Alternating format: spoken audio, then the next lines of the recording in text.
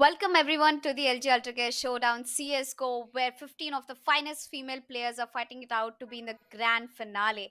And currently, we're in the round robin stage, and with me joining on the desk is Aggressive. So, Aggressive, how are you feeling today? Yesterday was a long day with four best of ones, and today we'll continue the last two matches.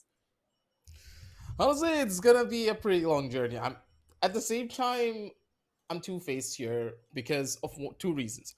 Either it could be the most horrendous show coming out from one of these teams and it's gonna be a whitewash, or it could be both of these teams Mm-hmm. just being neck and neck and forcing into overtime number two, three, four, five. The list can go on. Because from what we have seen yesterday, each and every one of these teams, they have what it takes to go the distance, make sure they go really far into each other's territory. But now with the first match being Team Bravo going up against Team Alpha, historically before we already did see that Team Bravo just completely were able to take down Team Alpha, but they lost out to Charlie.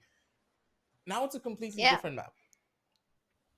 yep. We're going to be And I jumping should on down say, over map yesterday, Vito and see a lot here. yes.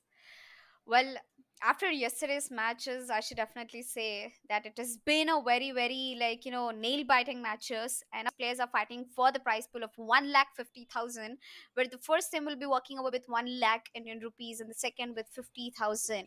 It's a huge prize pool chunk if you ask me, because this is just 15 players and it will be brought down to the last two final teams that will be knowing shortly after the two best of ones that we have scheduled for today. And the grand finale is going to be a best of three after the two best of ones. And I think I already feel like, that these teams have set up such a huge benchmark. I think it's the very first times that I've seen female players compete at a higher level, and it was not even like one-sided matches. Every match had a double-sided score, and we also saw the first match of Yep.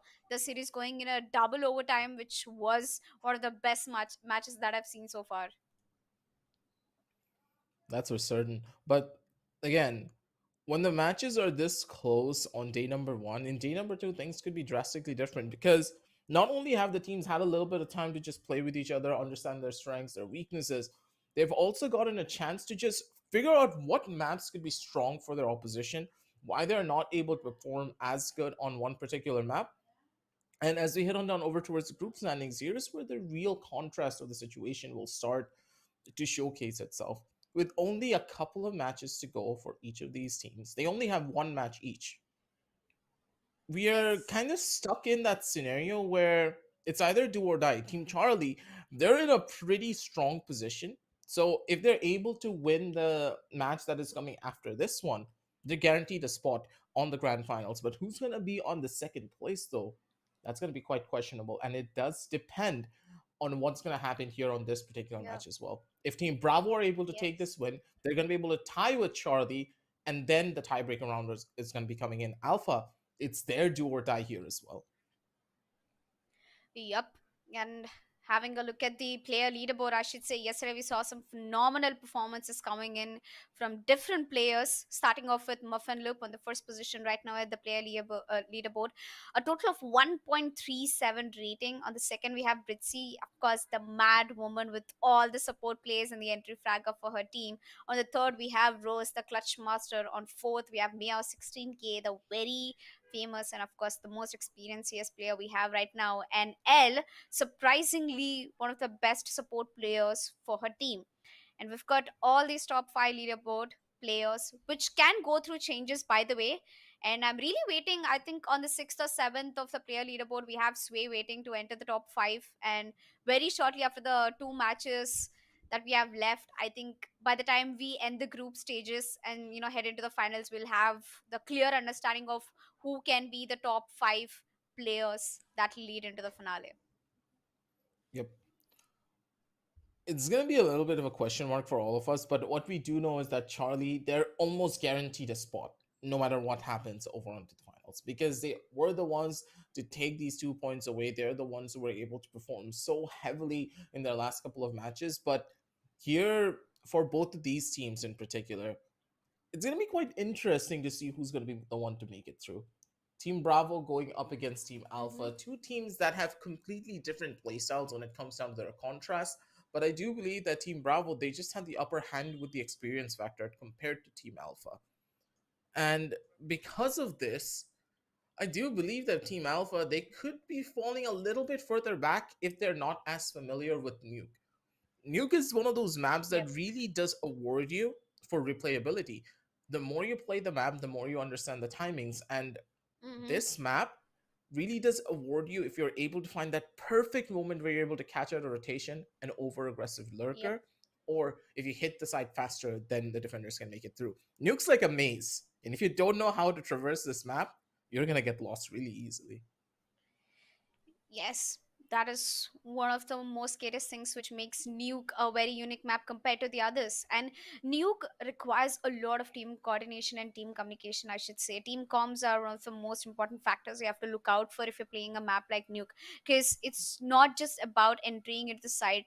The post plan is the most difficult situation to handle over here, since you have two True. areas, outside and inside. Of course, the map is, inside a building, and the rotations are, there is enormous possibilities that the rotations can come from different places, including the lurk, and we have the uh I think tents and heaven, a lot of other areas that players can push in from.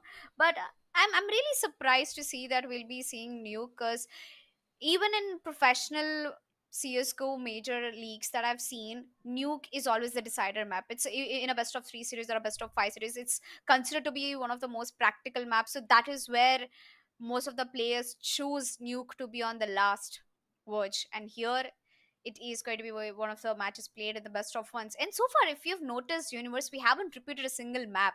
We've been playing different maps. We had Vertigo, Inferno, Mirage, and Overpass yesterday. Now we are seeing Nuke, and I really want to look forward to Ancient or Anubis in the next best of one.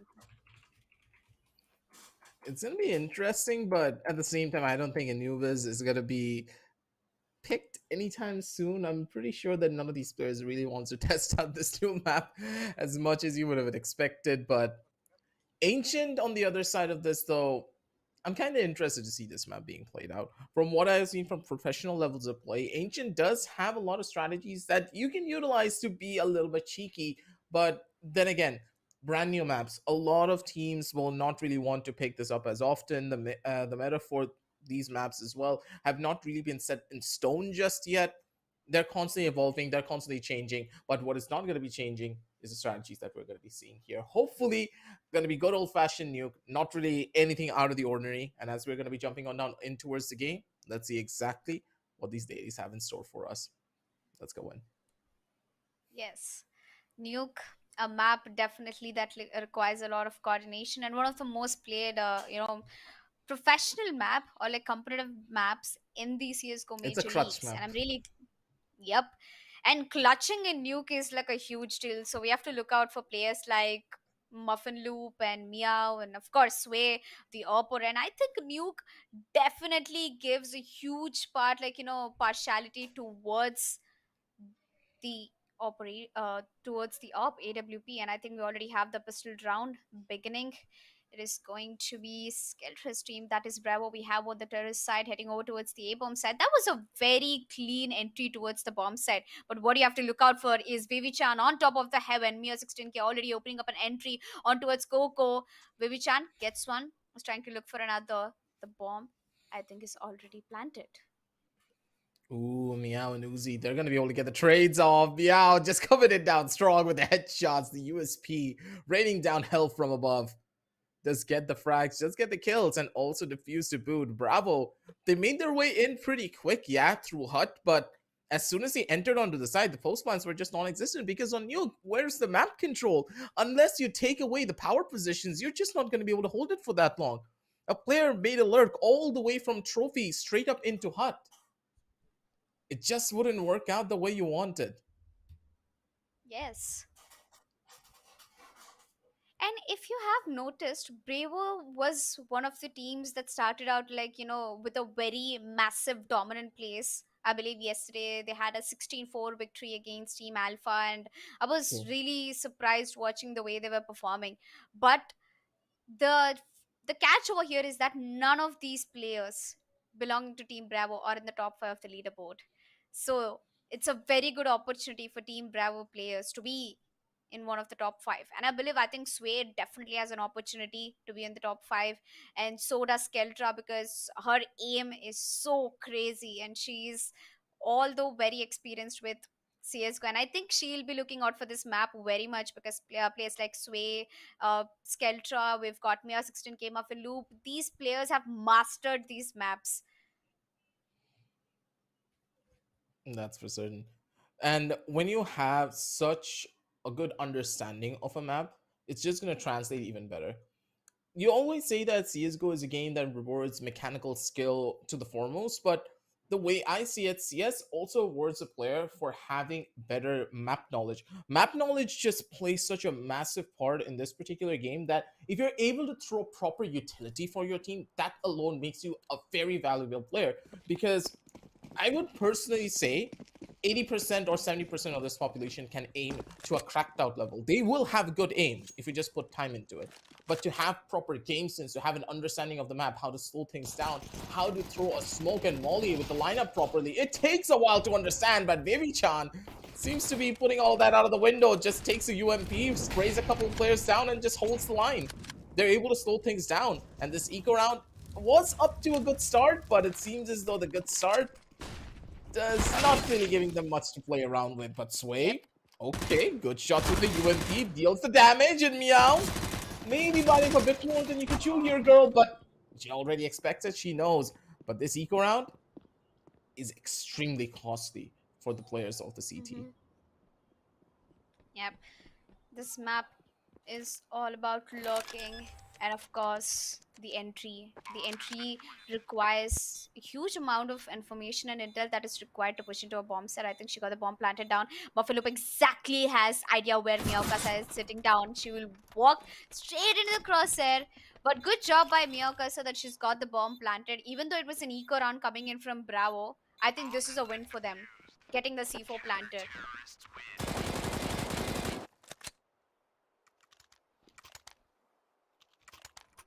And Alpha, Team Alpha, it was their force by round, and they've lost three players.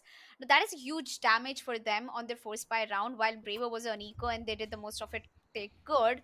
Even after getting the C4 planted, I think they'll go for full buy with Sway in the op. The woman, the most deadliest woman that I've noticed so far in this tournament with an op, makes miracles happen. Yesterday we saw her taking a 4K in the map of Vertigo, and I think Nuke should be as easy as Vertigo for Team Brevo.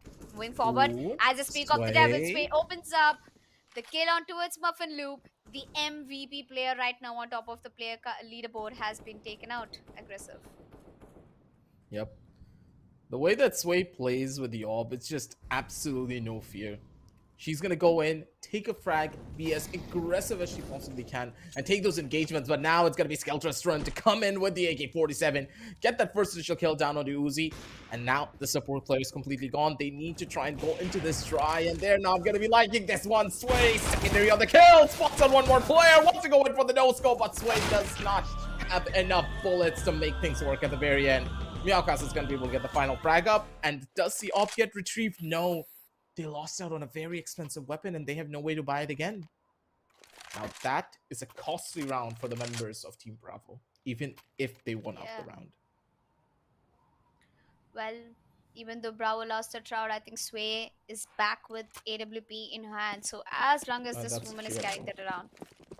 And talking about Team Alpha, I think them losing out on the last round is going to show huge impact on their economy. As we can see, they're down to barely like Deagles and Scouts, USP of course, with the UMP coming and play from Jollis. These are the kind of plays I was looking forward, and definitely Sway will be sitting on that top position. Unfortunately, there won't be any pushes coming in from there. But Stormyyy with a really good opening takes down Uziboozie. Meow 16K going in for an immediate trade with the USP. It doesn't matter for her which weapon she's using. She will make sure to get that trade. Vivichan putting down Skeltra. An eco round going to the favor for Team Alpha. But I guess the Nice shots. UMP monster Jollis is on her way. Gets a double kill. And it is all left on one person, and that is Sway with an op. This round just got turned on its head, even though the weapon disparity that Alpha had. Alpha had no weaponry in their arsenal to try and make this one work. But then again, they just started to take trades.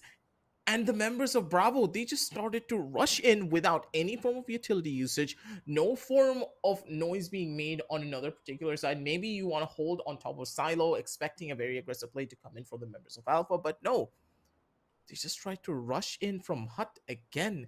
It just is not working for them whatsoever. This radio push is not working out for them, but at the bare minimum, they can get a plant on the side.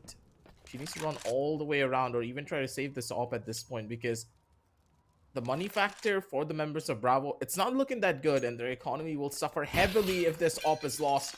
You just have to run Sway and survive for as long as you can. Well, there you go. Another round going into the favor of Team Alpha. And Sway managed to save her up. I mean, their economy doesn't look that great. So saving was a good option for them, since they still have a couple of rounds left to get that comeback on the card, on the scorecard. And speaking about Team Alpha, I can see so much difference in the game style from yesterday and today. The way that Alpha is pushing, the way that Alpha is, taking the intel over, and especially the trades coming in through are flawless from Meow and Uziboozie. I think they are going in for the first pick. They are taking the initiative, but they're also gathering enough intel. Even though they're losing out on the first pick, they're making sure to trade that out. So they're getting intel and they're trading the player out. So it's a win-win if you are from the CT side.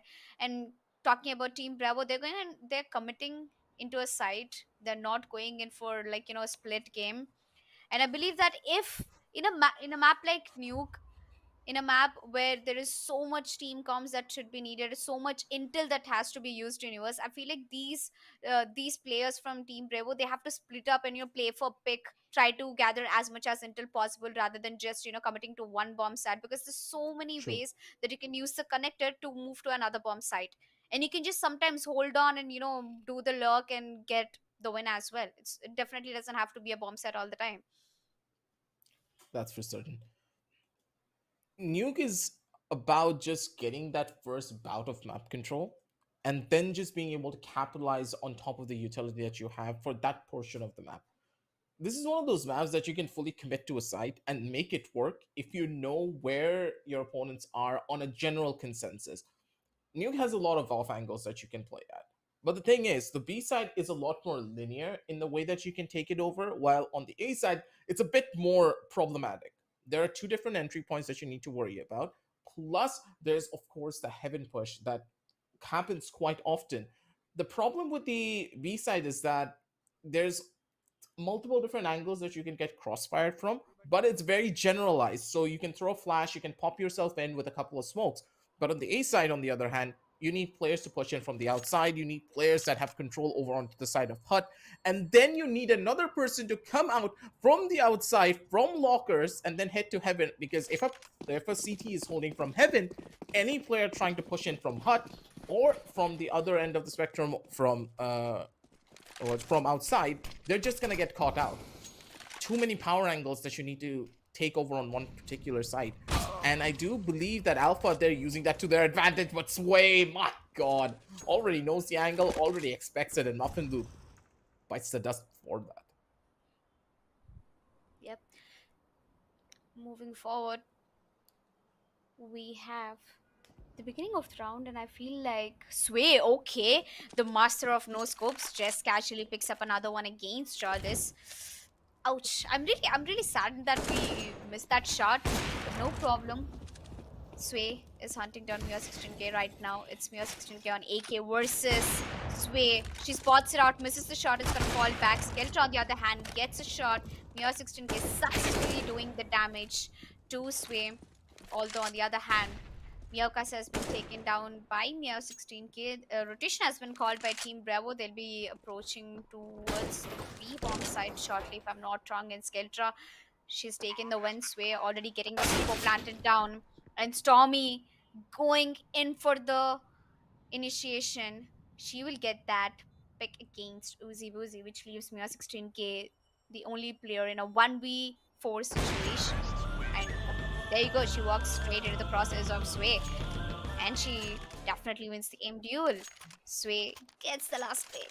3-2 is the score, and I think the game is going close. If you watch it, both the teams are playing it in a calm manner. None of them are going in for just pushes.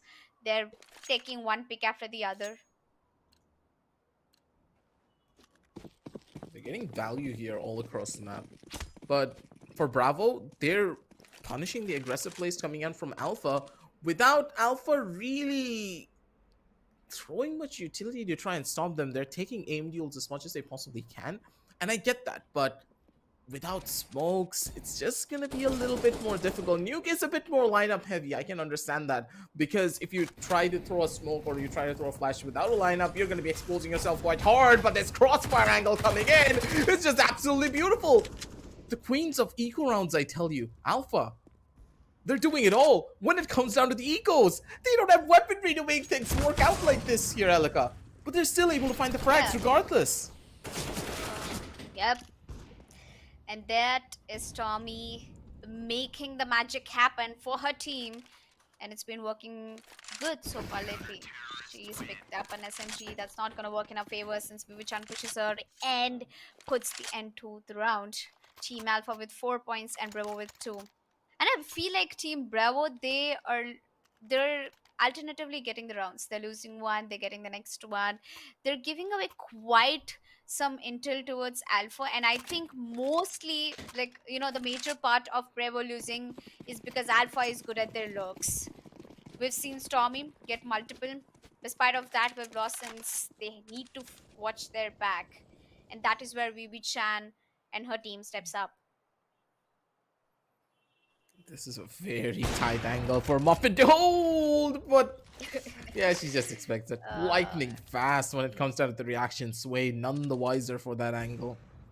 Does not expect it, and Muffinloop again gets the secondary. 2 down, and time to get a couple of more. Maybe Skeltra, though, answers back onto Vivichan. Makes things slightly more even for the members of Bravo, but things don't look that good for them just yet. Uzi on the top side has the perfect off angle to hold, but Coco expects it. Okay. She has the sixth sense. She knows pretty much everything. Yep. Now they just need to hold here.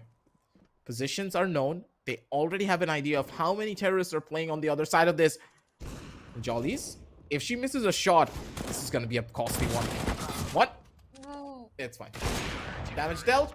Oh Shot taken. Muffinloop gets the 4K. Beautifully done with the op. Yes, as I was speaking about Team Alpha, the only way, like, I think forte they're shining right now is the look. Did you see the way how Team Bravo became like a patty in the burger right now? From the lurk we had Muffinloop, and from the beginning we had Jawless. So there was pretty much no chance that Team Bravo could have they can escape the situation without taking a fight against one of these players. And Muffinloop surely had an op. One shot, one body shot is enough to take play out. That's all she did. And look at this massive play coming in from Team Bravo. Pushes out from the bomb side, directly takes the jump into the vents. Loses a couple of players, but I think the push from the vents has been successful. 3 players pushing over towards the B-bomb side and getting the plant successfully. Meowkasa and her team. But right now, the retake is going to be a cakewalk for Team Alpha, because there's absolutely no weapons that Team Bravo has to work with, and neither do we have armor or any sort of abilities that they can use.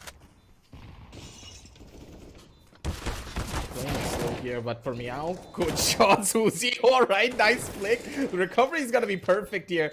All around, they're just able to storm in towards the side. They get the B side control, but that control just really gave them nothing here, Alika.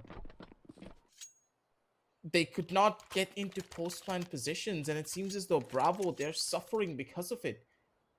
Their post-plant positioning, they look a little bit lost here. And they're suffering for it.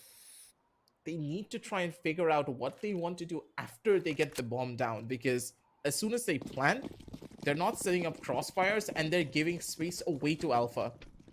As soon as Alpha take that space, it's just completely all but over for them. Yeah. And on the other hand, I should speak about the last round. I feel like Bravo did a good job. It was an eco round, so all they could do was just get the C4 planted down, and they successfully done it once again. We've got Meow 16k on the heaven, but gets instantly taken out by another Meow. That is Meowkasa. making the entry into the bomb site. The plant will be taken down shortly, but look, we have a deadly woman. Jol is slowly entering into the bomb site. Can she spot one player out? No, Coco. She's gonna be snatching that kill away from Jollis. And look at Uziboozie. She's going in for the lurk. She's slowly trying to enter, but Sway, she's good with her reflexes. She might expect Uziboozie already, and Nice. definitely she'll get that kill through the smoke. Putting down one last player, that is Muffinloop, and Muffinloop got Coco on the Perfect crosshair. She angle. gets that kill, definitely. But we're running out of time. There is absolutely very less time for Muffin to clutch this round and get the bomb defused. Oh, this is bad. Well done. That's one swing. Dave taking out Buffalo. Another one. Oh my god! No, the ace could have been there. But Muffinloop, good God, a 4K coming in for this girl, and she's absolutely ice cold. She has ice in her veins, and it cuts Oh my deep. god. Just look at this play. She's absolutely insane. Doesn't even care. Just look at the confidence. Still swinging, still fighting. If the fire rate was just a little bit higher, that was a guaranteed no scope there at the very end. Good God. Yeah. Nicely I mean, done. I think it was just a reload that has been miscalculated of 0.01 second, or else Muffinloop could have definitely got the last kill as well. But such a good round, even though they lost the round, they made sure that they got more of the exit kills. But Sway over here immediately taking the revenge on towards Muffinloop, taking her out in the beginning of the round itself. This means we don't have an opper at Team Alpha, and they have two M4s and one Mars and a AG to work with. Mia 16K spotting out the C4, takes down Meowkasa. Once again, another trade has been Look at the taken down, positioning. but with barely any HP left, Skeltra and her team will be getting the plant down on A bomb side, I believe. Looks to be a tough spot for Jollies to try and work around. Has to run all the way back over onto the other end of this. Vivichan gets a good kill on the sway, but Uzi gets caught out on the trades here. Doesn't really find much, and they get completely demolished. Too many corners to try and take a hold of here. And this A side seems to be working out pretty well for the attackers, and I like that. They're trying to push it as much as they can because they have a lot more familiarity with that particular side. It's working out for them, but I really want to see how Alpha are going to retaliate. Map control, primary flaw in a lot of their strategies, because they're being a bit too overly aggressive, more than they need to, and they're giving up trophy and trophy control way too quickly. Never mind, I take it back. Just as I said it, they're like, yep, we're coming.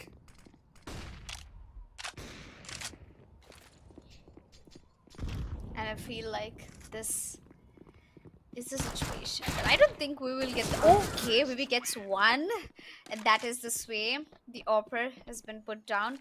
Fifth round for Team Bravo. And it seems like they're on the verge to do the comeback against Team Alpha. 6-5 is the score line, and Alpha has lost quite some rounds. 4 rounds back to back. That's going to show a huge impact on their economy. I should say aggressive.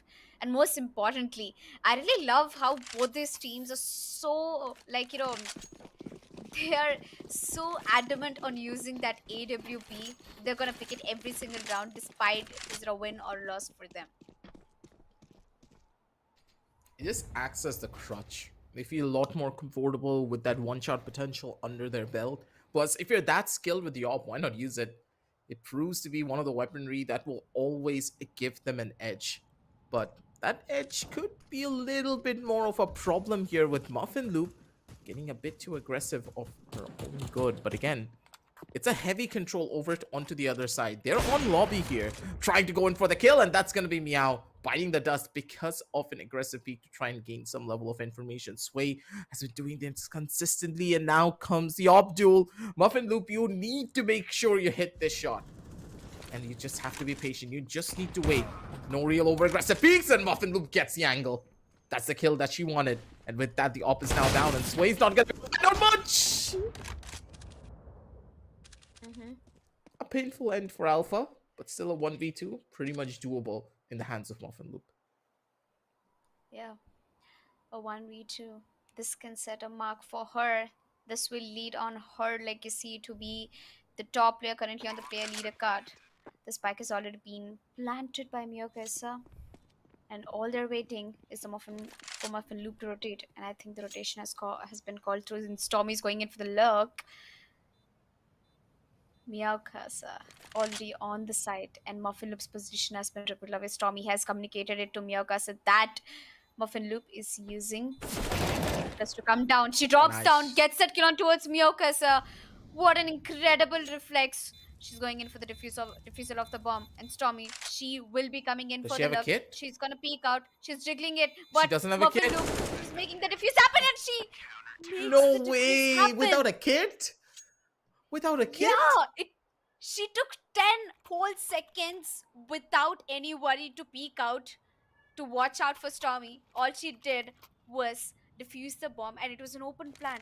That was the best part about it. Pros And don't Stormyyy, fake. I mean, she went for the look. I respect it, but she could have considered the time node. It was not a fake tap.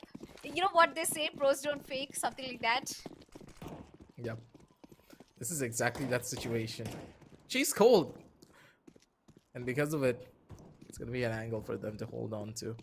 But on the other side, we do see a little bit more control being established over onto Silo and on the outside because they know that, hey, we've been going in for the same strat over and over again. Let's try something a little bit more different here. But Jolly's very dangerous position to play onto main. I don't think you want to be there, especially in a scenario like this. But with a push heading all the way over onto Garage, Jolly spots out Stormyyy and gets a spray kill straight through the smoke. That's gonna hurt quite a bit. And now they're trying to go in from down under over on towards Silo. This could just work if they want to go in for the wraparound play. And this wrap could be just perfect for them. P90 usage not at the best. But Mia 16k using the FOMAS to the best takes down Sway over here. It's a 2v3 situation. She's gonna take Coco down as well, putting Meowkasa to be the last person standing for Team Bravo. She gets the bomb planted down, but I'm quite not sure if she can get the clutch happen, as Muffinloop is gonna put her through a couple of bullets and finally gets that headshot connected. A clean retake coming in from Team Alpha. 8 rounds for them, while Team Bravo is still trying to prosper and do the comeback.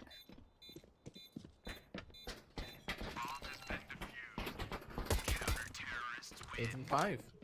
Pretty strong round once again. It's just so surprising every time I watch the members of Alpha play. It's always whenever they have a weapon disadvantage, they're able to do something incredible like this. And now that we are going to be going in for another play from the CTs, I want to see them be a little bit more aggressive. They have the opportunity to do so. They have been playing defensive. They have been waiting for Bravo to make those mistakes, but now they have an understanding of where Bravo likes to play. They like to play so aggressively on towards Hut, and now they're just going to be rushing on in. There's absolutely no one holding from that particular side, and remember what I said, the Heaven play is just so crucial to get a hold of. And because of it, you can see that as well. The CTs, they just posted one player onto Heaven, another one on towards main, and they're just holding down the angle. They're able to take these fights, no real repercussions whatsoever. Uzi gets a flick shot, kill on one. Uzi gets the secondary. Good shots coming in from Uziboozie. Gets the kill, shuts down the round, and Bravo, they're left to lick their wounds and just think about what is going wrong for them here. And I do believe it's just a one-dimensional play that they're opting for each time. Yeah. And I think the way that Uzi traded one kill after the other, it almost looked like she was doodling among the players' heads too. Like, she got a kill on the right, she moves to the left. And that's just such a good crosshair placement. I should give it up for her. And Uziboozie, she's been one of that, very core side of the team where she keeps giving her support back to back every round without fail. She almost gets a trade every round. And speaking about Sway right now, a very cheeky play coming in through. She gets one. She drops down, but I'm quite not sure if she's gonna get another one, since she's gonna fall back to her team, while Jollis and her teammate Muffinloop are trying to get a peek outside, and Skeltra is looking out for them. And the second they walk out of that building, they're gonna make a mistake. Vivichan, on the other hand, gets spotted out by Meowkasa, and she has a backup over here. She has Coco to be her duo, and this is what I was saying when I meant how good Team Alpha is. They've got multiple players to be with them. They don't peak solo. And I think that's how they get traded very easily.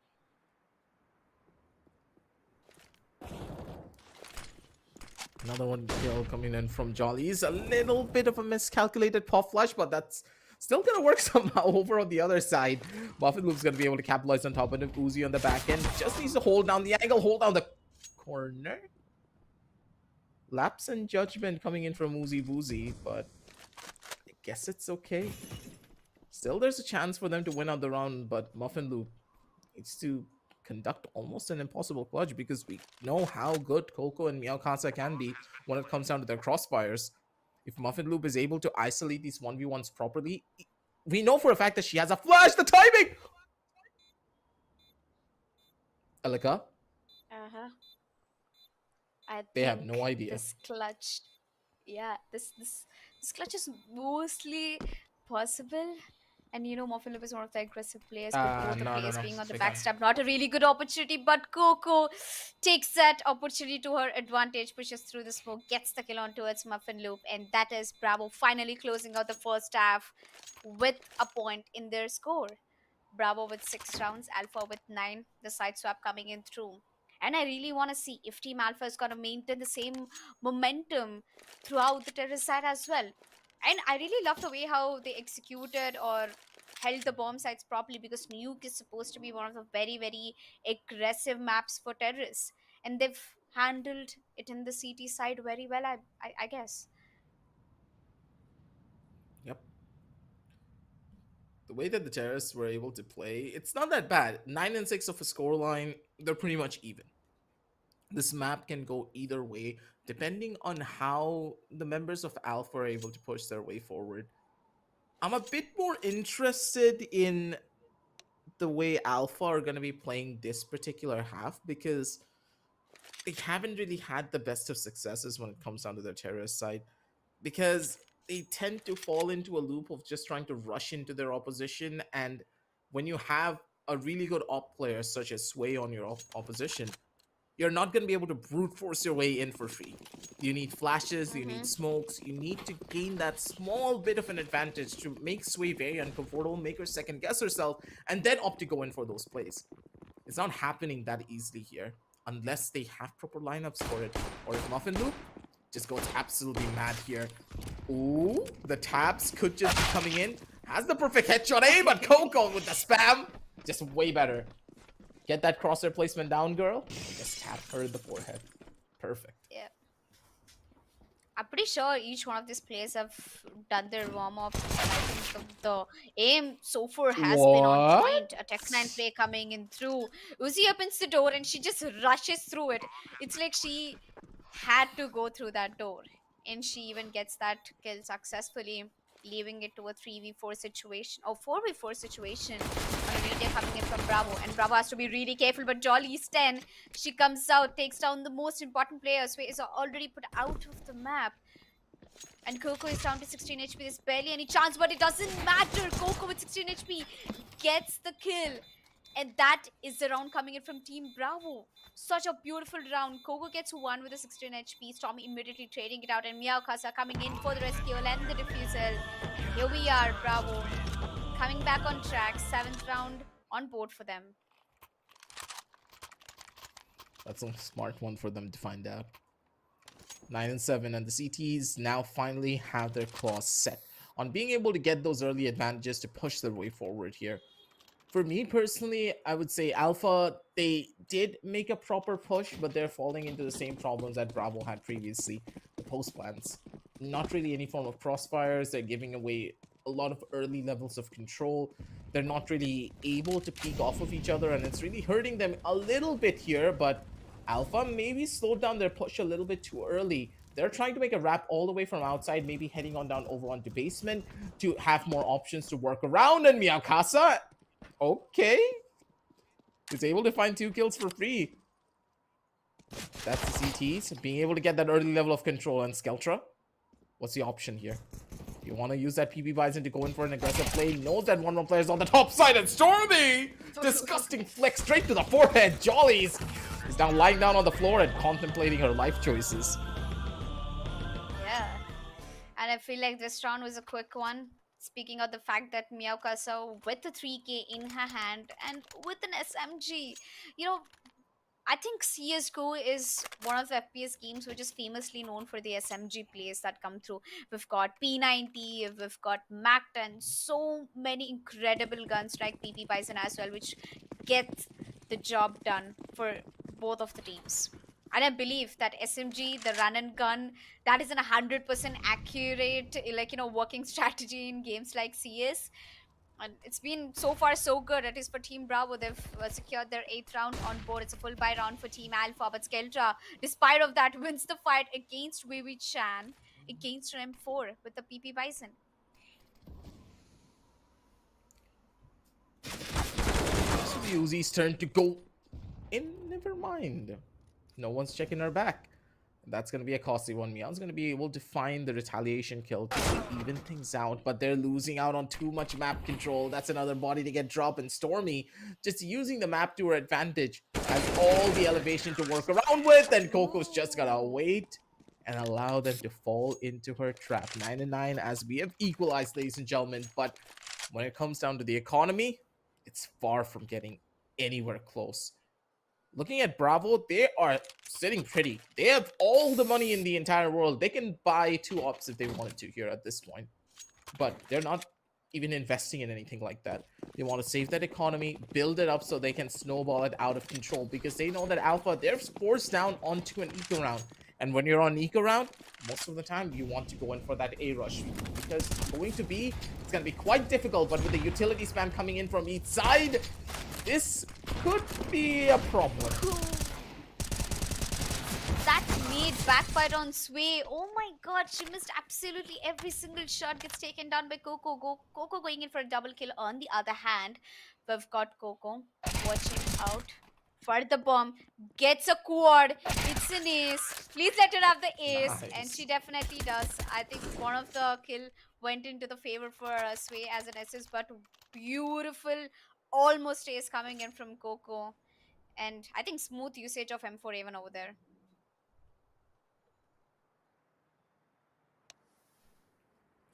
That's how it works out that way. Bravo, they're now back onto the lead.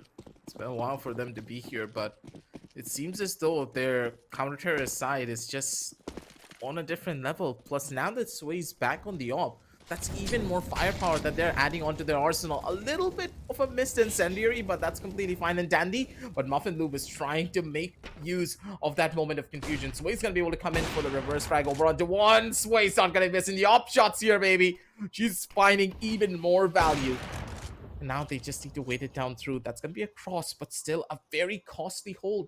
They couldn't even establish any form of control over onto Trophy, and now they're trying to make their way onto Squeaky to maybe find one more frag, but Skeltra's not giving anything away on top side of HUD. That's going to be Meowkasa with another, and Skeltra gets the final blow. Jollies gets shut down, and a 9 and 11 scoreline. It's happening here. Another comeback coming in for the members of Bravo, where they could close things out in style. Yes. I think it's not just the first time, but Team Alpha has a greater advantage when they are playing out on the CT side. As soon as they shift to terrorists, I think they're not being able to perform up to the mark. I think it's the team coordination, or I'm quite not sure about what is happening between Team Alpha, but they gave away huge amount of rounds to Team Bravo, and Muffinloop immediately answering back to Sway by deleting her off the server. Skeltra immediately getting another trade, putting us down to a 4v3 situation. We currently have an AK, an M4A1, and AHE coming in from Team Bravo. With the man advantage, I think Team Alpha has nothing to worry about. But a lurk can come through anytime. Meowkasa holding off at the A-bomb side. We've got 2 players over towards HUD, 1 towards the control. Uziboozie is trying to make the entry over here. It's going to be quite a difficult round coming in from Team Alpha, since Team Bravo has completely taken the control of both the bomb sites, and there's no way that they can make a way out without taking a fight at least. One's going to be able to find first form of contact. That's going to be a double peek, but sadly Meow is going to be the one who dies for that entry. It is a 3 versus 2 situation, and I like this. The members of Alpha, they are playing purely off of that buddy system. Because of it, they should be able to make their way in. Uzi gets another kill on the Stormyyy. Now it's all up to Meowkasa to just try and find this clutch. Uzi's in a good spot, but maybe out in the open a little bit too much. But Uzi, good angle, good take, and a shot to boot as well. The op is going to be able to find good value. And for Alpha, they get a resurgence. They needed this round desperately. Because if they lost this here, Elika, all the investment that they put into this round, especially with the op, would have gone down the drain. Another round win for Bravo, and also another possible eco round win for them as well. You really don't want to be in that position. And I'm glad that round actually worked out for Alpha, or else their economy would have been in definitely shambles for the next 2 to 3 rounds. Optimus shot coming in from Sway. I mean, after the last round, her aim has been a little shaky, but I really pray that Bravo comes back on the track. On the other hand, Coco peeking through cheeky angles, man. She gets that kill with the AOG. I think at this point, I can crown her as the AOG queen right now. Yeah. The AOG used to be the most powerful weapon. Back when its price got dropped, then through multiple different nerfs and the price increase, people have shifted away from the AOG and started picking up the good old-fashioned M4, but Coco's doing work here. But just as I say that, we cursed her. This is why you don't play on the headshot angle that often. That's going to be the one frag up. And Sway missing a couple of shots here, but that's completely fine. Creating the pressure and making sure that they do not get the control of Trophy for free. They can't make their way onto control that easily. They cannot make their way onto the B side that simply. Sway needs to be taken down, but there's not really a lot of utility to try and force her off. The smoke's not really working out in her favor. But on the other side, Meow 16k, does she expect the player onto headshot though is the real question. I don't think she's gonna check it here. She's expecting a cross, but the cross is not even coming. I mean, a couple of flashes coming into the play. It's gonna delay the player's entry all this way. Still trying to get that op fight against Muffinloop. Will she win the aim duel is my question, but on the other hand, Meowkasa and Stormyyy are making the difference happen. It's Meow 16k walking into the crosses of Sway. Sway gets the leg. I mean, she knows that Meow 16k is over there. She finds the leg. Team Bravo, despite of the aim duel, I think, despite of the op fight coming in from Sway, they are gonna win the round, and I think Meow 16k was the last player standing. They ran out of time, and here we are, Team Bravo, quickly coming back with the 12th round on board. On the other hand, by the way, I just noticed it was 9-11 score and Alpha finally secured a round after, I don't know, losing 7 rounds against Team Bravo, and they finally broke their winning streak. But Team Bravo immediately snatched it away. Yep. And also they needed another round to try and stabilize their economy, where they now don't have any weapons to try and contest this. Sway comes in, gets another frag up, of course, much more powerful weapon, and Muffinloop. She's the only one that went for an investment here. That's an up down the drain once again. She's going to be forced to just play on a regular rifle. They don't even have a loss streak bonus to try and compensate for that op, I do believe. Or are one of the players saving for an op and that's why they just try to shift it around?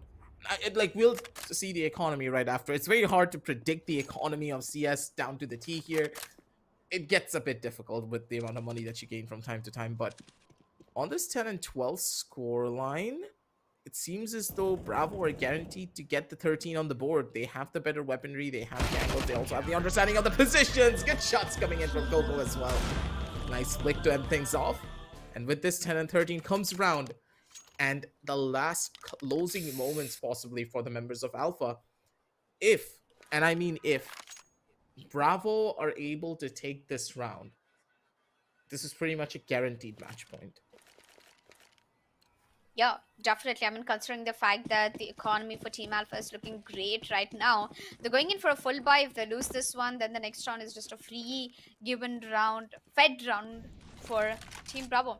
Right now, Team Alpha is trying to take the control, and 2 players over towards the hut. Jollis is already separated from her team. She's looking out for any pushes. A very huge amount of aggression shown on towards Coco. She's going to be falling back and waiting. Sway gets that shot on towards Jollis, but unfortunately tags her up, dings her. does not get the kill confirmation. On the other hand, Coco is just waiting with her AUG. Muffinloop with the up. She has her crosshair set on Coco. Smoke comes through. Coco spots out couple of players. A nade also comes through on her. Coco loses some HP, down to 82 HP. Coco is just gonna backstab them. She gets one. She gets double. Why? The C4 has been dropped. And Skeltra comes for the rescue. And so does Meowkasa. A flank has already been initiated by Meowkasa, but gets taken down by Muffinloop's AWP. Muffinloop in a 1v3 situation right now with her dangerous ult. Nice Gets the second shots. kill as well. She has to get through one more player. That is Stormyyy in the corner. She has to get the C4 up, but she's gonna make the move. She's gonna watch out for the flank, and she gets taken down by Sway. As you saw how beautiful that round was, aggressive. Both the sides have been closed for Muffinloop to make a move. Sway backstabbing and Stormyyy waiting for her to pick up the C4. And there was absolutely no chance. She had to go for a fight in both of the situations. She couldn't go for a save as well. And now Team Bravo picking up the 14th round. It's barely any economy for Team Alpha, and I believe that it's a match point assurance coming in from Bravo. Yep. I'm just speechless to the point where I don't know how to put this all into words. Just look at this. Bravo, they have no fear. They're just throwing out flashes. They're taking engagements. They're pushing through mollies in some cases as well to just shut down their opposition as quickly as possible. The members of Alpha, they seem so lost now on that terrorist side. And this seems to be a recurring theme over and over again for a lot of these maps. Other than Mirage, and in some cases Inferno, it felt as though the terrorists were on the constant disadvantage because of how diverse the maps can be, and there is not one particular lineup for all maps. And that's where the terrorists are constantly falling. They're not able to utilize their utility properly, and because of power positions like this on top of HUD, the members of Bravo, they are getting the differential when it comes down to their pure raw game sense. And of course, their map knowledge. It's all up to Muffinloop to try and pull off a miracle here, 1v5. And if she's not able to do that, you can see from the economy, it's done and dusted. But with this first kill, maybe Muffinloop can pull off the impossible. And it all depends here, but Sway's not going to give it away. Pixel perfect shot straight onto the torso. She gets the final kill. And a 10 Yep. and 14 scoreline turns into the 10 and 15 match point, ladies and gentlemen. Will Bravo be able to close this one out, or will Alpha be able to make a wish come true? I mean, if Alpha went for Eco in the previous round, maybe they had any economy left for them to invest in this round. But I guess they'll be force buying either way. If they handed out, if they had the economy to hand out one AWP to Muffinloop, I think they could have been a huge difference. But once again, an aggression coming in from the A-bomb side. It is going to be Team Alpha trying to get some picks. Joris gets one, Vivichan trading out for another. It's a 3v3 situation, and Team Bravo currently No have one's the able to advantage. kill. C4 is dropped down. Why would you drop the C4 over there? It's a 1v3 situation. And all Jolly has is a P90, and she is coming from the outside. This is it. This is, I think, a big mistake coming in from Team Alpha, dropping the C4 down, and that's how we're going to give the victory away to Team Bravo, making that comeback, and the second half completely dominated by Team Bravo. Alpha, they had the first half. They were looking so strong and confident, 9-6. That's when Team Bravo started picking up, and it has just been the ladder up since then for Team Bravo. Well played, I think, by both the teams, but huge, I think, appreciation to both the Opera, Sway, and Muffinloop. It has been a really nice match to watch the orb battles, especially in a map like Nuke. I was expecting more of SMG plays, but I was also happy for the fact that both the Oppers were playing incredible role for the True. teams. The Operas were always the star for both of these squads, but at the same time, Muffinloop, she was showing a lot of potential when it comes down to a pure raw fragging power without any form of support. While on the other side, Sway was the much more calm, calculated Opera who just held an angle. If that is her portion of the map, she's not gonna let anyone get through unless they dump almost like what, three flashes on top of her, maybe an incendiary reboot as well. She's not going to get off that angle. She's going to guarantee a couple of kills and keep that part of the map for herself. While on the other side, Muffinloop was a complete and utter opposite. She was not really fighting for map control. She was trying to take the fights to the terrorists or to the counter terrorists in most cases when she had an operator. And as we head on down over towards the match highlights to talk it all over again, you're going to be able to witness that as well, the Yeah. contrast between both of these operas and how they actually play. And I do believe Yeah. that Sway just gave her entire team more opportunities to just do what they do best. Just play around the entire map, hold their positions, be aggressive. The riflers had so much more space to play around with because they knew that every single one of the players from Alpha, they were still trying to deal with Sway on this op. It's not simple Hmm. to try and take them over that way. And Alpha, they Yeah. just were not able to take a portion of the map for their own control, no matter what happened to them. On that terrorist side, they were so lost because, again, it really does come down to the utility usage, understanding the position your opponents could play in, and then spreading yourselves out on the map of Nuke while taking that map control and then pincering your opponents from three different sightlines. There's a reason why, whenever a player goes for a push over onto the A side, that there has to be someone pushing from heaven. It's not that easy to kill the player on top of Hut unless you have a proper flash or maybe a smoke prepped and ready to take over that A main control. They lost so much of the map early on that these rushes just didn't work. Yeah. And Bravo, they were just able to capitalize. Yep. I think the huge difference came between the game when the side swap happened. In the second half, all I can see was Team Bravo raise. Team Alpha was showing such dominance against Team Bravo throughout the first half. They had the lead. It was 9-6. And then suddenly Bravo flipped the cards and they started pushing together and they did not give even a single peek unnecessarily, and they just secured one round after another, one round after another. Of course, huge, contribution coming in from Coco as well in this match, and I believe she has a really good chance to be the MVP for this game. And on the other hand, we've got the Oppers battle making this game just more interesting.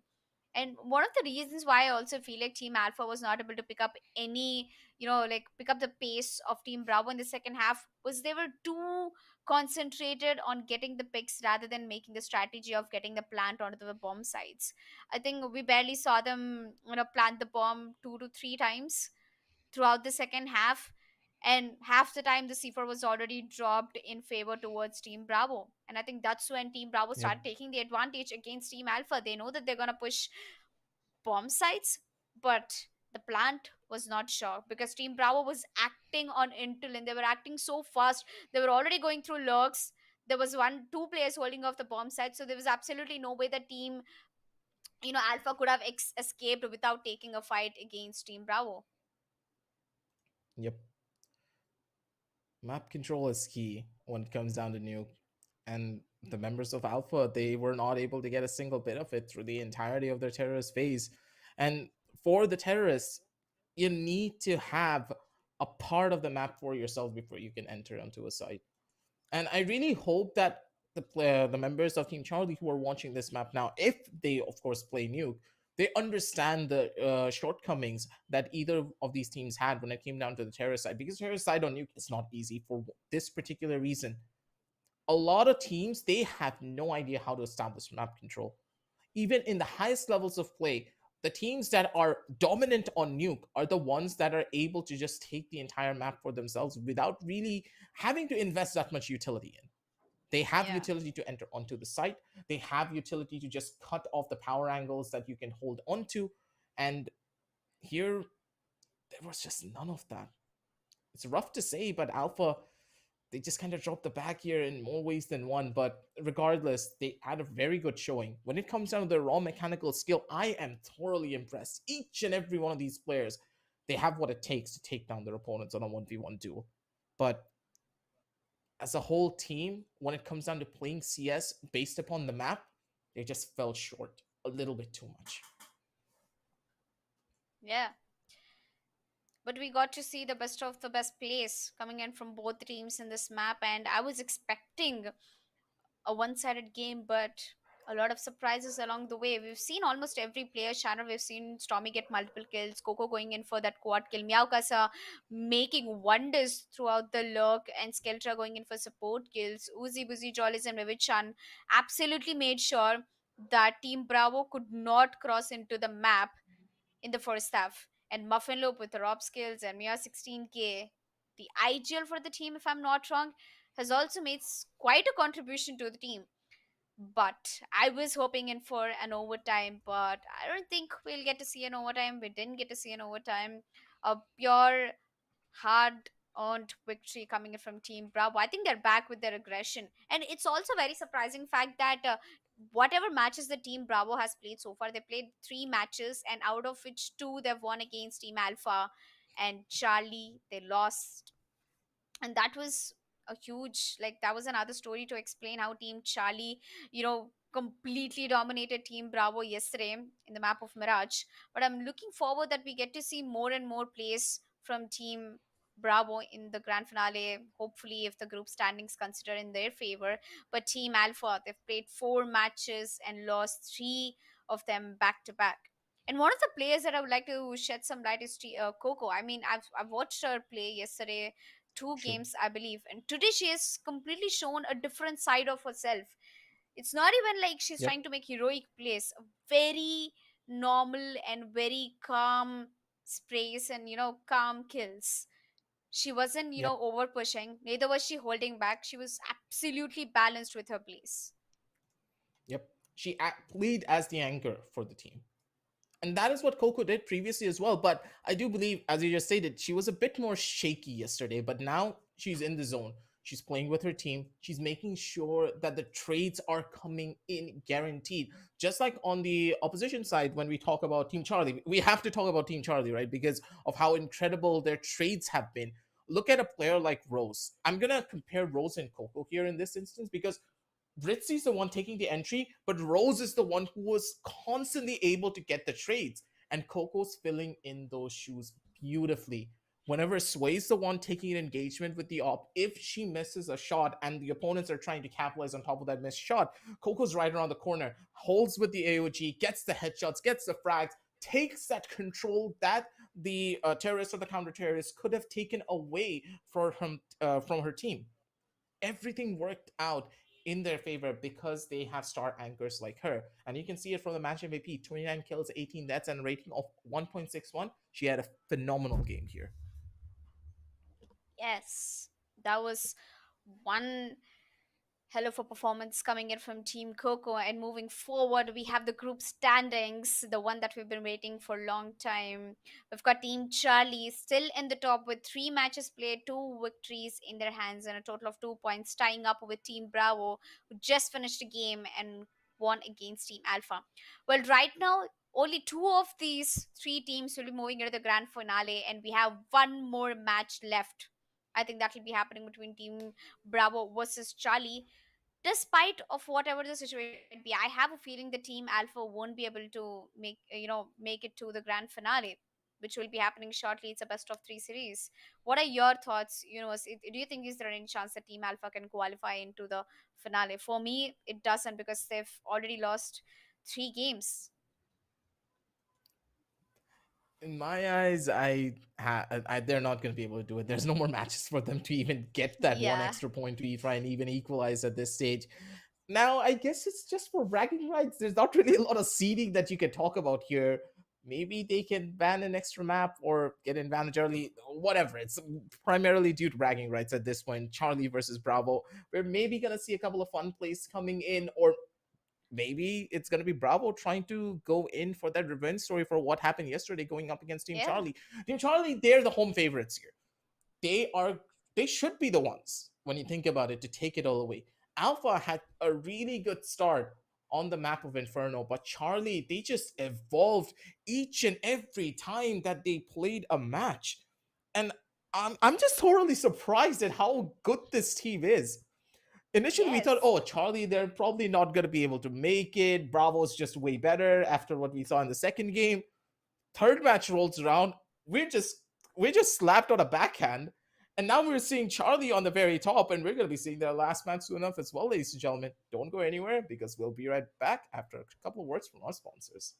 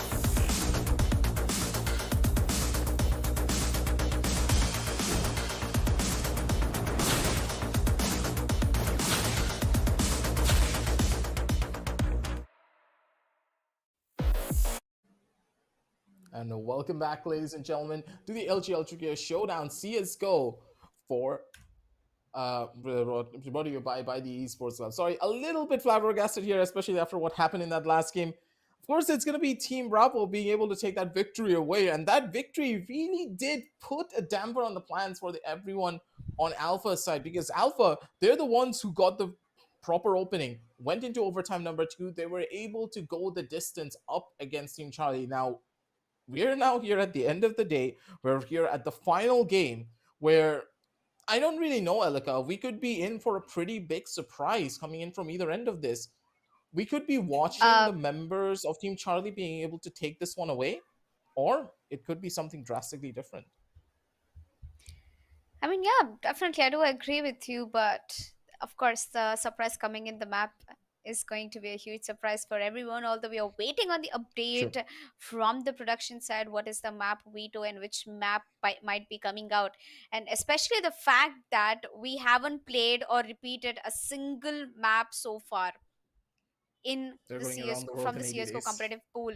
we played one map from each, and right now we have Team Bravo going against Team Charlie. Team Charlie right now on top of the group standing, and Team Bravo on the second. They're just waiting for the opportunity to be on top of the group standings. It's a very good one for Bravo to get the revenge against Team Charlie after yesterday's game. That's for certain. Bravo, they look to close things out here with a bang and just be on top of that scoreboard because, of course, without the bragging rights, you also instill fear into your opposition. We're going to be heading on down forward into the map video screen and see exactly what's been going on here and what these players are thinking trying to pick up Anubis at this point because uh, again, this is a brand new map. Yeah. It just got added Mm-hmm. into the map pool recently. And I'm Yes. also here on the fritz because this is one of those maps that I have almost zero experience on for the professional level. I've of course seen some professional level games on it. I have played it once or twice, Mm-hmm. but when it comes down to the ins and outs of the strategies, I do believe that Elga, both you and me, we have a lot to learn coming in Yeah. from these players. Yes, definitely. You know, the fact that the legendary D2 was removed from official map pool and it was substituted by Anubis, which makes it the most important map in the CSGO competitive pool right now. And removing of D2 was just a very huge decision coming in from CSGO. And I think both these teams are ready to set against challenges in the very new map of Anubis. I really want to see what kind of strategies they're going to be coming up with. Of course, there's a lot to learn for the casters and for the viewers, and I think it's one of the very first times in India that you'll be watching a competitive game in the map of Anubis. In this tournament, especially that we are starting it off, and I think it's going to be a mid fight coming in through clean and sween. Britsy Okay. and Kiri, the deadly duo, sweeping it out. And I think that W is not going to stop for Britsy.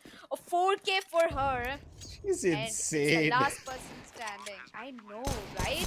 Like the way she just pressed the W so hard. And right now, Rose gets one kill on towards Skeltra, and it's going to be Britsy taking the last kill. This woman has already started dominating against Team Bravo. Like, how does Britsy do it? I don't get it. Just look at this. She's just going in. Yeah, just W. She has no regard for her own life. It's reckless abandon the way she plays this game. And I love that. That's how you're supposed to play Yeah. sometimes. You're supposed to try and limit test as much as you can in CS. See how much you can get away with before you need to slow things down and show a lot more discipline.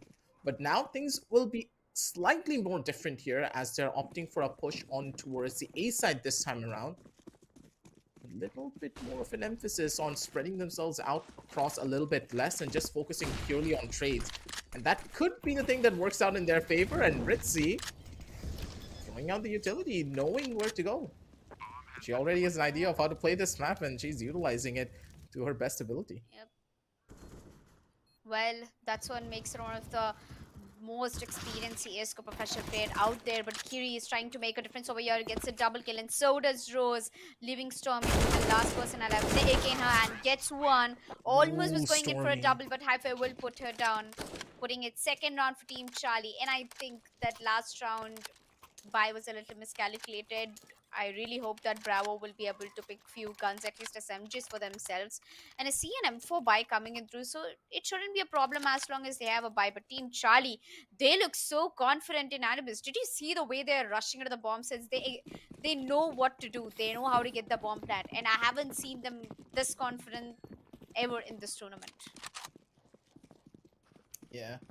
They know they can take these engagements and just get away with it. They're expecting another rush over towards the B side. L missed out on a couple of those shots. She completely lost control of the spray coming in from the AK. Coco, good play with the MP7. Just takes an immediate swing and just slaps a couple of bullets into her face. Stormyyy on the other side of the map does get the cutoff for the rotations, and they have nowhere to run and absolutely nowhere to hide. Rose trying to make the difference. A clutch master does not get much done here. 1 and 2, and Bravo, they open things up with a shebang. And plus, they get a couple of free upgrades for their SMGs as well.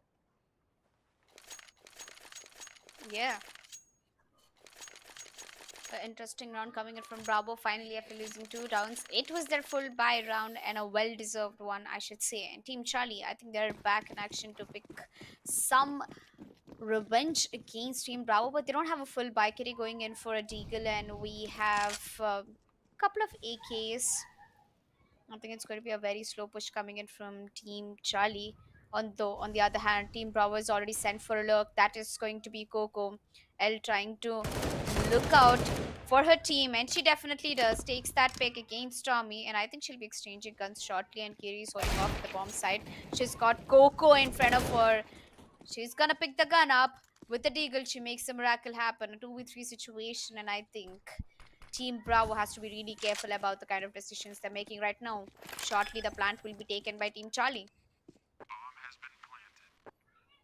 All prepped and ready for this one. Meowkasa over on the other side. Good shots. Right on there. Hhyphae doesn't really expect that angle to come in like that in that scenario. Does get caught off guard, but it's still regardless a 2 versus 2 situation with the post plant still being quite powerful. They have the crossfire completely set up. Couple of missed shots coming in from Rose. Does get the kill though, but gets immediately traded out. They know the last known positions. It's all about the spray. No. And Kiri just loses full control. Meowkasa just gets the better of it when it came down to the 1v1 duel. And Bravo, they win out the round. Good strategies, good plays, but the members of Charlie, they just got completely outskilled by the raw mechanics coming in from Bravo. Yep. And I think Kiri has a great control over towards the map and what positions she has to, take the lurk in or camp in. But her aim, I think it shaked a little bit. Maybe she has to just calm herself and then, take the decisions. On the other hand, I feel like Team Charlie is about to make a comeback into the game. Although they're on an eco right now, nothing much that we can expect of them with the 2 Deagles, 1 P2000, 1 AK though. One man AK is a famous strat used by a lot of competitive players, especially in CSGO, but this time will it work? Is my question. And certainly seems like it is quite difficult since Coco gets that entry on towards Britsy with her AUG. Kiri tagged down to 34 HP. A man advantage coming in from Team Bravo. Not one, actually two man advantage coming in from Team Bravo. They're just gonna need to hold this one down at this point. Maybe just save out that AK, get a little bit more of an emphasis on the holds. Not gonna happen. Not like that.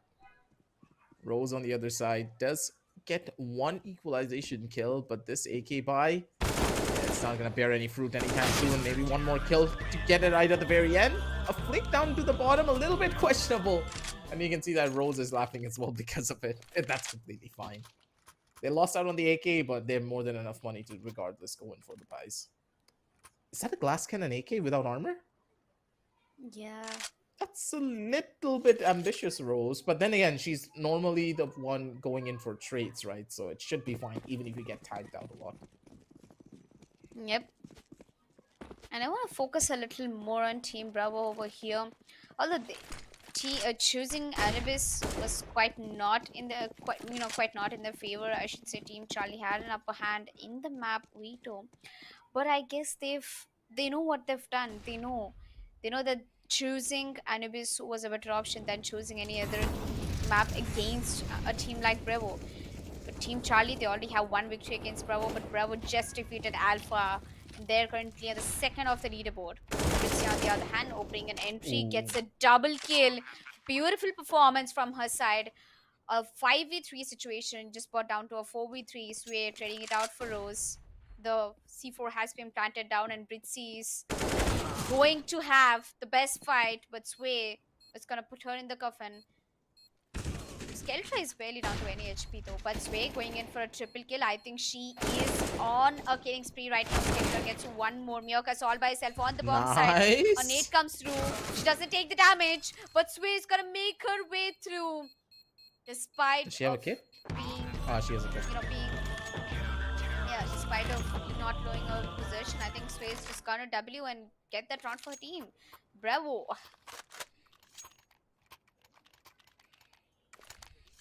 They're making things happen and working it out proper. A little bit on the upper side of things. Bravo, they're having so much control in comparison to Charlie. Charlie, they're taking engagements, they're taking the duels, but they're kind of losing out on the gunfights a little bit too often. Before, we saw a massive skill gap when it came down to the raw mechanical skill plus the map control from the side of Charlie. But here, they have the map control. They know how to play the map. They're utilizing their utility to flash for each other, to gain control, to smoke off particular angles, but their aim just is not being facilitated here. It's like they're a little bit too, how do we put it, a little bit too stiff, and they're not allowing themselves to flow across the map and have their aim just be where it's needed to be. They're playing a little bit too, let's say, disciplined for their own liking, because as a team, I see that Charlie is not the one that shows a lot of discipline, but they are much more explosive when it comes down to their raw fragging potential. They like to go in for trades, they like to go in for fights. And if you try to hold that back a little bit too much, if you're second guessing yourself, that playstyle just is not going to be reflected properly on towards the map.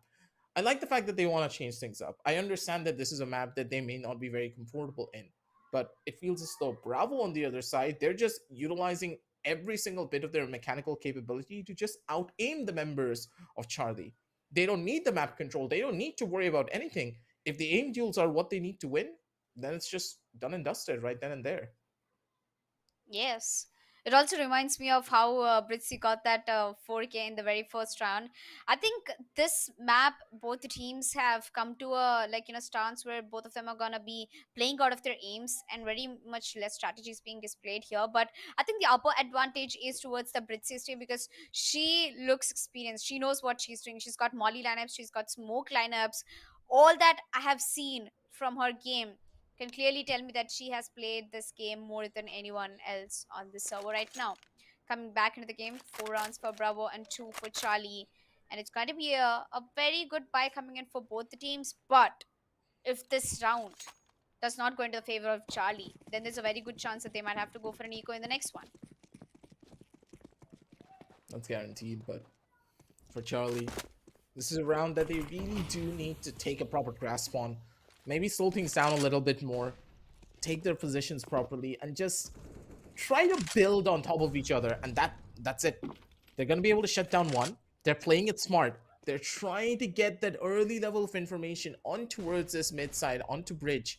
See what they can really get away with. Positions are good, and one by one, they're just dropping the bodies onto the ground. The floor has been painted red, and the members of Charlie, they have all the control in the entire world to play around with. Nothing to really worry about, and an empty A site ripe for the picking. He couldn't have asked for anything better. Yep, the C4 has been planted. On the other side from Team Charlie, Stormyyy is slowly going to make that lurk in contact with Skeltra. Skeltra is quite often up, yet from that position, she will walk straight into the crosses of Britsy. Will get that kill. Confirmation for sure. We've got Stormyyy all alone by herself in a 1v5. She can either go for a safe or she can try to get some exit frags. But looks like Kiri knows her position, so it's just gonna be very careful. Stormyyy giving the footsteps away. Kiri will take that opportunity right away. Gets the kill, and here we are, Team Charlie getting back on track, saving that buy round for them and their economy. Pretty good start. Charlie, they're finally going to be able to just take a couple of steps back and be like, hey, we got the round, we got the plays. Now, why don't we just take a couple of steps back and relax here? They have that option. And the fact that Charlie, they're going for that, but they are getting a bit too ambitious on one particular side, though. Sending only one player to try and fake out this B side, fake out this A side could just work out for them. But Britsy getting shut down early here, that's gonna be costing you here. Especially when you know that that's your entry fragger already being gone, and with another body being dropped, Rose needs to get 2 kills at the bare minimum. Otherwise, this round cannot be won in any way, shape, or form. But Rose, as always, she's able to deliver. Yeah. Well, on the other hand, it is an advantage for Team Bravo since they have 3 players standing down, but it's an eco for them. Skeltra with a pistol and barely any HP left. I mean, barely any armor or anything. But Coco and Sway seem to know what they are aiming for. Charlie, on the other hand, Team Charlie, Hhyphae, and Rose, they've got the C4 planted down. They're just waiting for them to walk to the crosses. Rose successfully takes Skeltra down. On the other hand, we see Sway taking her down. And I think the last kill also will be taken by Coco, putting it out for another clean retake from Team Bravo. Team Bravo with 5 rounds on their favor. Team Charlie, they were off to a very great start, aggressive. They started the game with Britsy pulling off that 4K, complete rush madman performance coming in from their team. They've got 2 to 3 rounds with a very good consistency, but as soon as Bravo started picking up, now I that's what I tell you. Team Bravo is the team who analyzes, watches their opponent, and then starts changing their strategies and play style. And I think that's been working Yep. so far very well for them in the nuke. We're still in the first half of Anubis, and I feel like there's a lot of progress between both the teams. Yep. I completely agree with you there. They're starting to build up on. They're starting to catch on, sorry, onto each other's strategies, and they are building counter strats according to that. Of course, it's just not gonna be what a plethora of counter strats that have been very well thought out, but they're trying to adapt. They're opting for boosts. They're trying to go in for smoke plays. They're sending out molotovs to stop the CTs from going in for very aggressive rushes. The members of Charlie, they're picking up on the small bits and pieces being left over by the members of Bravo. But on the other side, Bravo are doing the exact same thing. Bravo understand that, hey, if Britsy's the one taking constant entry frags, why don't we set it up in such a way that Britsy gets cut off after she starts to push in? If Britsy does get one kill, at the bare minimum, we can trade her out and stop her teammates from taking that space that she has created. And because of this exact scenario, this has been happening quite often for the last couple of rounds. Britsy makes her way in, she gets one kill, and then no one's able to follow up on her. We could be saying like, what is her team doing? Why are they not following up? That's because there's another crossfire angle being set up by one of the teammates of Bravo, so that the members trying to cross in right after Britsy, they're just gonna get domed as soon as Britsy gets popped. Yeah. And this is the ideology that the members of Bravo are playing around. They isolate Britsy out, and they know for a fact that if Britsy's not on that server, then they have a really good opportunity of winning this map. It's a very well-proofed strategy, and I really want to see how Charlie they're gonna adapt to it, and will they make any changes for it? Well, Team Charlie is quite known for their comebacks. We just watched them play last game against Team Alpha. The way they were not at all performing in the first half, but as soon as they switched down to the second half in the nuke, they were all over the place. They got as many kills as possible, and Sway and her team stepping up in the game. I think that's where most of the frags were counted in. And of course, Coco did mad performance with 29 kills, if I remember, in the last game. And Charlie is a team who loves to do comebacks, so gonna take the sweet time to understand their opponent, not just by 2 to 3 rounds. And they do not act in adrenaline rush. They take their time to understand.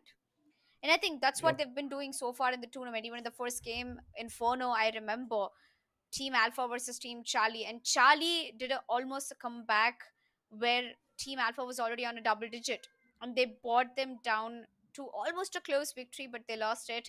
But I believe that every other game that Charlie played against either of this Team Alpha or Bravo, I think they've got the victory. And this game is pretty much going to decide that who has a better chance of winning the grand finale. We can already say the fact that by watching the group standings that Team Bravo and Charlie are going to be the two teams who will be leading into the grand finale, I believe, because Team Alpha scores look very very not impressive, I should say. 4 games they have played and they just have one win so far. Yeah, it's gonna be rough for them. But the members of Alpha they put in a good try. They're not able to get on over to the grand finals, but I would say the team has a lot of potential when you look at the names that they have on their side. Players like Muffinloop, Uziboozie, and Meow. They could have easily made it over onto the grand finals, but it's just they're not really able to play together as a team as much, and their lack of game knowledge up to this point is what's really holding them back. If they had a lot more experience playing on the particular maps that they were forced onto, then it was a guaranteed chance that they would have been able to win. If you put it on a map like Inferno and Mirage, you know for a fact that Alpha would have been in their element. But the fact is, Nuke, Vertigo, two maps where knowing your lineups, knowing your setups, knowing your utility usage is much more important than having to take raw aim duels, you could see where the problem lies. There's so many different variables that you just can't control, and Alpha fell for it. But here on this map, on Anubis, just as I stated previously, both of these teams, they are fighting for that bragging right of being on top of being on the top seed. Because as they head on down over into the grand finals, they get a little bit more time to play around with each other and understand each other's playstyle. A lot of people could say that this game doesn't really mean anything. It's game number 5. We know for a fact that they're the two teams who are going to be heading on forward, but that's not true. Because at the end of the day, if you're able to read into your opponents a little bit more, if you're able to understand their strategy slightly better in comparison to what you understood before, then that can play into your Yeah. favor, especially for Team Bravo, where Team Bravo, they're the ones who took a pretty hefty loss up against Charlie. So if Mm-hmm. Bravo gets a good understanding of the playstyle, then there's a good chance that the grand finals match that both of these teams are going to be going up against each other in a best of 3, mind you, could easily favor Bravo here.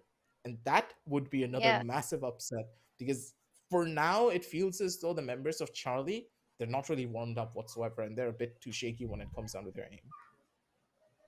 Yes, I mean, speaking about aim, I think they are on point. I mean, having Britsy in your team, gives you that leverage and advantage, True. to like, be calm. But the strategies is what I'm kind of scared of. And as you said, Anubis is a very new map for both of these teams to, perform next level or, at least set a benchmark. But what Bravo is doing is very smart. All they're just doing is finding new ways and possibilities to go for the lurk, and that's what they've been doing, I think, throughout the game, and they've been really good at it.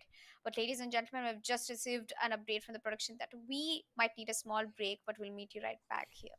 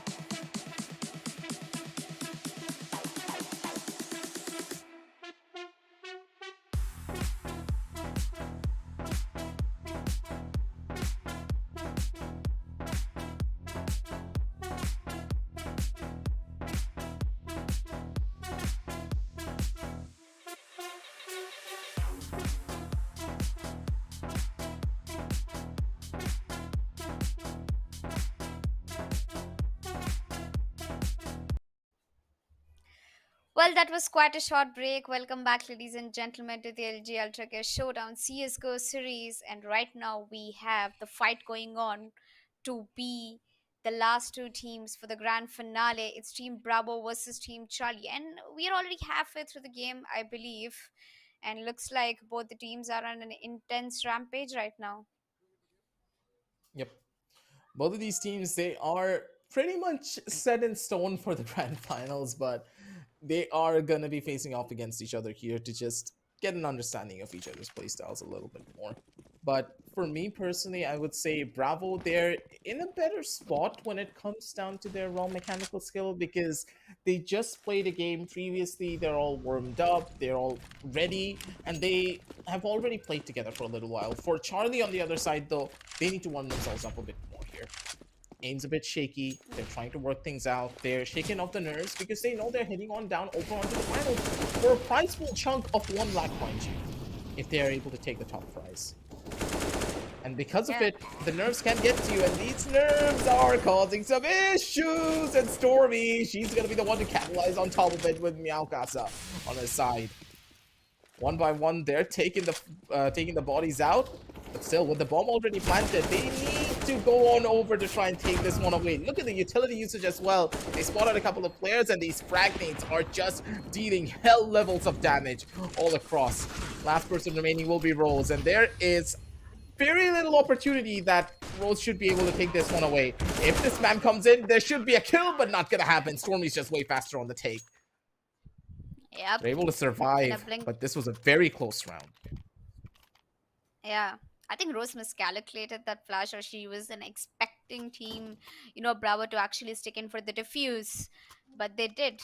I think Bravo is one of the teams who do not like to fake the, defuse. They just sit down and they defuse it in one sitting, by the way. They absolutely care nothing less about, terrorists pushing them or, getting taken down by either of the opponents, but it's been working in their favor so far very well. Team Charlie, on the other hand, it's a full buy round for them, and if they lose this one, they might have to go for an eco. On the other hand, Team Bravo has such good economy, balanced very well.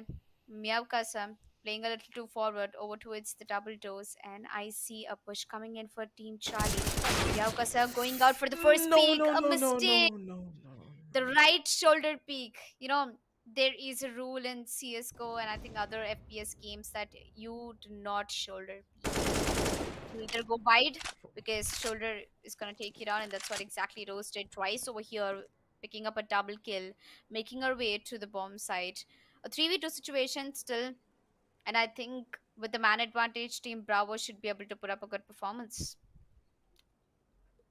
Let me feel things out in the proper way, but Coco coming in from the backline, that's a lot of damage and a good amount of presence being made. That's the perfect amount of distraction that the members of Bravo needed to capitalize on top of it.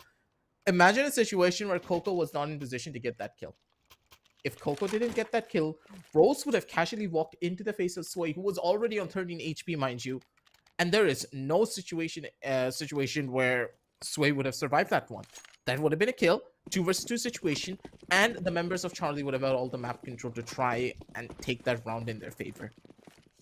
That was such a crucial round for them as well, because if they wanted, they would have had so much money on their bank to play around with, but Rose seemingly doesn't need anything else other than an AK in her hand to deal all the hurt. That's one more defined. Now Skeltra trying to be the difference maker here with Coco on her side. Coco's gonna be able to find one more with Meowkasa on her Meowkasa being able to find that shutdown kill onto another. It's a make it a 3 versus 2 situation in the favor of Charlie. They need to make their way in though, and they're quite far away from taking proper control of a site. Well, Coco making everything she can with that AUG in her hand. Skeltra and Stormyyy are already in a predetermined positions, and I think Stormyyy will be going in for rotation or towards the other bomb side, where Skeltra knows exactly that the push is gonna come in through any minute right now. 3 players against her, but the HP of her Hhyphae and Rose is down to very low, and she's gonna capitalize Perfect on that. spray Gets a down. triple kill, gets the round, gets the up, makes it a victory for Team Bravo, and I think it was a well played execution coming in from Skeltra. Good control of the spray. and good isolation of a 1v1 duel. Normally, a player would have just went in for the full-on spray there, not even try to reposition. But Skeltra, on the other hand, showed good mechanics and discipline. Took the first kill, repositioned slightly to force the crosshair of her opponents into a much more worse spot. So they need to readjust, and just went in now for the spray down kill. That double peek coming in from the members of Charlie, I could understand what they were trying to employ, but they just lined up and they couldn't shoot, because if they tried to shoot, that would have been a team kill. Now, Meowkasa on the other side, though, onto L once again. And with that kill, that's a lot of utility being thrown down into the wayside, and Sway, pretty much a rat angle at that point. She's holding it close to the wall. No point of holding that one, though. At this point, the bodies are just gonna keep on dropping one by one. Meowkasa again gets another kill. Britsy finally is able to retaliate, but maybe it's a little bit too little, too late for this one. Mm-hmm. Too late, too slow. I believe Britsy, she has the potential to draw this clutch out for her team, but neither the economy or the score is actually towards her favor. But I think Coco's position is Coco is gonna walk straight into her crosshair. Britsy picking up the first kill. Just 3 more to go. She gets Wait a second one minute. as well. A 1v2 situation. Sway down to 36. She can still do this. She can make the clutch happen, but Sway, very advantageous position. And she gets that kill against Britsy, making it the 10th round for Team Bravo.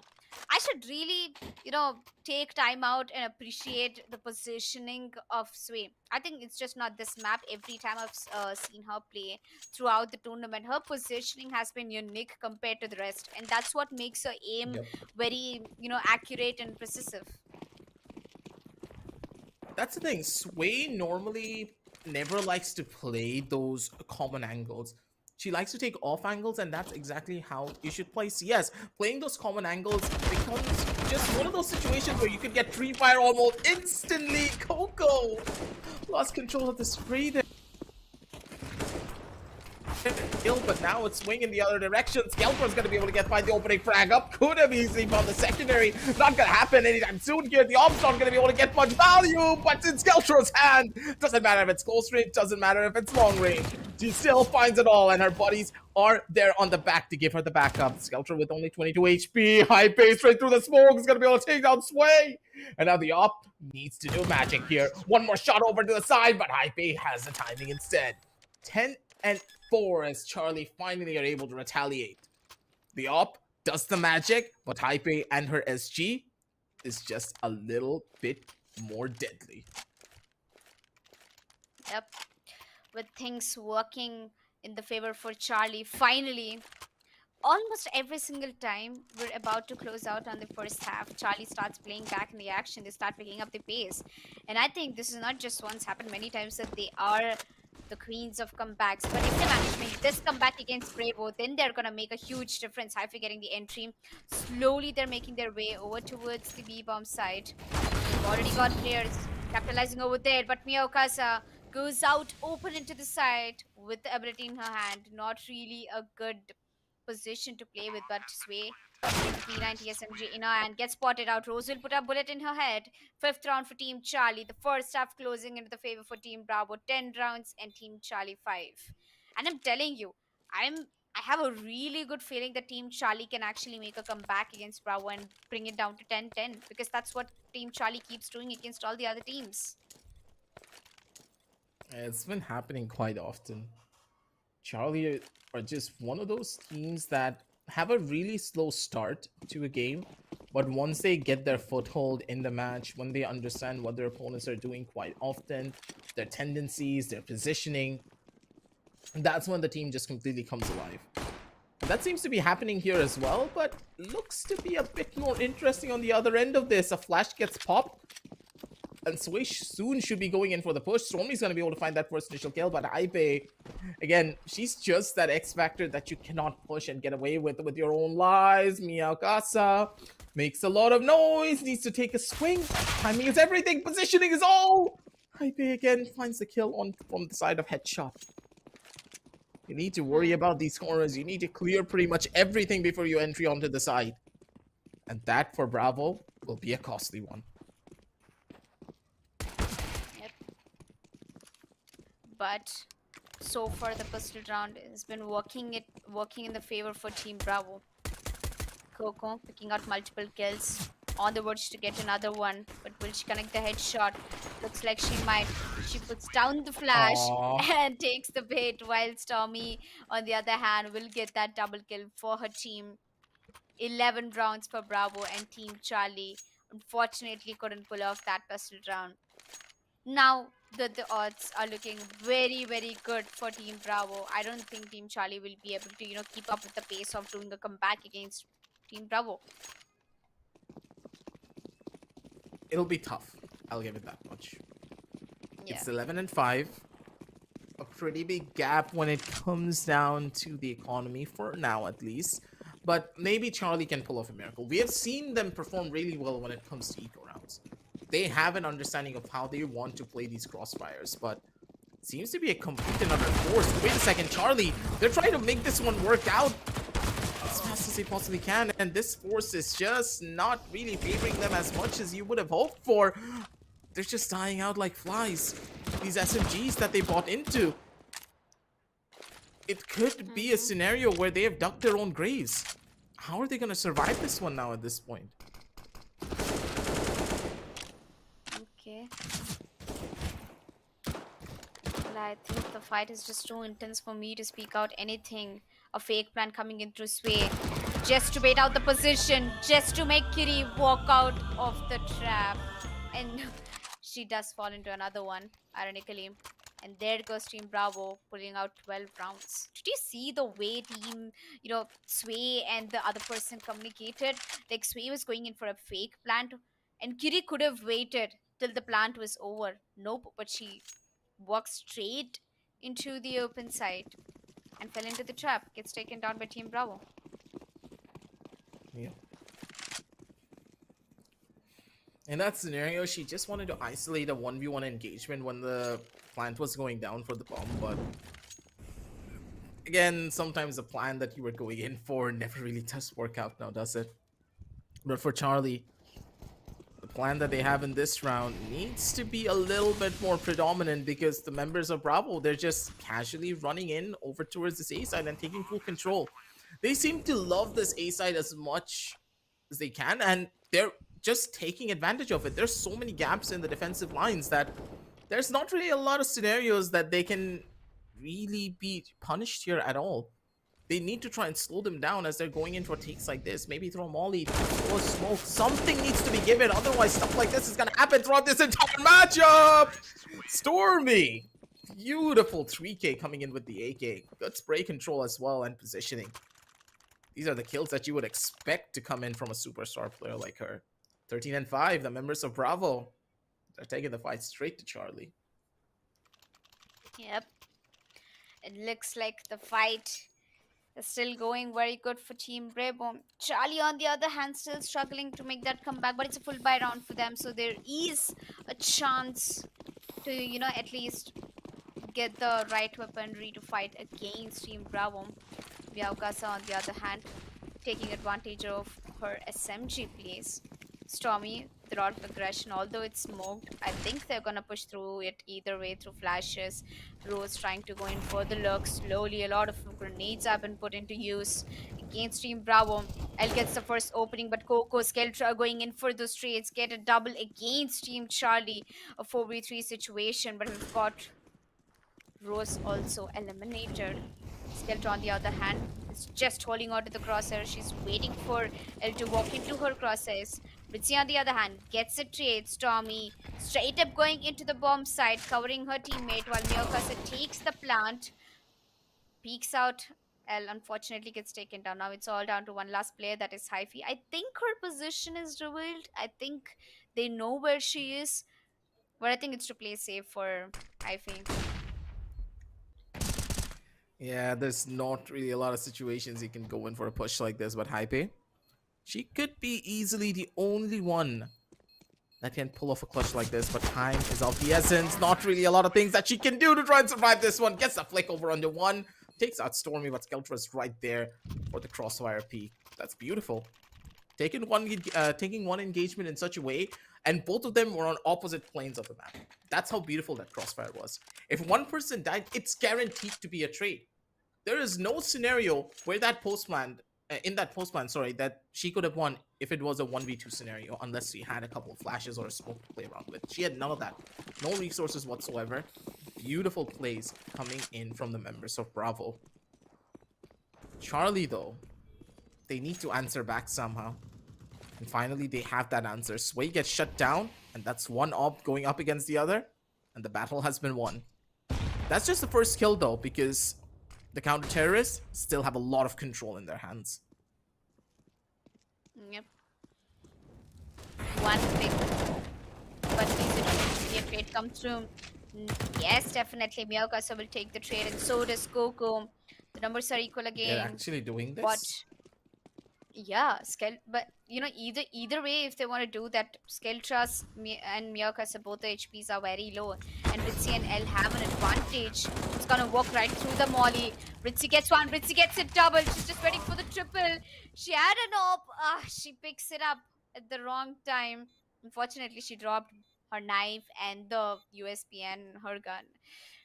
But as long as the C4 is planted, there's nothing to worry about. But Coco going in for the tap, and L will get that kill against her. And finally, a round for Team Charlie and a clutch coming in from L. Pretty tough one to be in. But no kit, I do believe, for L. Oh, this will be close. But even without a kit, I think that, yeah, she's fine. She looked away for a couple of seconds. I was like, wait, don't tell me you looked away from the bomb in that scenario. You just can't.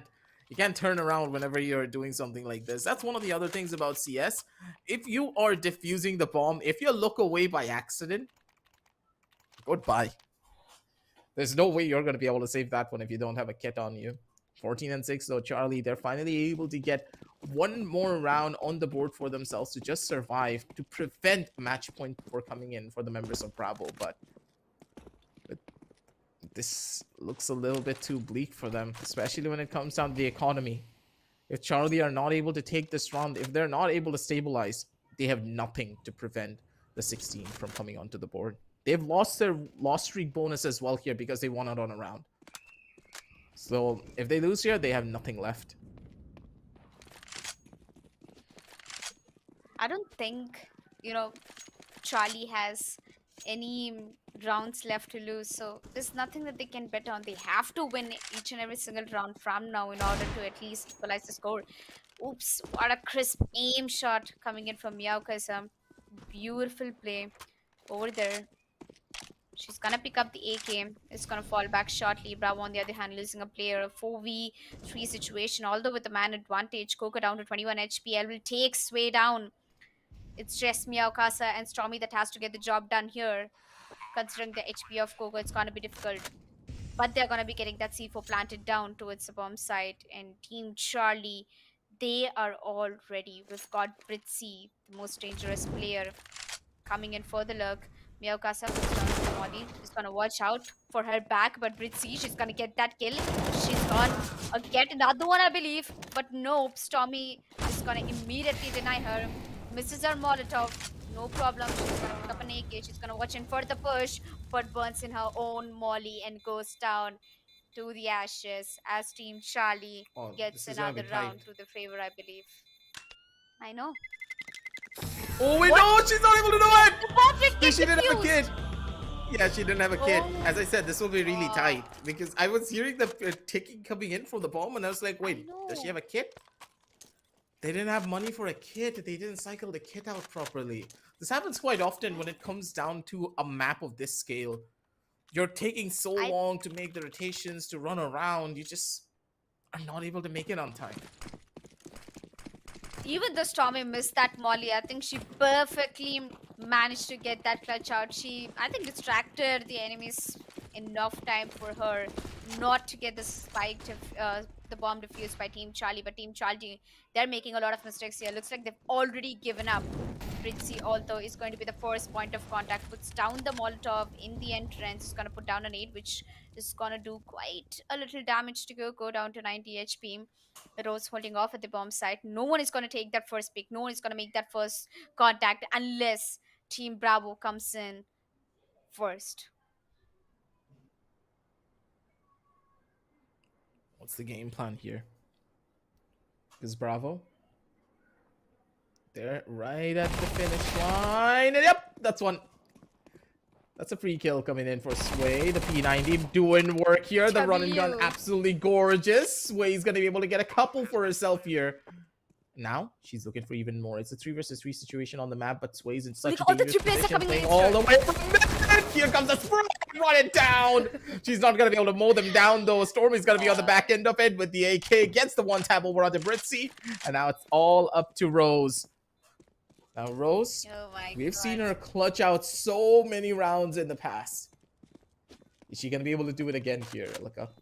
Time is of the essence, though. She cannot dilly-dally whatsoever. She has absolutely no time. The kit's also not going to be working out here. It's all but over. Bravo, they take the map of maneuvers away. There's absolutely no time. Just take out the knife. Going for a fight.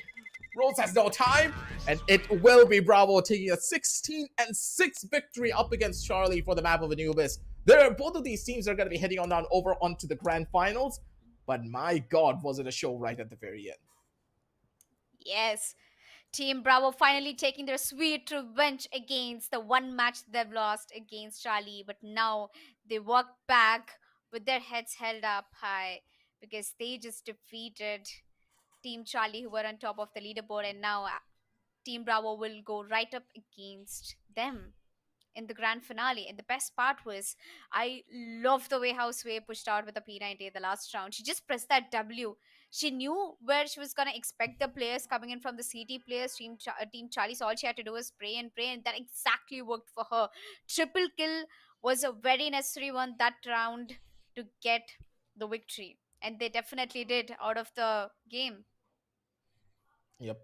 We're going to be jumping on down over onto the highlights, ladies and gentlemen. Check it out from the top side of what exactly happened throughout this entire game. And my oh my, was it a show coming in from the members of Bravo. Charlie had a phenomenal start.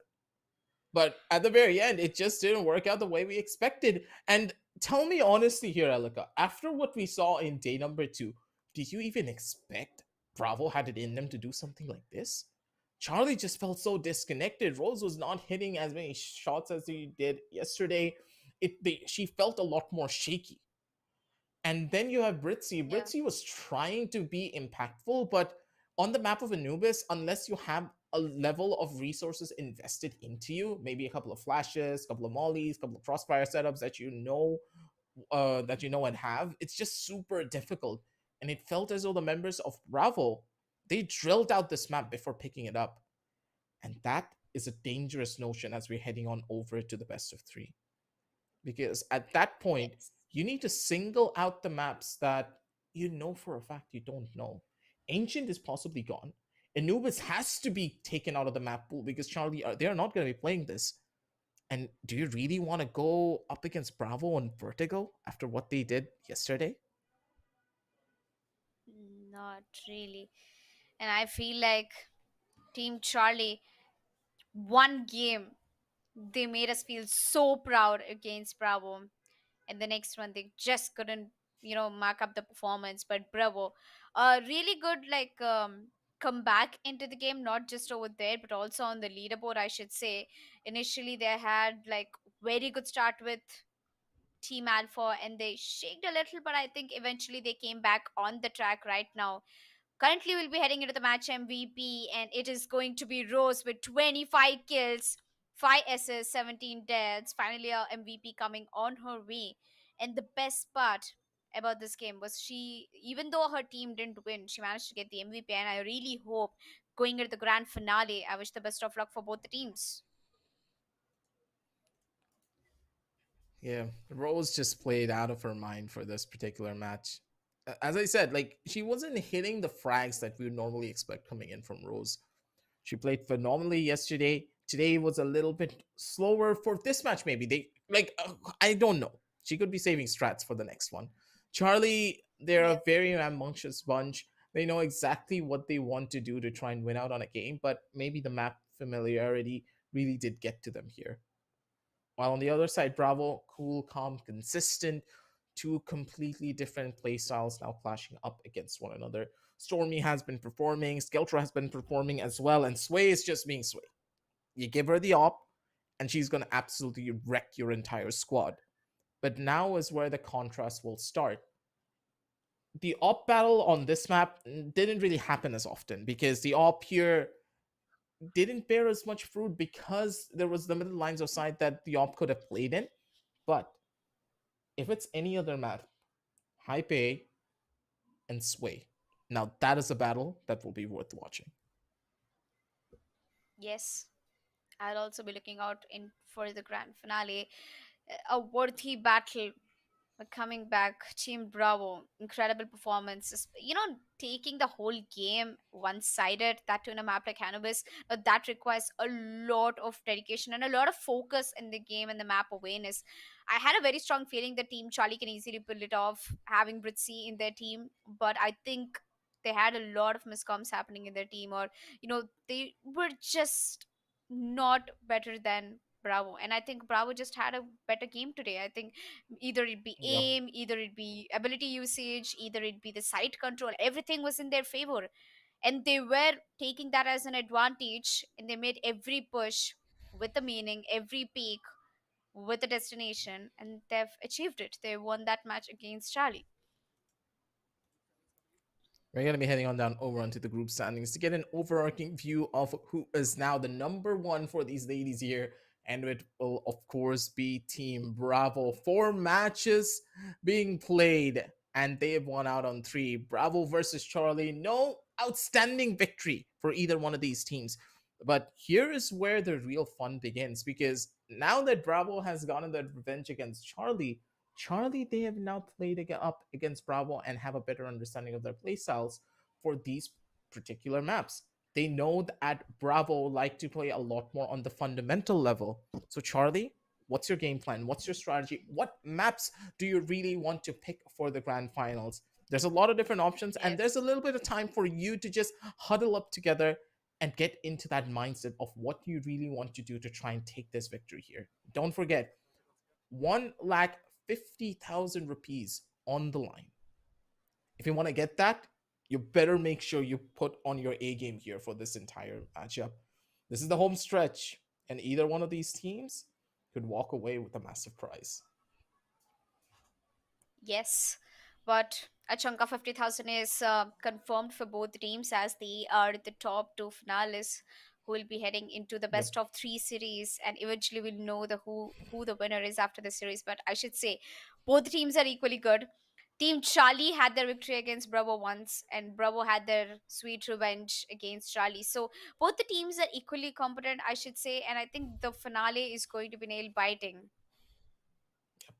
That's for certain. We're going to be heading on down into a short little break, ladies and gentlemen, because the grand finals are going to be happening right here and right now.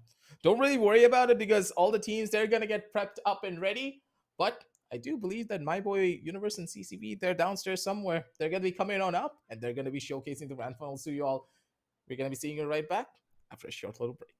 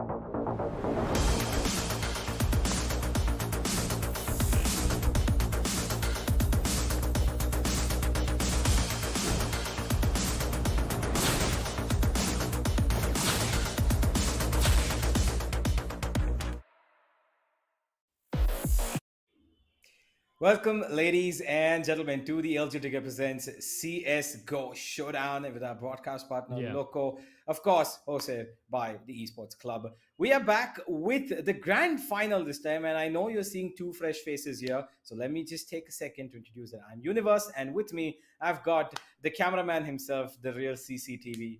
But I Yeah. think he is today coming here with a pretty excited response of the game that we're Oh, going to be very. casting, which is, of course, his most played and the best FPS game in his opinion. Most played, I think, is getting over it. I don't know. But one of the most enjoyable, yes, Counter Mhm. Strike Global Offensive is here. We've definitely been seeing tons and tons of action recently here at the Esports Club universe, with Yep. more and more matches, being played time and time again. With just, the last match of the group stages being completed right now, Team Bravo and the victory they had over Team Charlie.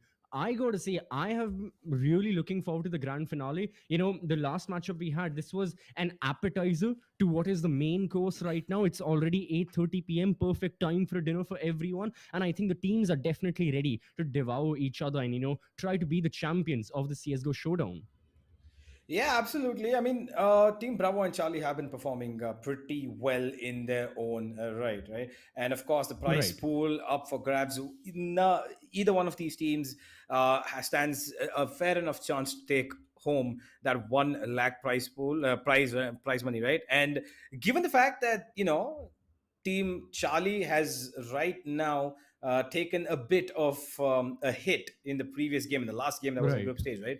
Bravo is the one who is in the lead right now. They have 3 wins. They beat Charlie, and now they're going to be facing them again in the grand final. As we can see here, that Bravo is in the lead in terms of that overall matches played. They have won 3 out of 4, which is the best possible outcome. But I do want to know your opinion. Do you think Charlie Yeah. can pull it out in a best of 3, which is, of course, a better standing I of longevity? Absolutely. Yeah, absolutely it can.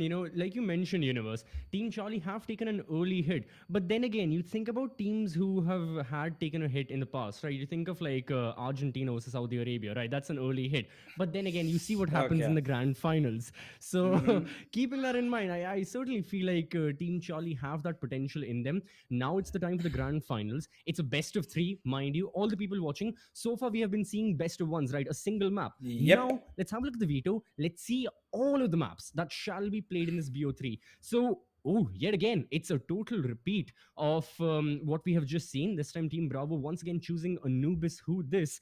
Probably because they just end up winning 16-6. Charlie going for a much more neutral pick with Mirage being opted, and then I have a very Astralis favored Nuke being our decider.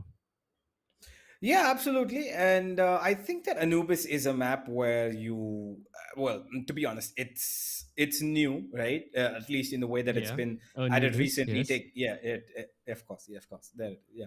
Thank you. Given that it's replaced Dusto in not that long ago, Hmm. I honestly miss Dusto. It is the age old, and of course the preliminary standing of all FPS games that you've seen. Dusto is taken as a let's say like a ground zero. You've seen Dust 2 maps Right. being built across different games as well. You've seen it in Minecraft, you've seen it in Fortnite. They've built multiple Dust 2 versions, and of course Hmm. I miss it a lot. But hey, Anubis actually looks pretty promising in the way that Yeah. it's structured, right? It's got very different ways to approach it, which I kind of recently did experience.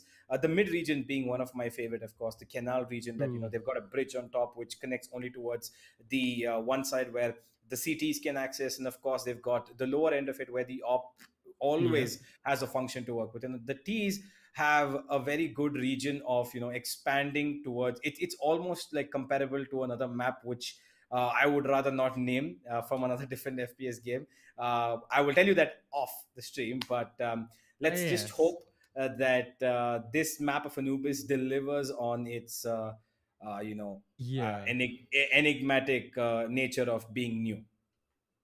Yeah, that's true. I mean, Valve has been, having this new characteristic of playing with verticality. Like you Yeah. mentioned in Anubis. Another map that, springs to your mind is Vertigo. The multiple Mm-hmm. layers it has when you can, do all those, not B hops, but like jumps around the map, go floors up and down. Yeah. I think Valve has actively been trying to bring that with a certain of maps. Like Vertigo and Anubis definitely being one of them.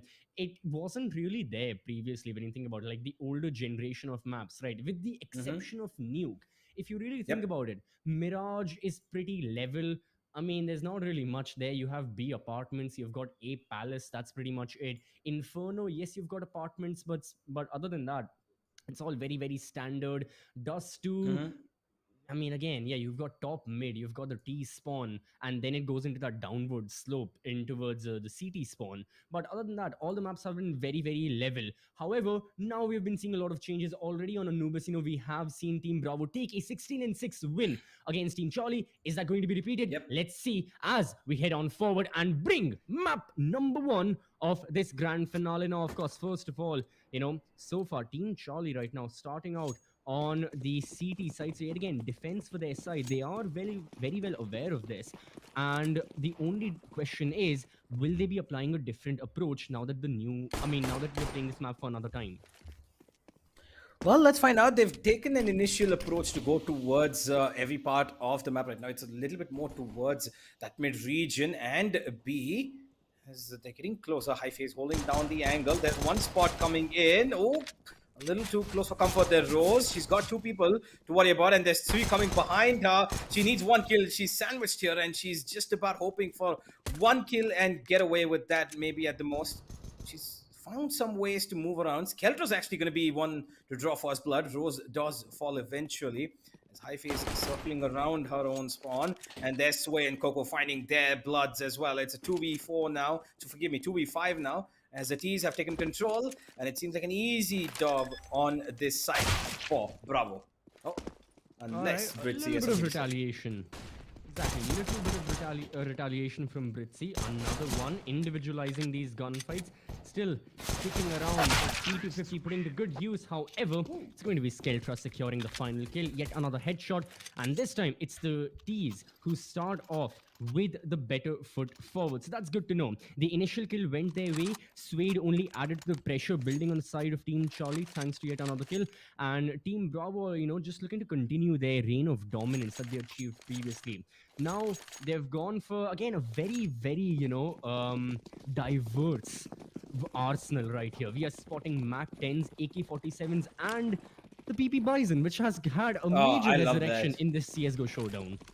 Oh yeah, I love the Bison man. It's been one of my favorite guns that you always 64 bullets. You can never go wrong just running around with it and hitting that Yeah, mouse one. I Well, assume at your level, you guys run around in CS. Yeah, true, true, of true. course, in at my level, yes, sir. Yeah, Because yeah, yep, yeah. my level and your level are way far apart. I'm sorry, CC, forgive me for being so low in comparison to your skill. But it looks like Kiri right now is showing a little bit of her skill with the pistol. She's still alive and has an AK to work with. 56 HP, a couple of bullets.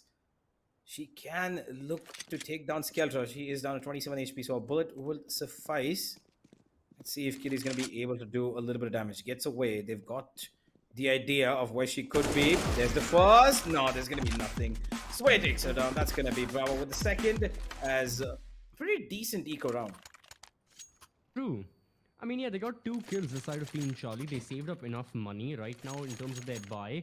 Okay, Hhyphae with the M4A1S. Rather, her teammates are going for the M4A4. So, I assume this team must have had some discussion, right? Whether you should go for the M4A1S or the A4.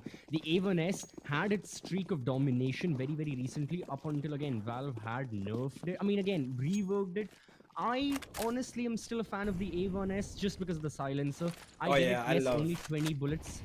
Only 20 bullets compared to the 40 that is there in a magazine, but the silencer works. But this time, it's the good old AK-47 that does most of the damage. Sway already finds 2. She's making her way on towards the bomb side, looking for the entry frag, her third entry. Spots another member, but this time it's her teammate who gets rid of Kiri, and the bomb site is now up for grabs. It doesn't even matter, it seems, who or what is in front of Sway. She's just taking down everybody at the moment. And she, of course, has been in pretty hot red form. And she... Okay, never mind. There's a team kill. Hhyphae actually ends up killing Rose as she saw Skeltra on the other end of her crosshair. But unfortunately, her teammate walks into it before she could kill the opponent. 0-3 here as Bravo take the lead pretty comfortably. And yeah, Charlie, well, they are starting off on the same foot that was Nuke just a game ago. I mean, that is true. Once more, Charlie, they haven't had a good start. They went for their full buy. We had the discussion on the rifles as well. But again, the reason we were having the discussion on the M4 Evanes and A4 universe was because they had spent so much money, 3,000 of their credits almost per player. Getting those rifles ultimately didn't matter all too much. Now they're back to Deagles, the MP5 on L. Maybe, just maybe, it can cause some damage. They are sitting down on the B bomb side. Hhyphae finds the opening kill. That's a headshot onto Skeltra. But still, the gun disparity means that the terrorists should not have that difficult of a time getting into the bomb site. Yeah, absolutely. It looks like Coco's just going to hold on for a little bit of luck play as she hopes that somebody would walk into her crosshair while the rest of her team find out their mid-region explosion towards A. And it is pretty open for them. There's going to be no resistance whatsoever. Else they can have taken out Coco, actually. That's a weapon that they can retrieve. And they've got two now to work with, an SMG and that SG. They're slowly making their way towards the other side, which, by the way, should be going down for the plant instantly. Sway is going to get it yet again as Bravo prepare for a 4v3 retake. Yet again, for the time being, Team Charlie, no kits with them, so they got to be plenty fast. Already but no Britsy, 50 books, and again the pistols almost outshine the rifles, but Meowkasa secures the play for the time being. Only two players on the second side right now. Rose walking through the frag grenade, gets one, spots the other. Stormyy's got a run for it, has to make a run for it, and the time unfortunately runs out. No chance for Rose to be able to defuse the C4. Stormyy's just going to shot that. Okay. Playing with the food right there. No one secures a shot, but it's ultimately going to be the C4 that secures 2 kills, and Bravo getting 4 rounds. Well, so they get C4 rounds. Okay, yeah. Wait, no, the it's, joke would have made B4. better sense if it was Charlie getting 4 rounds. Yeah, damn it. Okay, I'll work on my jokes. It's all right. It's all right. You're still pretty young. You've got a lot to learn. Let's just give you a little bit of room to grow. Oh my god. Yeah, let's just give you a little bit of room to grow, shall we? It is Bravo with 4 as Hhyphae picks up the op this time. She heads up towards mid. She's got a clear sighting of a wall, nothing more, because nobody's going to be challenging her at the moment, it seems. Smoke's heading down towards the A site as we've got Team Bravo Sway at the spearhead to try and take this kill, but it's going to be Britsy actually to stop the first bloods coming in from the side of the T's, and she's going to be making her mark here. She finds the first. Another one spotted, and she knows that there's going to be more following that, so she heads up back instantly to the safety of that mid-region. But this is a very, excruciatingly difficult mid-region to hold because of the two openings that's there at the same spot. That door especially plays for a lot of sneaky play. Sometimes timings work to the best over here. But it looks like timing is going to work against Sway. Never mind, she had that kill that I don't know what exactly happened. But L is down to 39 HP. And now it is a chance for Charlie to put up number 1 on the board. Yeah, Stormyyy, in the meanwhile, gets 1 kill, completely catching Rose off guard. Stormyyy is the one who's really vulnerable right now. Pop flash goes through, allowing the T's to enter the bomb site. Now the defenders, they've got to hold on. L is the anchor. Got to secure it. Has the support of Hhyphae as well. That's a nice shot. C4 now dropped. And the chances of the attackers winning this round drop alongside it. As a matter of fact, it's going to be easy cleanup. This was a much more coordinated round from the side of Team Charlie. As much as they've been running around the entire map, when they settle down and they pick up, the opening kill, I think that was one of the major reasons for their success. They got the opening kill. They denied any opportunity for Bravo to, enter any of the bomb sites.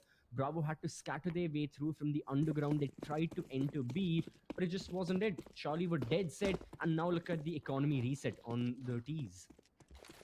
Yeah, definitely. The economy has hit them hard, even though they fought. Oh my god. Okay, Sway. What? That is disgustingly good. And she gets another. And that's the B side opened up for business. My word, is this girl one of the best out there, of course. And Stormyyy adds up to a third. How are these Deegs just hitting the spot, the sweet spot? And there is that op doing the same job. And that's left Kiri in a 1v4 because Skeltra, she was a little ambitious, but it doesn't matter. Her team's probably won the round here. Kiri. Yep. Oh, Meowkasa comes in for a bit of a knife kill, I believe, but Kiri was a little aware and the AK had to be pulled out. 5 and 1. But what an entry from Sway. Man, Sway, the Deagle and the Orb. I gotta say, I think urban legend goes that the S in Kenius is actually for Sway. So it's actually Kenny Sway, and that's where the kills are from. Kenius is actually a disciple of Sway based on how she has been playing. Because my god, that running Deagle was something. This kind of sounds like a copy pasta from the chat, man. Have you been reading a lot of that? Not wait. Has there? No, I please don't. This was my original. I am planning on making one for all 10 of the players. So we've had Kenny Sway. Now for every single player, I'll make at least one during the course of this best of 3. That's my objective. This is how you know CCV is one of the best casters, because his objective is not a good cast. His objective is funds. How many can I make? Absolutely, that's exactly why you're the best here. I know, Well, right? Skeltra eats a bullet straight to her shoulder, which brings her down to 27 HP. And Hhyphae on the end also is at 32 HP. So the ops have been exchanged in terms of damage, but nothing that is wholeheartedly complete yet. Hhyphae holding down. She's all alone here. Forgive me. No, she's got somebody to support, but that utility is brilliant. Look at the Molotovs. Look at the amount of damage that's been causing. And she's got a fire pit on her. Kiri is just going to burn down into hell. That was simply brilliant from the T's. What a take onto that A site. Wait, is this Team Bravo or is this Team A?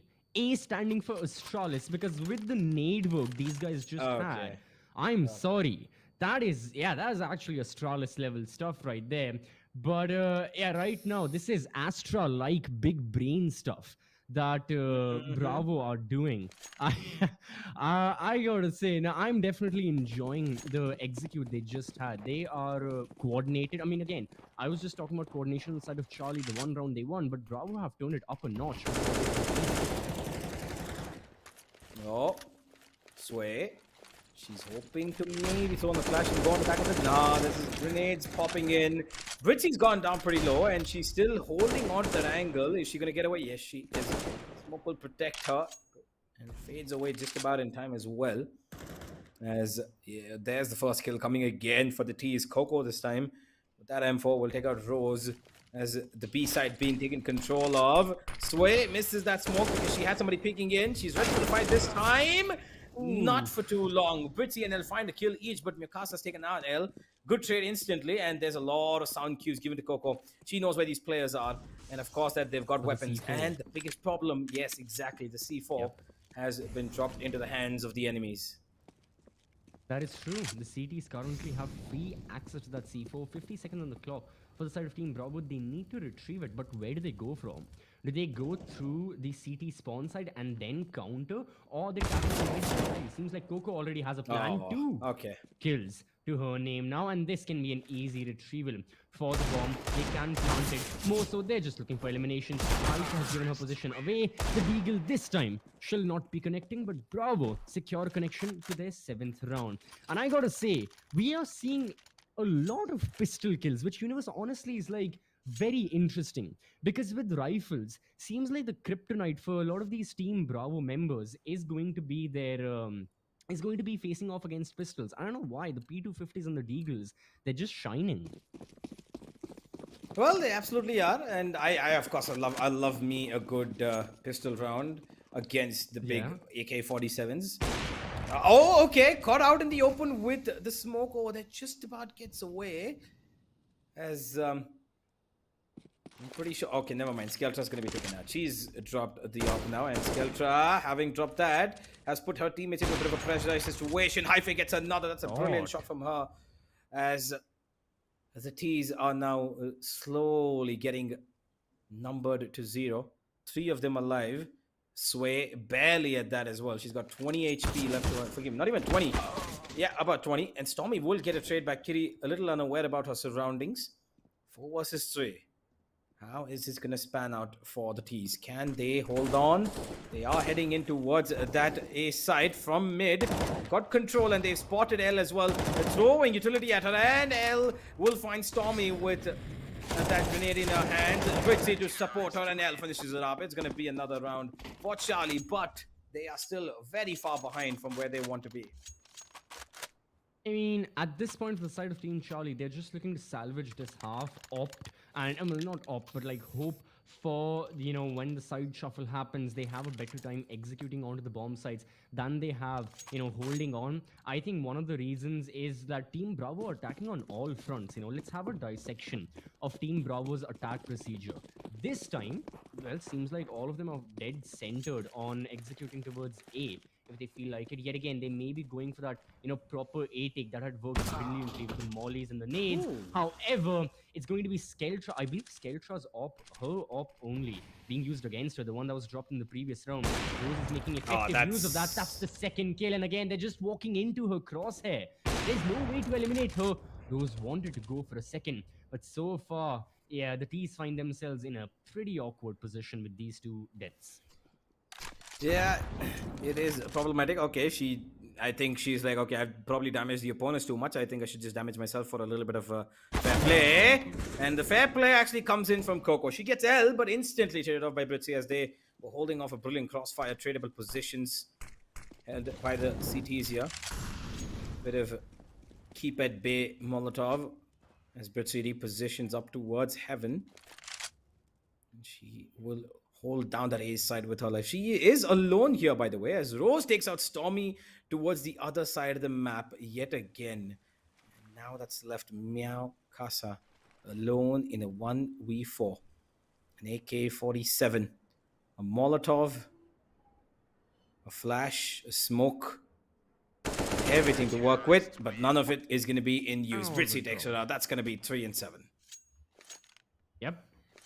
And Charlie, they have found this newfound footing, you know, in the past couple of rounds with the resurgence they've had, winning round after round. I think the confidence in their gunfights as well has definitely improved. And now the economy overall is also looking a whole lot better than the side of Team Bravo. Like, I believe this is the final full buy Team Bravo can afford for their side, and they've gone all out with it. You can see, you know, full armor, helmets on a couple of them as well. Sway's gone for that op. So they're looking for that win. They're looking to break the pattern that Team Charlie are building, get the 8th round on board as soon as possible. But of course, it's a lot more easier said than done. Team Charlie, you know, they've got perfect positioning. Hhyphae this time and Rose, both of them have got ops to their name. So again, it's a dual op setup, which makes it all the more deadly to face off against. However, all the more easier to exploit if your opponent makes a mistake. So both Hhyphae and Rose, both of them have got to be extremely cautious with the kind of shots they make and of course the positioning they have. So far, the T's can easily walk up towards mid. The in Team Charlie are allowing the opposition a lot of map control, but it's all about that first impact, which team wins it. Well, Kiri, she's got to be careful. She is holding down towards that mid doors. And now she's got Sway locked upon the position with that op. She's blinded. Will take a blind shot. Gives her a little bit of a warning that you might not want to peek here, but Sway just gets away. Ooh. Turns away at the wrong time and L takes her down. And Britsy is slowly creeping up towards Waters, which means she's going to be able to flank him. And she's not too far away. Kiri takes them down. The Rose with another. And this side of Charlie has woken up in the last 3 rounds. They've put up 3 in a row. And I mean, it seems like for every single round they're collecting an op. They've gone 3 rounds in a row. Now they have 3 ops. I mean, how many like stones did like Thanos have at the end? Because I'm pretty sure Charlie are looking to equal that in terms of the ops they can. He had 6. Ah, as well, it's unfortunate. We'll give the observer one as well. But Okay. let's see. Let's see the damage Charlie are looking to do with their ops, because it certainly won't be equal to the amount that Thanos was able to do. He didn't really do much. He just got killed. Yeah, of course not. He didn't do much. Just took out half the population of the entire universe. But here But right it now, is half Elle Team trying to take out Bravo's the gone. population of the T's as she takes out a majority of them. She's taken out three, Yeah. and there's one more left. And that one more could cause Oh. problems. A little bit of a miss shot there from Kiri. But Hhyphae is not going to be missing that one. There is the three ops still intact, by the way. Taken two, round number 13, as 5 and 7 is the scoreline currently. And Bravo. Wait, why is it not off. changing sides? It's 5-7. Why is it not changing sides? I don't know, man. I expected it to change sides, but Yeah, I know, right? I I don't know. guess we must be living a dream. Yeah. It's a day. I was thinking of making a joke there. It's a No, daydream. no. Yeah. You see, I know you do this stuff in school, but come on. Yeah. All right. Let's get back on track. So right now, Team Bravo, they had a pretty insurmountable lead, to be honest. Like they had built themselves a solid advantage. However, Team Charlie have slashed off a huge chunk of that. So with them only trailing 2 rounds, Team Bravo need to work something up. Otherwise, they risk. I mean, yeah, they risk completely, losing out this lead. It could be for all we know. L peaks wide, and again, it's a headshot. She's got the support of Rose as well. So if Meowkasa chooses to push forward, it will be off taking her down. But right now, it's one headshot securing the kill and securing the bomb site, albeit temporarily. And Meowkasa is now the only one alive. Needs to take these gunfights very, very carefully. 20 HP has been spotted everywhere. Not many places she can run. Britsy takes her down. And that's going to be now Charlie being another step closer to catching up to Team Bravo. Well, 6 and 7, another 2 rounds to go, and we'll see if Charlie can actually turn this around. They were, I believe, 2 and 7 down, and to bring that 8 and 7 and take the half for themselves would be honestly an amazing task. But it's still one that's Yeah. incomplete. Let's find out if it does go that way. Stormyyy yet again with just a P250 on her hands, while the rest of the team. Okay, never mind. She's got the AK as one of them. Meowkasa on the Galil. They're taking up mid and A yet again. They're going towards A lobby. As look who's ready for them. Rose. Oh, she misses a shot. Needs to get away, but Hhyphae is going to be connecting hers on the other side of the map towards mid waters. And she has been smoked off for the moment. Okay, Hhyphae. Ooh. That's a little bit of an over challenge from Sway there. I think unfortunate for her to try and peek that angle when she knows that Hhyphae is on her best. She's getting to her best right now. As here we go, ladies and gentlemen. Charlie looking to put up number 7 and even things up. They are, and they're in perfect position to do so as well. Currently looking at Rose. It's just there. Possibility being thrown. Evades the flash, and great that's shot. one. Okay. Looking for another. Still alive. Up in hand. This is going to be her third peak. Assisted by a pop flash. Can't land a shot, but it's going to be Britsy helping her out. One counter-terrorist falls. There are still 4 more to follow if Coco wants to make this, a clutch of the century. But sadly, the positioning alongside the predicament she's in just won't allow that. Being tackled and being shotted from every single angle out there, Coco will manage to get one headshot on towards L. But no, Team Charlie get their long-awaited goal of equalizing the score. So whatever aspirations Team Bravo had of, Anubis in the grand finals also being an easy slaughter, just like what had happened in the final map of the group stages, is definitely not going to be the case. Now, what both of these teams have a mini golden goal matchup for is who gets the lead before the side swap, which team will get their 8th. Well, it does seem like in terms of economical and firepower purchase, it should be the CTs, but Sway with the P90 is running straight into that B side. It seems she's had enough. Britsy still in that smoke, by the way. She is going to be finding one. No, she's not. Sway turns around as her teammates actually distract Britsy because she had to turn across both angles, and now the T's really understand the fact that, okay, you know what? I think it has to be the P90 and B rush, tactic that needs to work, and Sway brings it out almost way too perfectly. Yeah. She gets away with it, I and mean, now it's a it's a done USA. deal, pretty much. Yeah. Yeah, 3 kills with the P90. If I am someone, if all I'm gonna say is, if I'm someone on the side of Team Bravo and I need to start firing bullets as well, I'm not going to say spray and pray. I'm going to say sway and pray because that P90. Haha. Yeah, Oh, it's a yeah. good one. Well, you do have a lot of puns made. I think I need to. I think I need to join you That's in the these second. games. Yeah, like I mean, as an open invitation, Sway, I can write all your You can. Instagram or Twitter captions. Like, just you don't even have to pay me. Just my creative mind is like amazing. Well, I think that it's little too easy because Sway has it's a very short and Okay, rhymable okay, name. okay, Okay. Mr. Critic. All right, I want to see you make puns then. It's too Hey, easy.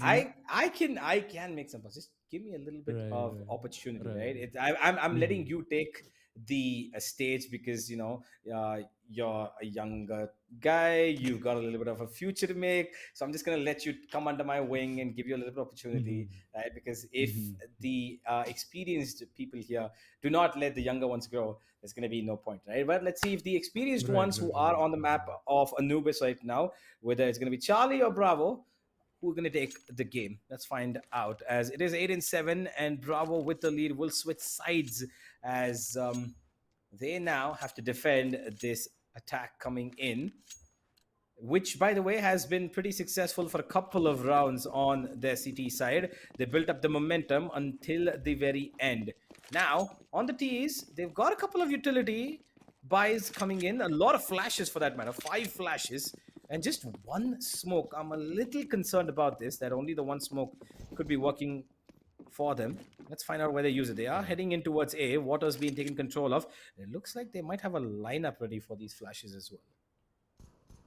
I mean, all right, let's see the defense and how it stands. And already, Sway with the USP gets rid of Kiri. Okay. Another one. Brilliant headshots right there. Ooh, And looking for the third. yeah, No, no. this time Rose and Britsy. The duo works together to equalize numbers. But again, the T's find themselves in such a position where they've been killed on many places all over the map. So currently, Hhyphae, Britsy, Rose, all three of them are spread apart. They need to regroup, and only then can they properly aggress and execute somewhere, wherever they're planning, no matter which bomb site it is. They've got some time to work with. 50 seconds isn't all that bad. They just need to Ooh. find good positioning.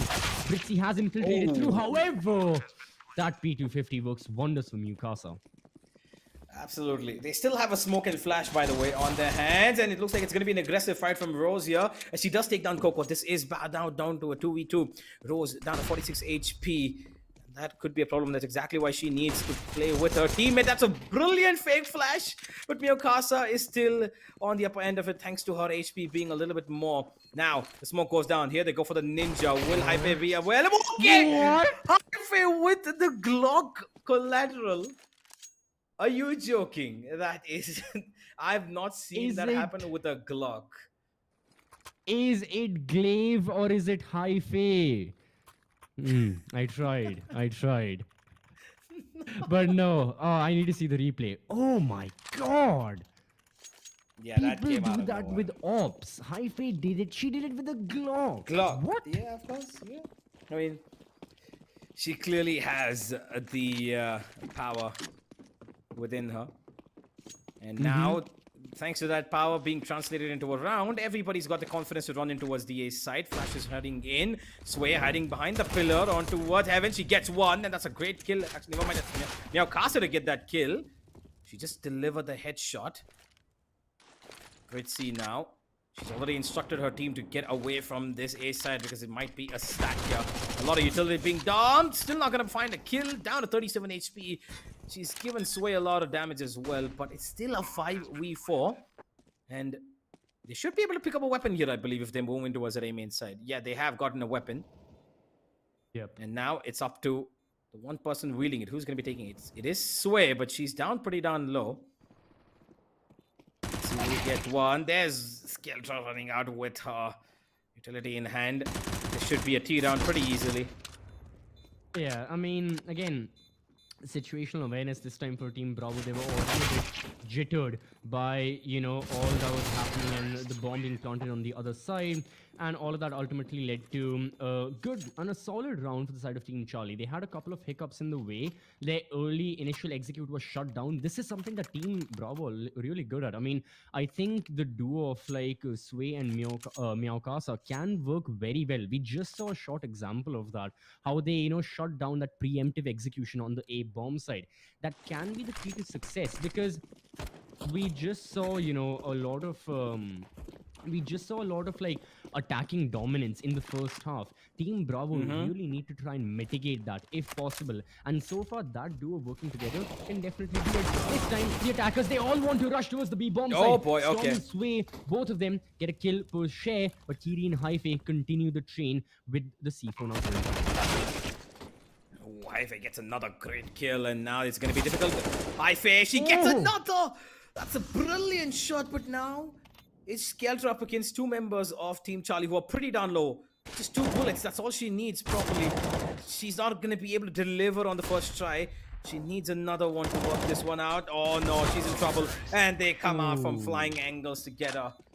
Charlie, number 10 on the board. They've gotten away with this brilliant comeback, and they are heading straight into double digits with confidence and heads held high. And they've thrown the economy of the CTs now into a dump, as Bravo, well, not so much bravado right now being shown from them. I'll give it to you. That one was good. That one was good. Thank Not you. upon necessarily, but good wordplay. Hey, I'm getting in there slowly, okay? It takes step by step. It's a slow descent. Just Yeah, like your rank into is a slow madness. descent, all the way from like GN2 to like Silver 1. Are you okay? Okay, yeah. Let's talk about you playing only the well. Never, you know what? And say, I don't. I was going to, but never mind. I'm just gonna wide away from let's it. talk about the round. Yeah, this round, I mean, alright, Ellen Rose are doing wonders for their side. Oh, Coco okay. finds one with the deagle. And again, as emphatic as the shots of the deagle are, you really gotta count them. So Coco has found herself one kill, but Charlie have found themselves again, round number 11, pretty easily. Well, she's hoping for maybe another couple of headshots with this deagle. Of course, is called as the sniper handgun as it is. It's pretty good, of course, if you direct it towards the head. But here's Charlie finding number 11 on the back of that round victory. And Bravo should be kind of taking, I believe, a tactical timeout here. Because honestly, okay, never mind. It comes as the form of a technical pause. But either way, this should be time for them to understand how can they tackle this team of Charlie. Because clearly, on the map for Anubis, they've had a lot of difficulties, even though it is their pick, right? The start was brilliant. It Right. was a smooth, flawless start from the side of Bravo. And then they were 7-2, and now it's 11-8. So out of the last 10 rounds, they've only put up one in their favor. Ooh, yeah, that statistic definitely puts into perspective how much they have been struggling in recent times. And yeah, with every single round that adds on to the tally of Team Charlie, it reaches a point where Team Bravo must be like, okay, this is the hard limit. This is the stop. That's it. Now we really have got to, put an end to all the shenanigans that our opponents are doing. We need to get back on track. Otherwise, this map is running away from our hands. And as much Team Bravo will be confident in their ability to win on Mirage or like to play on Mirage, the thing is, everyone will be confident there, because Mirage is, I believe, the most played map in Counter-Strike. Like, I don't know exactly what my You source is really for this. I think wanna. it's top. No, not in like casual gameplay. Of course, then Dust 2 takes the cake. No chance. I mean, if you go into Mhm. any Indian Mumbai server in CSGO, chances are it's gonna be Dust 2. But I think like globally, when it comes to like global elites and professionals, Mirage is one of, if not the most played map in recent times. But again, even if it's not the most played, it's one of the most common. is the map everyone knows at the back of their hand. It's the one map that hasn't had a rework in ages, unlike Nuke, unlike even Overpass as well. So Mm-hmm. keeping all of that in mind, I think on Mirage, both Team Bravo and Charlie will be again dead set up against each other. So it's more about Team Bravo still trying to get an early advantage here on their map choice. Yeah, I really expect now after this pause for Team Bravo to pick up their pace, maybe go on a little Right. bit of an aggressive play, which I believe should be coming in from the hands of Sway, as she does have the op in her hands, right? So they should be hoping that she can find the first blood, try to get a little bit of early pick and stop of the T's coming in, as we should look at the one round that Bravo really need, which is this one, to go their way, because otherwise True. it's going to be ending up towards the 13-8 maybe scoreline. It could even end up being 14-8 because of the confidence, and after that it's just going to be a downfall, and we head to the next map, which is going to be a lot more difficult for Bravo. But hey, I've seen, of course, countless times before where your opponent takes your map pick and you end up on the Oh decider yeah, not knowing what the hell's going to happen. that's an So esports FPS thing. It's not even an FPS thing. It happens in other, I mean, wait, no, it happens in Dota 2 as well. I can say that because Valve. Haha. But mhm. yeah, so it Of happens in course. MMORPGs, it happens in FPS shooters, it really happens everywhere in esports. Like you win your I mean, you win your opponent's map choice, and then you're on the top of the world. Because again, statistically, you've done everything correct. This best of three can Hmm. be, put to an end very, very early. But then you lose on your home turf, and then you're like, oh well, Yep. I guess it's going to be decider. But here, does it have the chances of going that way? Surely it does. We have seen Nuke, we have seen Mirage, and we have seen Anubis, and we have seen both of these teams play these maps. It's not like they're Hmm. unfamiliar with those territories. There's nothing really preventing them from going there as well. I mean, of course, Yep. they are playing for a huge cash prize right here. Since both Team Bravo and Team Charlie are in the finals, the winners have secured themselves 1 lakh rupees. And even if you are the runners up, you still get 50,000 rupees to your name. So it's not like Of they're course. out of it.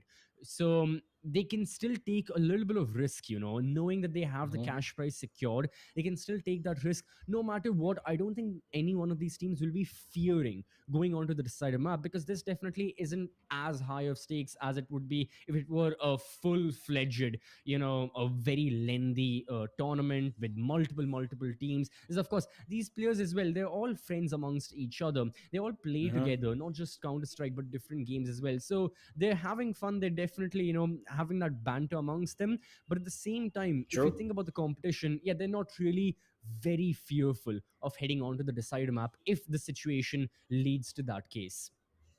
Yeah, well, let's head back into the game as technical issues have been sorted, and as I believe it should be, the tactical issues should also be sorted for the side of Bravo. And I True. believe the mid region should be the one that we have to have an eye out, because I think the attention is going to be driven there by Sway. She is, I believe, heading in towards mid. The T's, though, are actually splitting up at the moment. Tunnels are being taken care of. Hhyphae coming in. And oh, she had a chance and she will get it either way. Oh, That is not a peak you want to give into, especially when you know your opponents are not try peeking. They threw in the flash and Coco had a chance, but unfortunately for her, she could only deliver 53 points of damage to Hhyphae. And the rest is history. 5v4. oh, okay. So attackers have found the first blood. They can take mid control, however, choose not to properly instigate any of those angles. They're just again roaming around these bomb sites, thinking where to execute. I think Charlie are looking for yet another opening, and yes, they do find it. This time it's going to be Meowkasa who goes down alongside Skeltra, and this is just unfortunately the collapse of Team Bravo right in front of us, unless Stormyyy has something to say about it. Yes, she definitely does. 2 shots, 2 kills to her name. The C4 surely will be planted on the B bomb side. The CTs, they still have a lot more work to do, but Oh, Sway's got the okay. op. Stormyyy is on fire, and now the teammates work with each other, leaving Hhyphae all alone. Oh, she does have the angle on the Sway, but she misses a shot. Sway a little too quick to jiggle that angle. Wasn't even her intention, but it was what happened. They can try and stick this defuse if need be, but Sue is gonna get the Oh. kill instead and then go for the defuse as Bravo will find their first CT round, and it's 11 and 9. Yeah, I mean, the round almost looked dead set, like it was going to go, into the hands of Team Charlie right there. But no, Stormyyy and Sway really pulled it out the bag, especially Stormyyy with that triple kill she found. And I gotta say, that was really, again, clutch. Like you had said, Universe, this was like the final straw for the Mhm. side of Team Bravo. Had they lost this round, their economy would be down the drain. They'd be trailing 4 rounds, and that 13-8, 13 line are still in the game. Absolutely, they are pretty much in the game. One round is all that makes a difference. But Charlie, they had to put up quite a few to get themselves out of the game and the lead, right? Right. So Bravo, they did that in the first 10 minutes of this game, and then the Mm-hmm. next 15 didn't look that pretty. And here we are, 11 and 9. It's not that far away at all. It is still very much doable, and of course, Sway with that op is going to be looking to be as influential as possible. But I am not entirely convinced that the rest of the team is, stepping up as much to the mark. Like that peak towards mid from Coco, completely unnecessary, Mm-hmm. especially given that she did have an AUG, right? It wasn't an op. And she maybe could have uh, taken a jiggle, gone right back, didn't have to linger on there for the fight, knowing that there could be two Ts on the other side, which usually there are. So small little mistakes like that could be, averted and played a little bit better, I believe, because these guys are clearly, you know, thirsty for those first picks, right? They want these first picks. The Right. T's are looking for those first picks, and that's exactly why the CTs can just play a little bit safer, maybe play on the off angles, play a little bit of crossfires, and force the T's to make a mistake instead of going up themselves. Apart from, of course, whoever is Right. playing that op. Yeah, that is true. I mean, we have really seen two major characteristics actually with both of these teams. It has Hmm. been whoever is the upper, no matter where they've been playing. I mean, we've been seeing this a lot. Even yesterday in the initial matches, and today, the group stage match that we were seeing, we saw that whoever has the op on towards like B main, and then, of course, towards tunnels and water on mid, they go for that aggressive peak. No matter what they anticipate is in front of them. They could be going for that full op peak with being against a full buy or being against Hmm. pistols. It's not really relevant to them.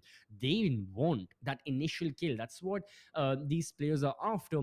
And then the other thing is, if they're not going for this aggro initial op kill, they're more thinking about letting the T's have a little extra of the map control, letting them do whatever they want. But that means the CTs will be a lot more compact and a lot more efficient with their own rotates once the execute comes. I mean, we saw this in the first half, right? When the Yep. T side, they went for a full on B take, and sadly for them, it didn't work. Like 4 players on towards B main, they were mollied, they were naded, they were shot, and ultimately they were, finished off because they just got bottlenecked, and the CTs allowed the T's to like get as much map control, like push in all the way towards B long. It's all Hmm. yours. Get in towards the entrance. We are Yep. perfectly fine with that. But as soon as you dare step a foot into our bomb site, that's when we are going to shoot you down. And I think these are really the principles that the CTs are playing, at least on Anubis. I really feel like on Mirage, this is going to change a lot more. Yeah, absolutely. I personally love Mirage. It's a brilliant map. Like, even though Yeah, you said that you mentioned that Mirage has not really had a rework in ages.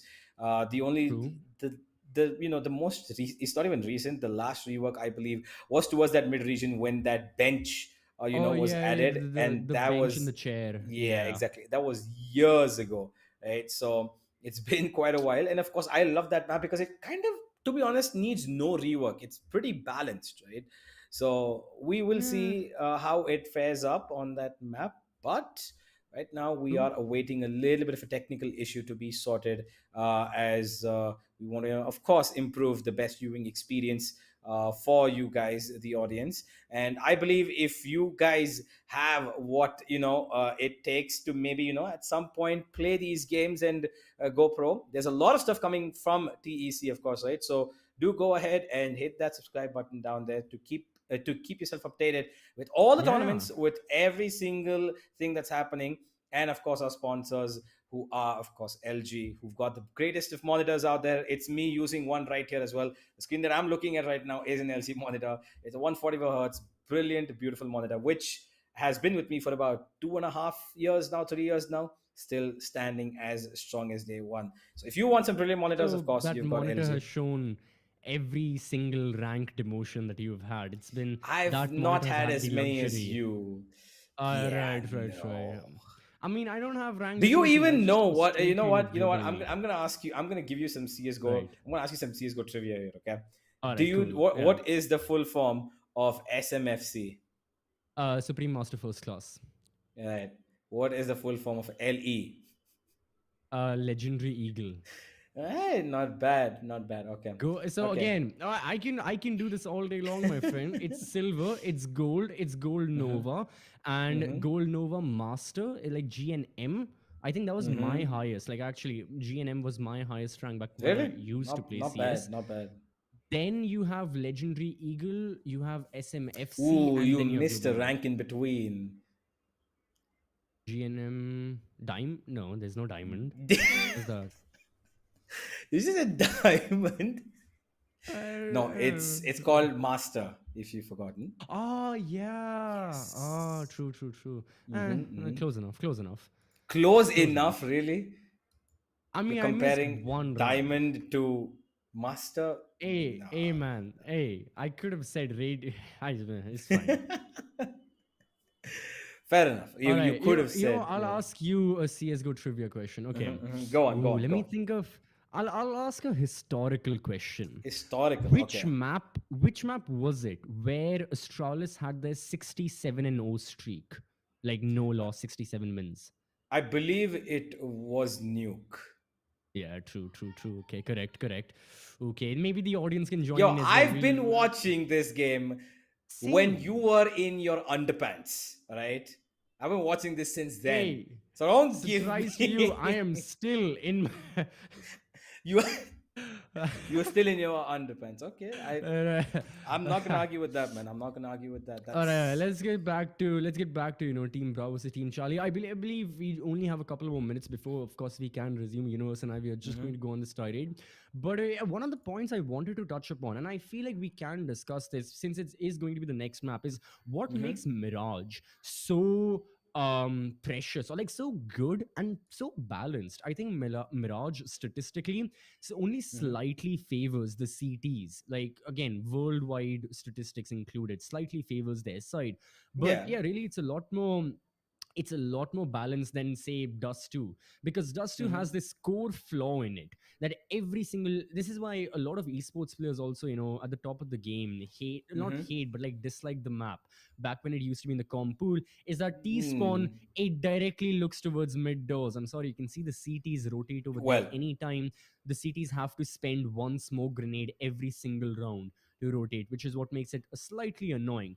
Mirage, although it has the same 3-lane structure as Dust 2, mm-hmm. does not really have that problem. So it makes things a lot more balanced for both the sides.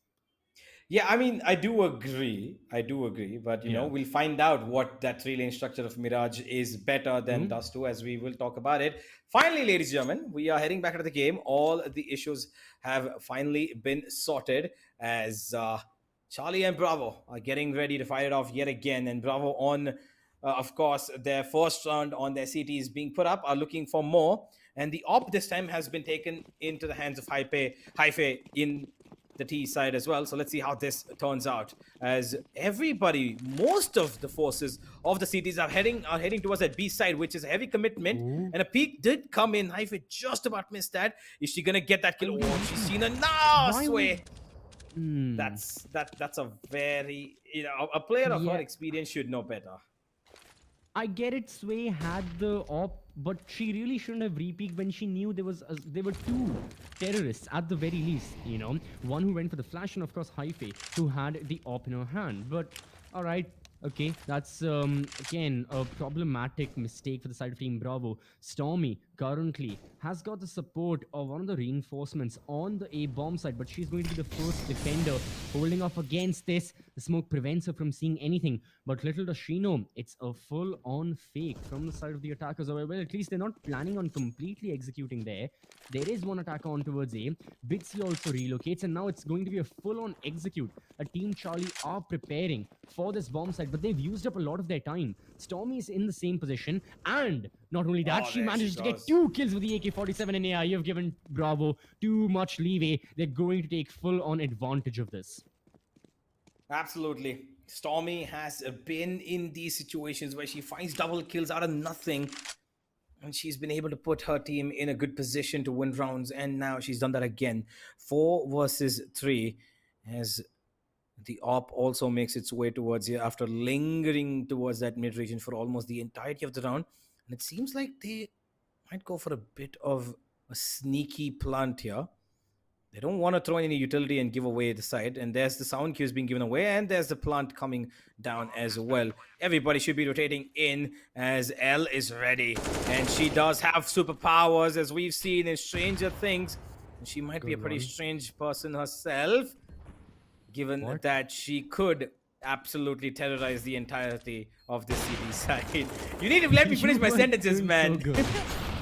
You're doing so good. But right now in this round, Team Charlie are really doing very good. They've got the retaliation. Skeltra, it's 1 kill. Unfortunate team kill. Means that L is gone. Hhyphae Ooh. all alone. Skeltra doesn't have time. Neither does she have the right position. Goes for the shots. The M4 finally secures that frag, but unfortunately cannot secure the round side Team Bravo. Team Charlie, ultimately, their execute does work out, but it has costed everyone a lot of their money. Now we have an analytical look at both the teams and what kind of buys can they really afford. Team Bravo, yet again, they will have to skimp out on this buy. So another eco to their name. Meanwhile, Team Charlie, they can afford AKs and the P90. So we have seen what Sway can do with the P90. We saw her get a triple kill the last time this submachine gun was brought out. This time it's going to be in the hands of Britsy, and I am really excited to see what my favorite gun can achieve.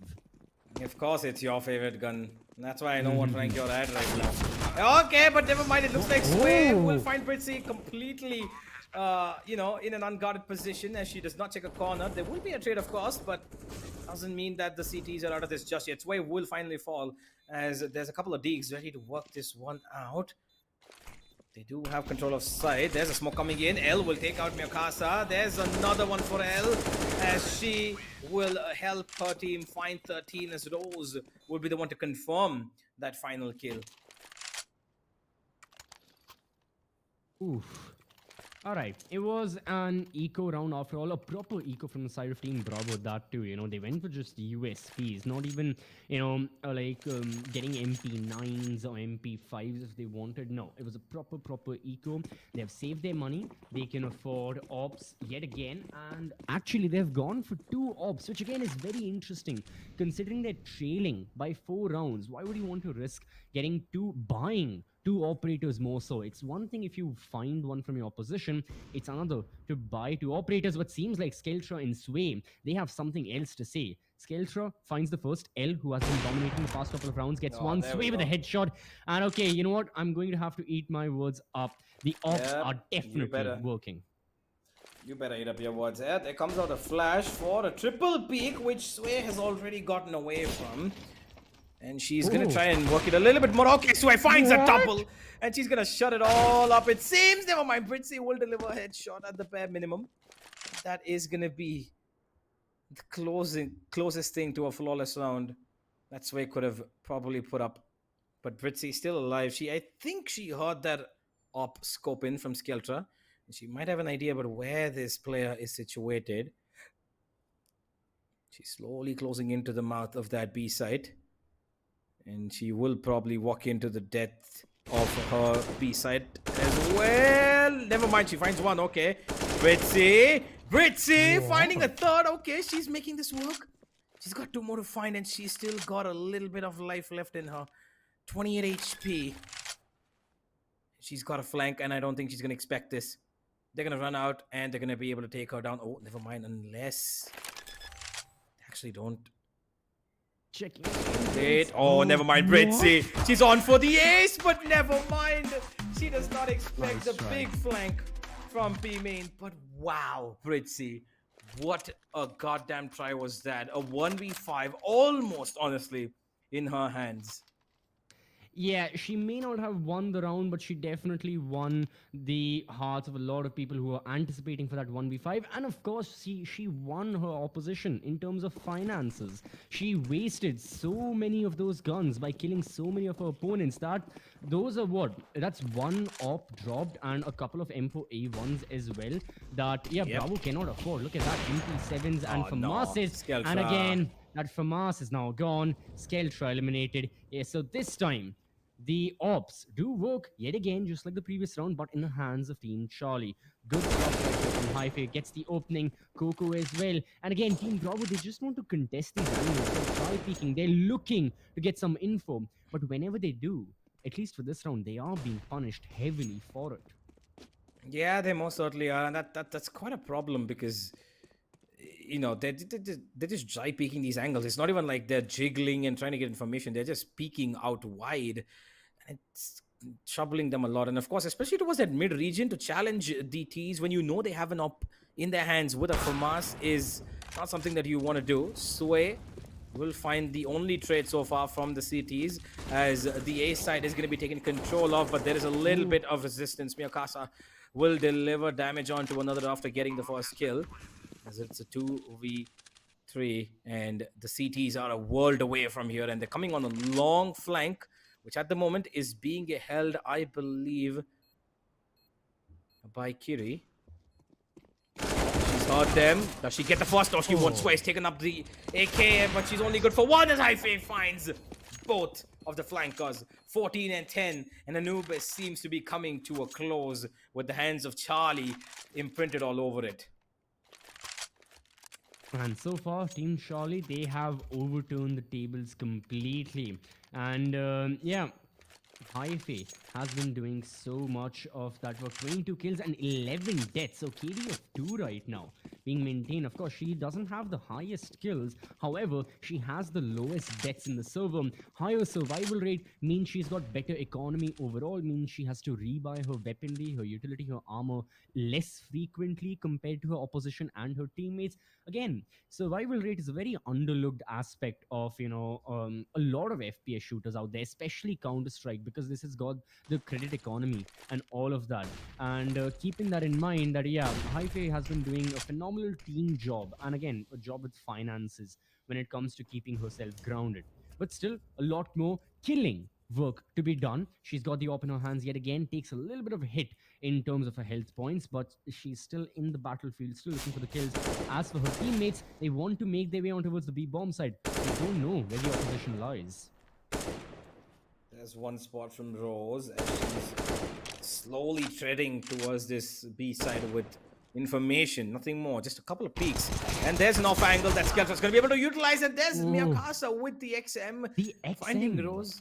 Yeah, I love, of course, that shotgun's, brilliant, but, certain situations only. There's 2 members of CTs on this A side, and Coco. She is going to put that SMG to work as it goes to town on 2 of the T's over there. And that's left Hhyphae again alone. Not again, but she's been alone pretty less number of times with that op. And Sway's on the hunt for her. But she's pretty far away. She's got nowhere close to where Hhyphae is. And she's going to be able to save this op as Charlie, they don't need to worry. They've got a good lead here. And all they need is one round to throw the confidence of their opponents into the bin, right? Because the minute that match point comes up, it's going to be a fight for just survival, not for the win. Yep. Yet again, and I mean, for the side of Team Bravo, again, multiple players of theirs stayed alive. The AK-47s are carried on forward, so unfortunately, we bid adieu to that lovely XM. Yeah, I gotta agree with you, Universe, because I love the XM more than other, than the other shotguns in CS, primarily because it's available on both Ts and CTs. unlike the Mag 7 and unlike the Sword Off, which are again, side specific shotguns, the XM, not only is it automatic and powerful, also works really good. And yeah, Oh it's no. really nice. Oh, swear, she just The gets Glocks again. absolutely. Yeah, there's a bit of trade on from both sides here. It's gone 2 for 2 for now. Coco's going to be making it a little bit easier on her team, and she gets another. Hhyphae and L both with ops at the moment. The missed shot and another Oh. one as L drops dead. And now it's left to Hhyphae yet again. 2 rounds in a row, but this time it's a little bit of an easier task, and she finds the first. 2 more to go. Smoke comes down right in front of her face. The C4 at an arm's distance away from her. And she is going to drop dead right in front of it. Skeltra for the fine, number 12 for the team, as the B site turns out to be a massacre. The attackers cannot brute force their way in. I'm sure Team Charlie have realized this. They need to take things slower. The element of surprise isn't really going to be working all too much. So, Team Bravo are locked and loaded. Team Charlie yet again struggling. In the last round, we saw Tech 9 brought by one of the players. This time, Hhyphae going from the op all the way to a Mat 10. So again, a little bit of a downgrade right there. Just like Universe's rank every time he plays competitive. Are you Downgrade. joking? Are you joking? Come on. Oh. Well, Sway starts off with the fist fight towards the A side as she finds another knockout. Doesn't get a third as the entry comes in through. Hhyphae to find that. Rose, who sneaked into the side, will find another one. It's a 3v3, forgive me. One off angle helps Stormyyy get one. Looking for more, but she's down pretty darn low. Coco and Rose will fight it out, and it's a 1v1 now. Skeltra all the way on the other side, but she is flanking this Rose play. So she should be able to find this kill, unless Rose pulls out a 200 IQ and runs away from the spawn of her opponents towards the other side, which looks like it could be a possibility. And Skeltra might be outplayed by just mere timing. She will go towards the mid region and find herself maybe the timing. She should go in towards mid palace. Now she's going to be covering up from the spawn herself as Bravo now at the mercy of Rose and at the hope of Skeltra. One bullet to the head is all that's needed from either one of these two women. And that AK-47, of course, will shine brightly as clutch moment. Yeah. Oh, there she goes. Oh, never. That smoke is a little too far away for comfort. That smoke was just not at all where she would have hoped that one to be. Sway did find two brilliant first kills, but this A-take from Rose was amazing.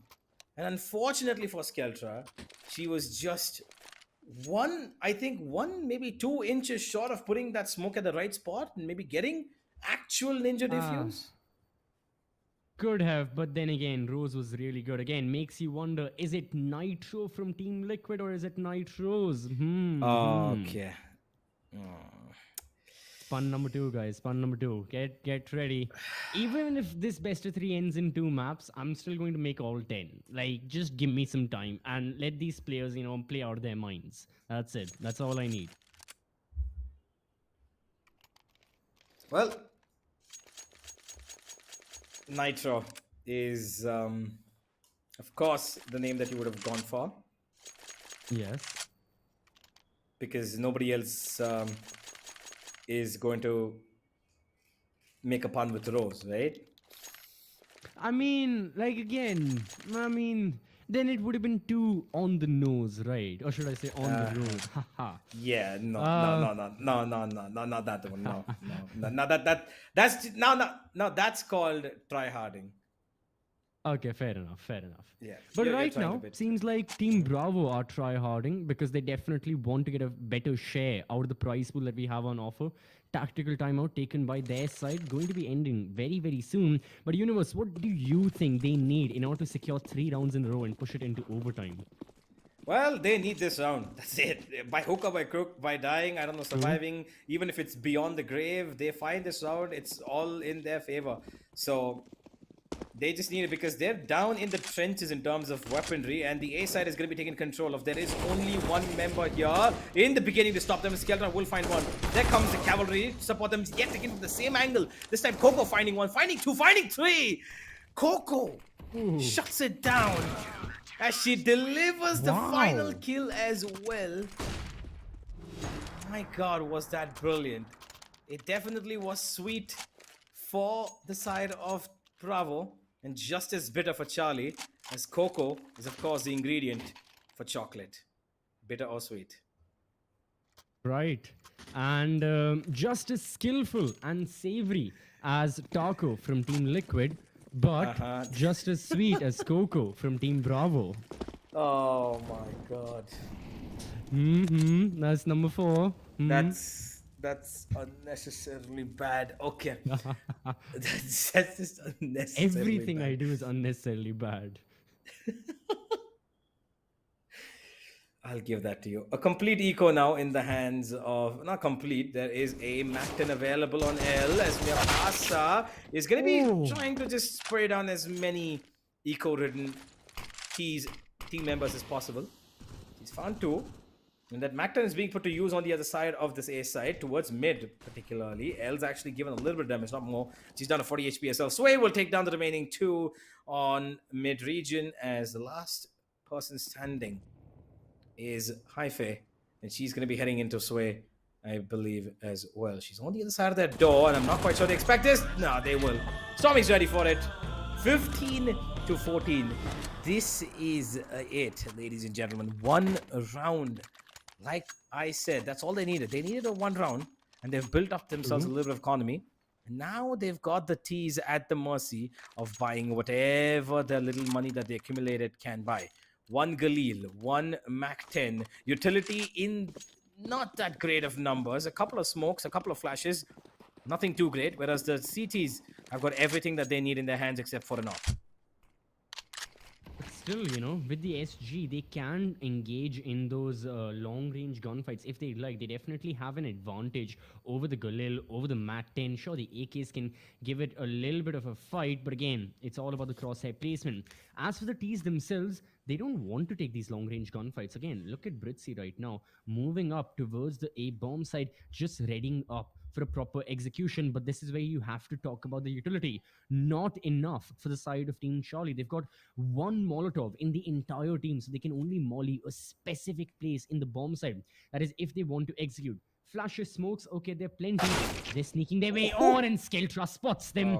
Shuts Rose down. That's number 1 now gone. Bravo now have a proper idea where this execute's coming. Stormyyy is also there for reinforcement. And again, Stormyyy also peeks wide. That's going to be another kill. And no, this is a proper shutdown. Universe, we may just be going into an overtime. Yeah, it does look like it, as the action now resumes on the other side. Kiri is going to be the first one from her team to draw blood. And they're looking for a bit more. Meowkasa comes into the support of her teammate Sway, who's pretty darn low. Well, it looks like it is going to be a B hit here. A-side was just a fake. 4 versus 3. Sway is going to make it difficult. Meowkasa will fall, but Sway is still spamming and alive and killing. And it might just be the end of it all. Overtime is practically inevitable, and it will happen. Here we go. Alright. Prior to overtime as well, again, the scoreboard also looks dead set. When you talk about, you know, the performances of all of these players, they have been giving it. I mean, of course, we've had some standard performances, but everyone is pitching in when you think about it. So, overtime it is. Yet again, it's going to be Team Charlie on the attack, Bravo on the defense. And, it's getting heated up a lot more. Before that, I gotta ask, Universe, how does overtime work in C? I forgot. How does it work? Is it 2 rounds It's 3 rounds consecutively, right? 3 rounds, yeah. Yeah. I know. I watched CS. I have seen Guys, Cloud9 here's a Boston guy Major. who's had 1600 hours in CSGO apparently. I don't go to overtime, dude. I 16-0 all my opponents. Yeah, of course you do. Like Coco's gonna get a complete clean out of this mid region. She's taken out 2 of their main players who have been popping off so far, I believe. L is still alive though, who has been another great resource for them. But having gone down by 2 members very quick in this first round of overtime, is going to throw their attacking power at a bit of a miss. One spot. Skeltra instantly going to throw in that grenade. Britsy will take down Sway. That's a good kill. It is, of course, the main woman for the side of Bravo who's fallen. She's on 32 frags, Sway. And the A side slowly being taken control of. 2 different directions, and Britsy, I don't know if she's ready for this. She most certainly is. Meowkasa, a little bit of a premature fire over there.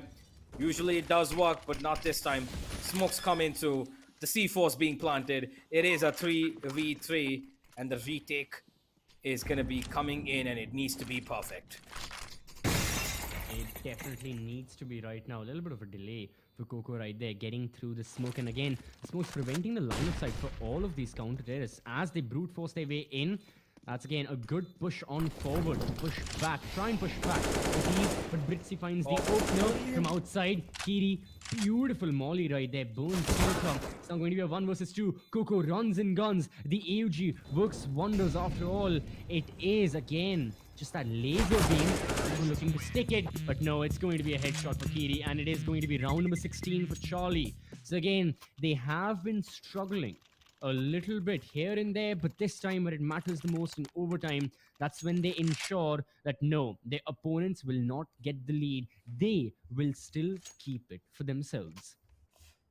You know, it's a little bit more of a well, molded team towards Team Charlie. As you can see, the kills as well. Yeah, they've got about 3 members in the 20s, and not even the early 20s, is the latter 20s, right? They're in 26, 27. This is a good thing. But on the other side, it's just been Sway and I believe Coco who've been driving the force for this team. Well, the rest of them have been finding it a little difficult. They have got kills, don't get me wrong. They have got kills, and some rounds have been pretty influential. But that's the thing, it's been some rounds. And yet again, Bravo on the firing end of things, as they will find themselves going around down on their CT side of overtime. They've got 2 more rounds to somehow work it out. A grenade, Molotov, everything being thrown in by the defense at the moment, as they're going to be flooded into this A side. The tease, Meowkasa will get the 1. There's another one from Stormyyy. Pretty much of a similar situation from the previous round here, but the only difference being that Els found a trade. 3 versus 4. The retake again this time. Should it be successful, Bravo will find a little bit of confidence, but if not, they're going to be in big trouble. They just be in big trouble right now. Hhyphae missing one of her shots with the AWP. Rose is still there, sticking around in the center of the bomb site. How long can these T's survive? Sway again, beautiful flank, double kill. Now it's all down to Kiri. Clutched in the previous round, cannot clutch this time. And Bravo, once again, will be equalizing the score when their backs are against the wall, when it is most needed from their side. That's when they step up. So yet again, it's going to be Bravo right now having, leveled the playing field. And yet again, asks you the question, which team will get the advantage right now? Because every single time they're going on such a level playing field, every single time the scores are squared off, it provides a new opportunity. It's not too much about how the previous rounds have gone. It's in overtime. Anything can happen. We have seen multi-kills take place so many of the times that even right now, just 1 or 2 initial frags, and before you know it, your team can be in the advantageous seat. Well, it seems like that advantage that could have come towards mid does not make its way happen. Skeltra will miss that up shot. As Sway actually holding down the mouth of this B side, and she's holding a good off angle, not one that I think they've predicted so far. And she could be set up for a multi-kill here. This is her playground. She is the one who needs to stop this from happening. 4 members of the terrorist side waiting on the other side of this archway. And out come the utilities. Out come the grenades. 1 flash could probably render her useless. She needs to be careful about this. A smoke comes in from her teammate to protect her. And Sway still standing. She's not letting go of this. Here we go. What? One spray What down of that time? AK-47 is gonna make this work. There it goes, and they blind themselves, but somehow they still find the kills. They somehow still find the kills. Sway held that angle for life itself, and she couldn't find one. However, her teammates certainly do. The CTs are back into it. Yes, the C4 has been planted, but it's the positioning of the members of Team Charlie that's not really optimal. Another smoke for, the side of Team Bravo. They can work with it. Britsy from behind come on. gets one. L pitches in as well, and again, once more the tables have turned. Now it's Skeltra all by herself, operator in hand. It won't be working. Team Charlie shall be getting it. And boy, again, just a slight advantage. Now the side swap happens. And there is, again, the round advantage is present. But for how long is it going to be maintained? That's the question. We have seen comebacks from both of these rosters. Every single round is literally a mini match in of itself to determine who's going to be the winner and who can get an extended advantage if possible. Absolutely. 1 SG, 4 AKs, 1 up, 1 M4A1 and 3 M4A4s. As the T's move in towards the A side, there's going to be a lot of utility being dropped in. Good utility as well at the perfect time. Gives out a little bit of damage. This L goes on 22, but she does get Skeltra. And look at the amount of utility damage being given by the T's. Oh, okay. That's just... Unfortunate, what happens. Yeah, I think she was aiming for the main side, but of course it hit a pillar, and of course the pillars in this map, or any map for that matter, are completely weirdly formed so that you never know where these grenades are actually going to land. And yeah, that has to happened. her misfortune, Elle finds a grenade popping right above her head by her teammate Kiri. It's a 4v4, and one that I honestly think that, Bravo should be grateful for. Never mind, Kiri just makes up for it, and she takes up Coco towards mid. No resistance whatsoever. Bravo should have been grateful for the situation they were in, but yet again, it's very, very slow what they're trying, and sadly for their side, they're getting picked off at every step of the way. That's the problem. Meowkasa, Stormyyy, both of them still alive, yes, but look at the predicament they're in. They're outnumbered 1-2. Both of their positions now given away. Every CT in the map now knows where these two attackers will be pushing from. They've only got 15 seconds to work with. Great headshot from Meowkasa right there. Kiri needs to settle this and dust it off. But no, Stormyyy keeps it alive. Now, it takes 4 seconds to plant the C4. Is Stormyyy going to be successful? Yes, she is. There's someone behind her. Easy kill for Britsy, and it is going to be Team Charlie now extending their lead. 18 and 16. Ooh, inching closer and closer to getting this entire map for themselves. One more round. One more. That's all they need. And with that one round, we should be heading into the second map with a Charlie victory. Which, by the way, did not happen in the best of one that they played earlier. Yeah. So, Charlie now have got a good chance to settle this one on the map of their opponent. Towards A is a little bit... Oh, actually, it's spread out evenly. They're playing the default 2-1-2. As Hhyphae is actually going with the op towards the A side. She's holding off A main, and it's a call that should be giving a lot more information than intended, because usually by this time there is some form of utility being dropped in there, so this should be expected as a B hit, which it is. The T's are taking their sweet time. They don't want to give up too much information. They just want to play on the back of some picks, some informational plays, some mistakes hopefully being made by the CTs. But so far, no contact anywhere on the map. Sway looking for that first contact. She does have a player pretty deep inside that CT map region. She is standing in towards, I believe, what is called Palace. 45 seconds left. Yeah. Getting a little too close for comfort here. either they make it, either it's a breakthrough or it's a breakdown for the side of Team Bravo. I mean, really, with this little time, you need to push forward. Kiri, standing at the forefront, unfortunately, is going to be diminished and is going to cause, again, man advantage. And again, and it's going to be amplified even further with the side of Team Bravo making things better. They are Oh, the that ops now for flash! Charlie, working in great effect. Hhyphae falls back even further. 15 seconds of the clock. The attackers are surrounded on all sides from this defense. Hhyphae is going to be relocating, and again, getting one of her teammates. Rose adds on to the pressure even further. Coco on very low Wait, HP. what? Skeltra follows suit. Hhyphae just walks into a Molotov. There goes Rose. It's all down to Britsy. AK-47 in hand. She spots the opposition. They're very low on HP. A couple of bullets. This can be it. Britsy has got a Molotov to work with. Throws it out. Oh, That's Britsy. one isolated gunfight. Looking for another. She now knows where her opponent is. The smoke was a little too far off. She's trying to stick it, but no! It's going to be Coco securing round number 17, and Team Bravo are still in it. Whew. Oh boy, I don't know how Hhyphae just died to that Molotov there. That was Yeah, it was in front of I her. guess she was looking for a better angle, and she was scoped in with the op. I guess. Yeah, maybe, but yeah, of course, that Molotov spread always is a True. it's such an annoying thing to do because you never know the spread of a Molotov. It's kind of annoying, right? And Mhm. she falls prey to it, and now you're gonna have to fight it out in the final round of overtime one.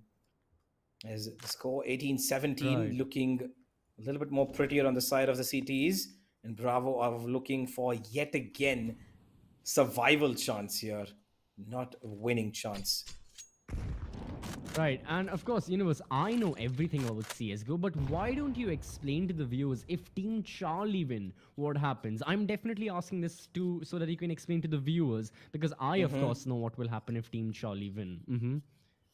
Yeah, of course, I would, you know what? Actually, I would like to hear it from you because I actually don't know what's going to happen if Team Charlie It's win. the Why don't same. you I illuminate us? believe it'll be another over. Let's see, let's see. It's up for mystery. Okay, you know what, Team Bravo, please can you win? Please, please, thank you.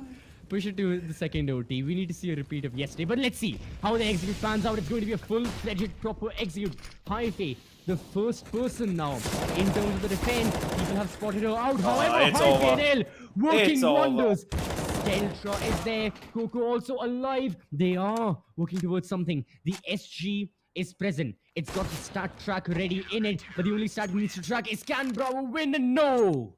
They cannot. It is going to be a victory for the side of Team Charlie. They fought excellently. I gotta say, this entire map, after losing it to Team Bravo just a couple of hours ago in the group stage, now going to overtime and securing it is a big win for the side of Team Charlie. Well, absolutely. The minute they entered into that ace side, it almost looked like it was going to be a little bit more of an overtime tending ground, but Right. it didn't, right? Because we had to show CCV what happens if you win the 19th round, right? I So, knew it. I knew of that one. Yep. course, of course you did. Of course you did, my friend. So that's what happens, okay? Get it? You Right. understand? All right. Now, Mm-hmm. let's have a look at the match highlights as we take CCV back to CSGO schooling, and we find out how it is that Charlie made an amazing showcase of skill and came back from, I believe, 7-2 or 7-1, I believe at a point they were, to win this 19-17, forgive me. I mean, you talk about CSGO schooling, but I think, I should be the one schooling you because, again, CSGO, Team Charlie, CCV, anything in common? We are all winners right here. So, keeping keeping that in mind.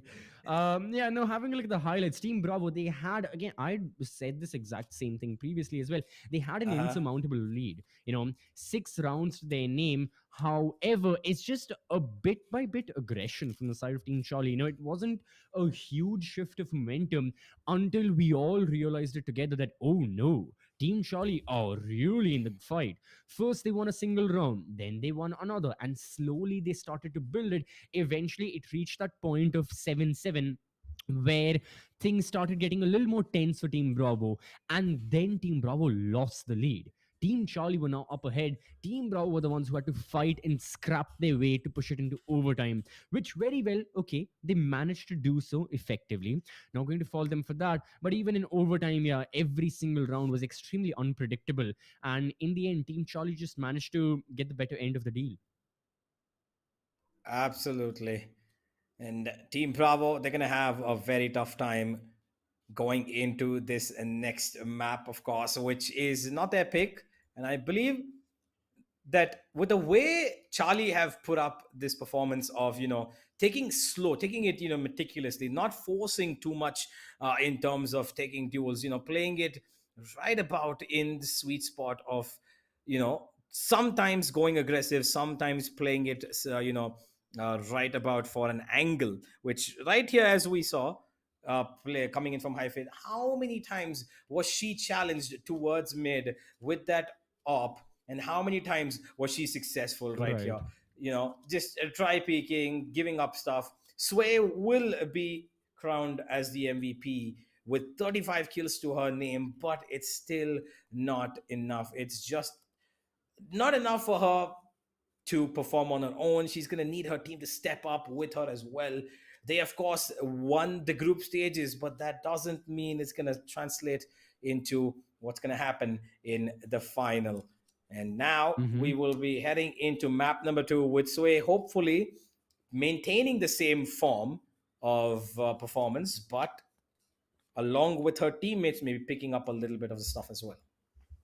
I think on Mirage, things will definitely get easier for both the teams because, again, communication will be a lot more easier as well. Since, again, Mm-hmm. with Anubis, it may happen. You may know like the bigger callouts, right? The more standard ones, but it's the small details that Yep. in the heat of the moment, it can really cause some chaos. On Mirage, Mm-hmm. that may not happen. However, we will only see that once we head on forward to the next map. Before that, Yep. ladies and gentlemen, we should be taking a very, very quick break. Don't go anywhere. Stay tuned as we'll be right back with map number 2.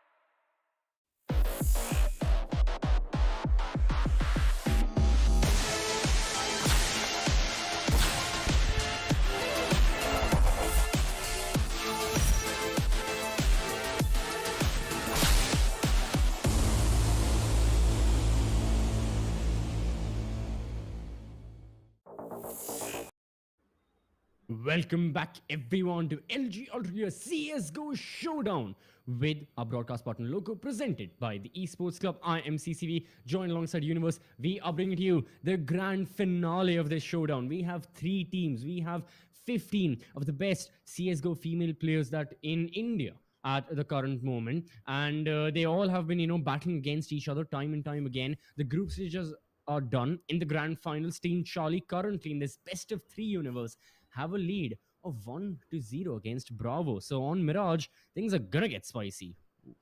Absolutely. We head into Mirage, a map that I'm pretty sure these players are all too familiar with. Anubis might have Right? been, a little bit more of unfamiliar territory. But here, we've got a bit Yeah. of a home ground of almost every single player, I believe. And they are going to enjoy this. I'm pretty sure the viewers also are going to love this, map of Mirage. Given that, whenever you see a new map, it kind of throws you off a little bit, thinking, okay, you know what, it's a new map, I want to see Mirage, I want to see something that's familiar, where they can actually make plays which that you recognize, right? Because Mm-hmm. usually on maps like Mirage and let's say in Inferno, you actually can strategize, and you can analyze what the players are actually doing, unlike CCV, who knows exactly everything about the game, and he's never Yes, missed a single. He's I'm the the almighty. machine. Yeah, I'm the machine You're learning for CS:GO. okay. Mm-hmm. I really thought for a second Right. you're going to compare yourself to Machine himself, and I was going to just No, flip. no, no, no, no, no, no. Okay, I exaggerate my ability, but not to that extent. No, some day after 50 years, I don't know, maybe. Right now, Sway definitely can compare herself to Kenny S with the shots she's been hitting, but this time, after 1 kill, she'll be shut down. And again, everyone in Team Charlie, they want to execute onto A. However, Skeltra P250, it's always a great combo, and this time the headshots are a great sound for the side of Team Bravo to hear, and a great sight for them to see. Why? Because Team Charlie only down to 1. It's Kiri all by herself. That's 1 headshot. All right. Looking for more. Spots a couple more players. Wait, has the USP run out of bullets? Oh, it has. Goes back to, again, the trustworthy Austrian Glock 18. But it's more about, just getting any kill possible. She is all alone. She's got no hope to get the C4 as well. She's got to go for the gunfights, and it's going to be a triple kill for Skeltra to open things up. Well, Bravo with the opening, as they will find a pistol on the map of Mirage. Still a long way to go, but out comes the PP Bison from Skeltra, which, by the way, she's been wielding across quite a few maps. I've still not seen I would love to see a PP Bison spray down, but still not happened yet. I think we've only seen 1 kill we only saw 1 kill in Anubis. But yeah, other than the PP Bison, I'm really excited about the FAMAS, but I'm more excited about this B push. It's going to be a full rush B, and Coco is there, MP7 in hand. That's 1, 2, Sway's present. Ooh. That's the 3rd C4 drop, and it is going to be a complete clean out of the side of Team Charlie. Flawless round right there, and a very simple one for Team Bravo. Indeed, it came a little too close. Coco could have been taken out here by Britsy, but unfortunately, the Glock does not connect as well as it did for Hhyphae in the previous map. Of course, the collateral with the Glock, who can forget that? Right. Either way, here we are. The first buy round coming in from the T's, as they've got AKs all around the board, and they are heading in towards mid, finding a little bit of space to work with. Nobody at the moment to give them a resistance of any sort, apart from B shot, which Sway is being boosted upon. And she's got a good off angle. She's hoping that nobody comes up close. Oh, there she spots. There's one, and there comes Britsy. Expected and dealt with. A flash comes in. Coco's pretty up close in front. She will find one. Make that a second. Coco is absolutely on fire at the moment. Britsy and L will find the remaining 2 on the other side, as they will now make way back to get the C4, which is being guarded by Coco. And she's making that FAMAS sing the songs of death, and it is absolutely melodious. 1v2, L and Rose. And they've got a person against them who is on for the ace, but L will take her down. Charlie somehow scraped by a round, which honestly should have been a lot more easily acquired. Exactly. Exactly. This was the bonus round for the side of Team Bravo. They really didn't rebuy a lot. It was just for Mars's MP7s, and still they managed to, displace 3 of those AKs, forcing yet another rebuy. As for Kiri, cannot even afford the AK-47 for the time being. Going to go on the UMP. All the more means that when you talk about it financially, both of these teams, they have their ebbs and flows, right? On one hand, Team Bravo, Sway's got the op. On the other, there's that MP7 yet again that Meowkasa is wielding. The AWP as well. Oh, it could have fallen out of the hands onto the ground if Sway wasn't careful enough. But now, holding same angle, and this time, she definitely connects. So, Hhyphae is gone. There's a lot of mid aggression that Team Charlie are looking for. They can push into Sniper Nest. They can push in towards, Catwalk as well. They just want to go in towards jungle. Through connector, they'll be peeking the angle. There is someone. And yep, that was Stormyyy waiting for the perfect attack. Finds one, but the site is still going to be under control of Team Bravo for the time being. 2 versus 3. Meowkasa's here with that MP7, which is a deadly weapon, but not at the long range, of course.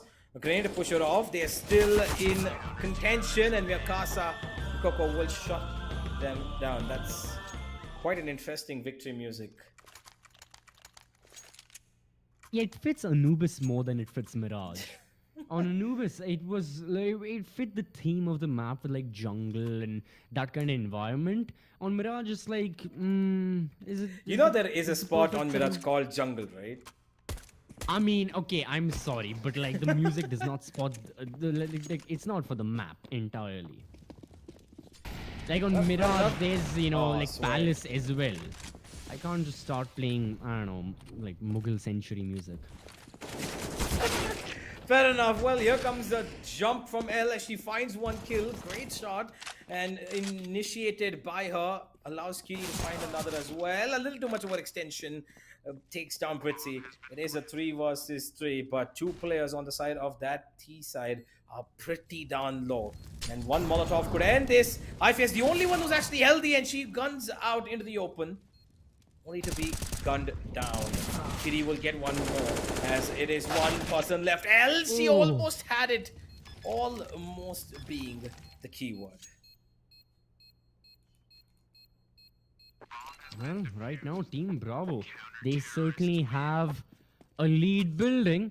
But my oh my, I wonder where I've seen this before. Team Bravo, very early on into the matchup, building this lead. I mean, yet again, Universe, we were talking about the slight CT-sided nature that Mirage has. Maybe it's because of that Team Bravo are looking good, or it can be the same reason as it was on Anubis. It's that early map confidence that both of these teams needed to be on equal for it to be a proper face-off. And I feel like Team Charlie, they don't have as much of an early round confidence. Like even when they're going for their 5-man rushes, I mean, a lot of it is because it was an eco round. They only had Glocks, but even in their executes, right, 1 kill and things get displaced a lot. Let's see. The attackers are making their way through towards mid right now.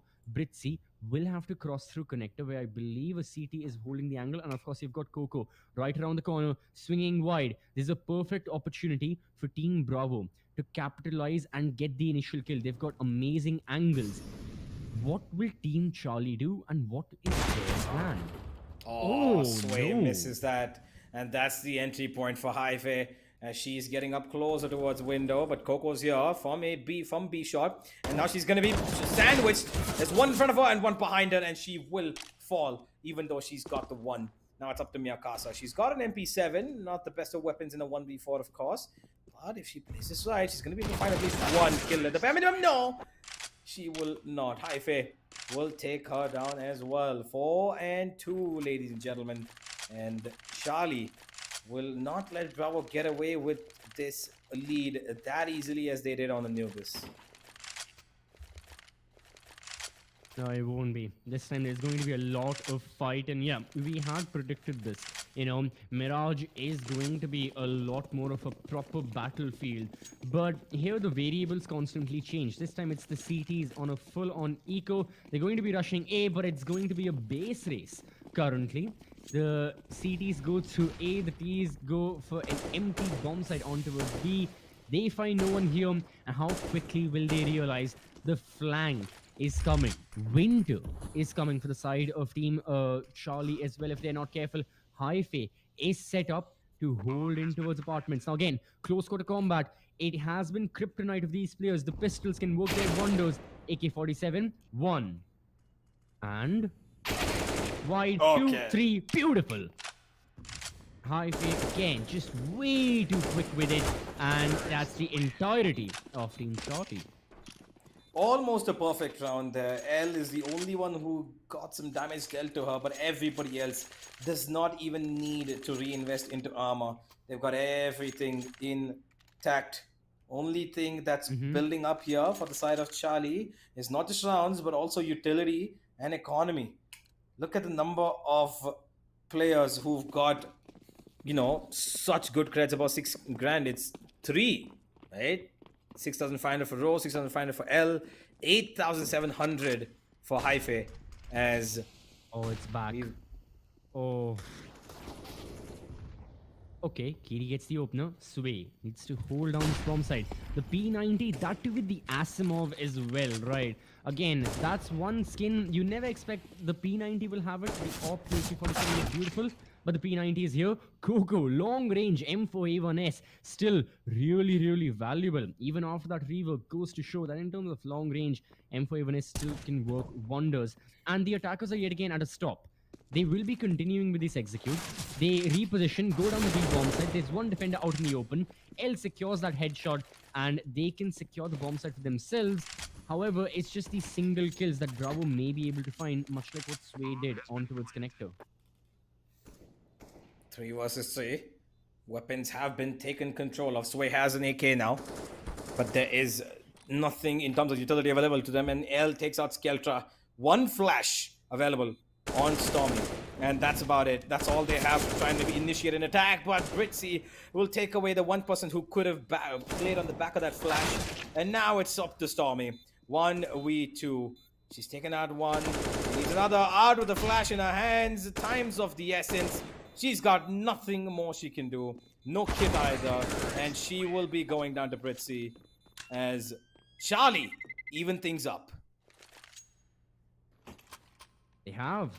So, yet again, I mean, we talked about that early match confidence or that start confidence for Team Bravo being greater than the side of Team Charlie.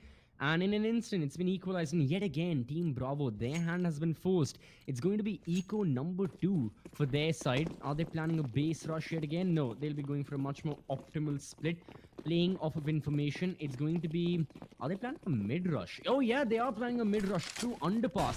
They'll be looking to flank the attackers. A much more quicker and a much more faster flank. But again, is it going to work? Because on the bomb side, Meowkasa is gone. Skeltra Sway, yeah, it's the underpass flank was a good idea in theory. But unfortunately, Team are just way too much in control. Look at these shots and this aggression. Great stuff from Charlie here. They're showing confidence, of course, and they need it to be continued into the buy rounds of their opponents. Kiri will be looking to finalize this round and take the final kill, which I'm pretty sure she's aware of is around here. Yep, there's the headshot delivered. As now, Charlie take the lead in the map of Mirage, which honestly is on the back of 4 amazing back-to-back rounds. This has become kind of pattern, isn't it? Bravo taking the lead, good set of rounds that they put up, and then they give away the shop to their opponents in succession. Because my God, the number of rounds that they can buy in right now, Charlie, even if they lose, at least 3 rounds. True. Like a lot of these rounds, and yeah, like you mentioned, the economy as well, they've built that safeguard for themselves. So that's all well and good. Against Team Bravo, okay, Team Bravo, they're always ready. They make it better, but the initial kill, Meowkasa, yeah, unfortunate for her. This time as well, she was in prime position. But because the player on towards Catwalk is now gone, Sway needs to rotate all the way back to, B bench and play the B bomb side extremely passively. Rather earlier, Sway was in towards the sniperness. She could have done something from there. But the more you talk about Team Bravo, the more the situation gets desperate. in this round. Only 2 players remaining. They've got excellent guns to their name. I can't deny that. But you also have to accept the fact that their situation isn't all too well. Unless it's going to be, again, those individual glory plays from the side of Coco or Sway. Yeah, it means Nah. that Charlie are just going to be building their lead further and further. Yeah, swear she gets away from that angle for just about a second, and she's still alive, and that's actually a miracle because she's being surrounded by sharks, and one of those sharks is Britsy. She's getting way too close to her opponent.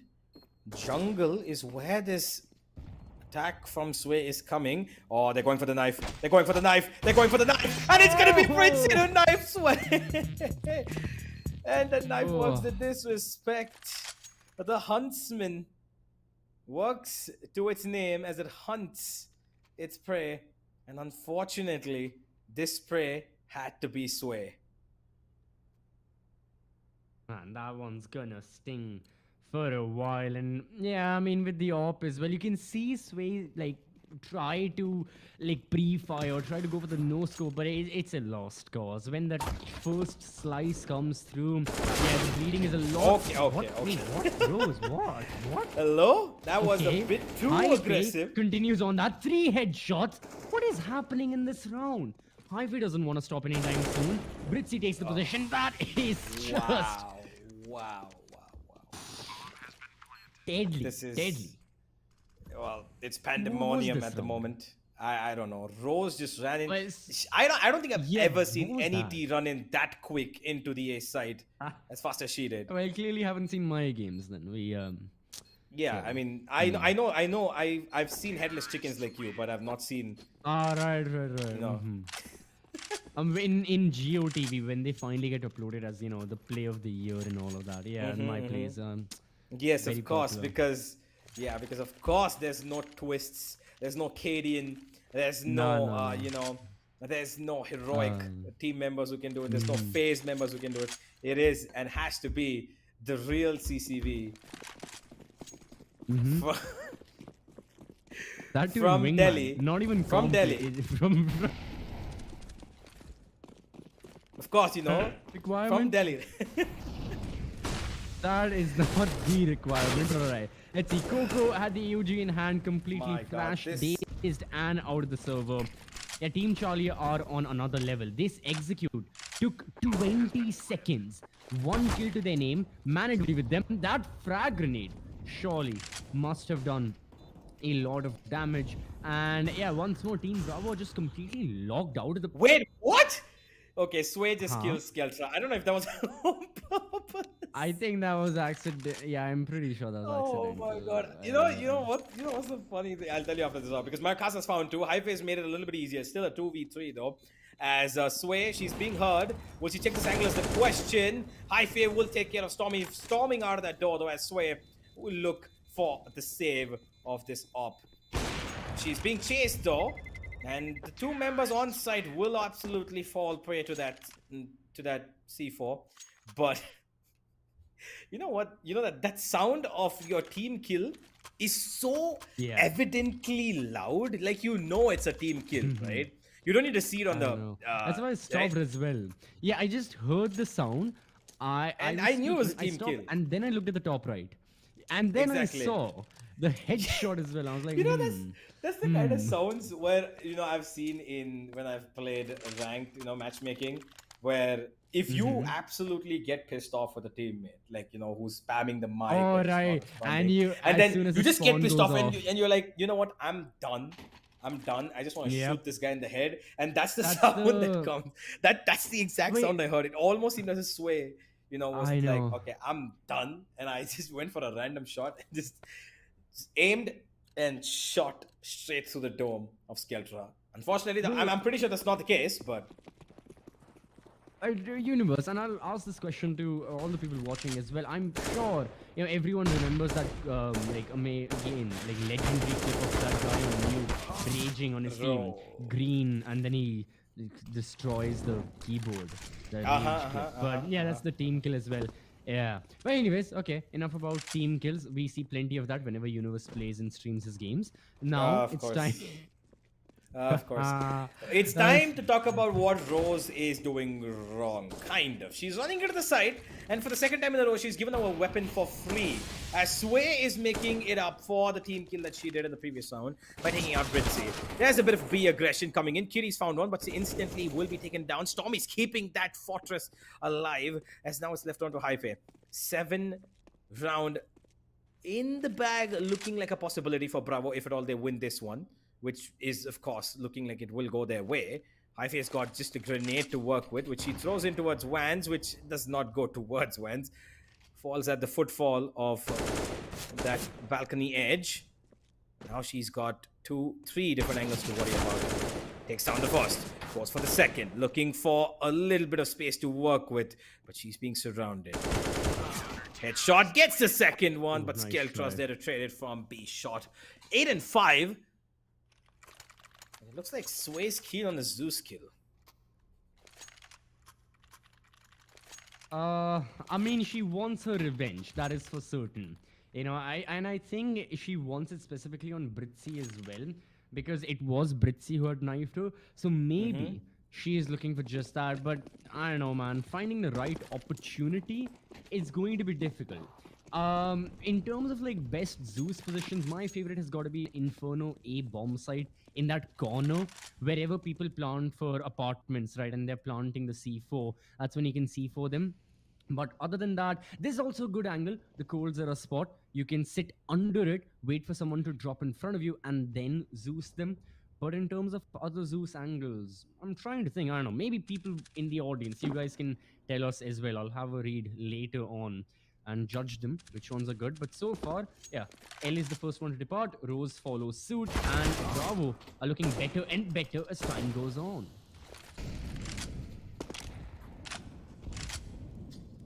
Oh. Well, here we go. A lot of damage being done to the CTs over here as well, even though they are in the lead in terms of men. Oh, women, forgive me. 5 versus 2. That miss shot from Sway will not cost her much, just about 3/4 of her life. 2 versus 5. Doable, to be honest, if at all they're going to be able to find the kills onto Sway, Stormyyy, and Skeltra. Looking for it towards the ace site. Britsy again, a miss shot on her, but Skeltra's not going to be missing her shots as she finds both. And it is going to be 6 and 8, and it looks like we might just end up on the similar scoreline yet again from the previous map. And yeah, there's that huge burst as we can see of victories for the side of Team Charlie. But for the past 2 rounds, again, things have calmed down. I believe this is the final full buy, or like one of the last full buys that Team Charlie can go for. Of course, me talking about economy is irrelevant since this is the final round of the first half anyways. So there's that. And after this, yeah, side swap's going to happen. We'll be seeing Team Charlie on defense right now. So again, you can go all out, and Sway definitely is following suit on that. But none of the attackers towards Palace. It's going to be a full-on B execute. They're rushing through the Molotov. There's really no need for this, Britsy. I get it. You wanted the element of surprise, but that's a little too dangerous. It's going to be the AG as well. Coco is ready, prepped. Another L finally eliminates 2 defenders. But alongside Hhyphae, a little too much to do for these attackers. Yeah, indeed. 3v2. L is pretty down low, but she still manages to find one, evens up the odds here. And they've seen one person. She's right standing next to Garbage. And that Molotov could be perfect, but Sway takes out L, and there goes the swing. Hhyphae needs to be careful here. The double pick could probably be the problem. And she takes care of it. Isolates the first. Got the second. She knows where Sway is. It's the 2 supporting members of the team who've been running the show so far to bite it off against each other, and it is going to be 9 and 6. Charlie will succeed in the first half by 3 rounds. I thought Iron Man had good character development. Turns out my man Universe has amazing character development by not making a nice joke right now after seeing the score. I'm tempted to, but I think I You're should better. just You're better than that. Universe, come on. Think of all the sacrifices Iron Man did. If he sees you making that nice joke again, he will be I disappointed. mean, Hmm. to be honest, okay, I'm just gonna let it slide because the B side's being Yeah. completely ridiculed by the B side push, and they will find the first kill. L's gone down, and there goes another by Skeltra. Skeltra will be traded off by Britsy with 2, and What? there's gonna be third coming in from Sway. Still a 2v3, doable for the side of CTs, but it is difficult situation for them to be in. Hhyphae still alive, and Kiri makes it easier on her to try and get into this site as the attention has been diverted. But Sway still standing strong, and now The it's headshots. Kiri on So V2. far, I mean, yeah. Let's have a look at the final couple of kills. If we see multiple of them, he moved on forward. Has got the diffuser kit. It is able. Oh, it was almost the final kill not being a headshot. A little unfortunate because I was going to say, when did we change the requirement of this server to go from a competitive match to a headshot free for all death match? Because that's all that happened. It was a headshot only free for all death match. You kill. You just enter the site. You shoot anyone. That's all that was happening. Amazing shots connected. But towards the end, yeah, Team Bravo are still in it. They win a much needed pistol round because of the fact that it allows them to again go for that anti-eco. A couple of AK-47s have been brought and MP7s being brought to the fight as well. They can get this bonus round for themselves now. Further mitigate the lead disadvantage that's to their name, get it to an 8-9, and then play forward from there. Well, it seems like one of the players unfortunately has disconnected from the side of the CTs, and we shall be waiting her arrival as we take this technical pause. And I think, startlement, surprises is something that we should all be hoping for. And surprises have been delivered here in terms of Charlie. Talk about surprises. Here's one. Oh my god.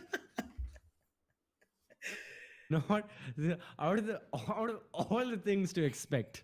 That was not. This is this is your average Gold Nova 2 player. This is the one right here. This is who you face off in the death matches. Average goal Nova Um, 2. Okay, yeah, I'll I'll take I'll it. use that as caption. Yeah, this is the guy with all the fake out plays and the flash plays and all that. Uh, mhm. But right now, Universe definitely, you're in the grind set mode. You're definitely feeling the grand finals. I'm sure the players are as well. During Yep, this technical timeout, both the teams are at such a stage where the game is really not slipping out of anyone's hands. The round absolutely. count is very, very close to one another. So yet again, Team Bravo and Team Charlie, they can just think about, how to proceed forward in the simplest manner possible, while also thinking about the fact that how can I Zeus my opponents, or how can I knife my opposition? Because I know for a fact a couple of players will be thinking that how can they exactly take their revenge in the server. So we'll be Yeah. keeping an eye out on that. Absolutely. I would love to see another knife kill come in, right? And of course, if Sway Mhm. gets it, she's going to be pretty happy. And especially if she gets it on Britsy, she's going to be double happy. So I believe a knife or a Zeus kill is in the works. That is only if they find maybe a comfortable position to do it. And of course, a comfortable lead, because I'm Mhm. 100% sure they're not going to try that, especially given that they are still 2 rounds down, right? So they need a little bit more of, I would say, the aggressive play that Charlie did on their T side was showcased in the pistol, right? So it worked out. It worked out pretty well. Britsy did prove a little bit of a problem, but eventually it worked out for them. And I think that those fast plays need to keep coming in, and it'll actually help them quite a bit. And I believe that with the way that Charlie put up that aggressive play up, they actually don't know how to Mhm. counter it as well, unless the utility, of course, comes in. So let's find out how it does, tremble down into these last couple of rounds that we have on the map of Mirage, which I believe should be heading into the hands of Team Charlie. Let's see. All right, you've definitely given your suggestion right here. So we'll wait and watch. Oh no. We just mentioned it, Universe. We just talked about Zeus. Rose is there. She'll be spotted from there. Yeah, no. Oh, she still gets Okay, one. they secure one kill. That's good, Hello? but that's the round. Yeah, that's it. Just quick work for the side of Team Bravo. Move in, shoot. That's it. Another day in the server. It's pretty much it. A lot is being picked up. That's what we are seeing. Lot of these players, they've got the Zeus ready. So they're waiting for it. They're waiting for the perfect opportunity.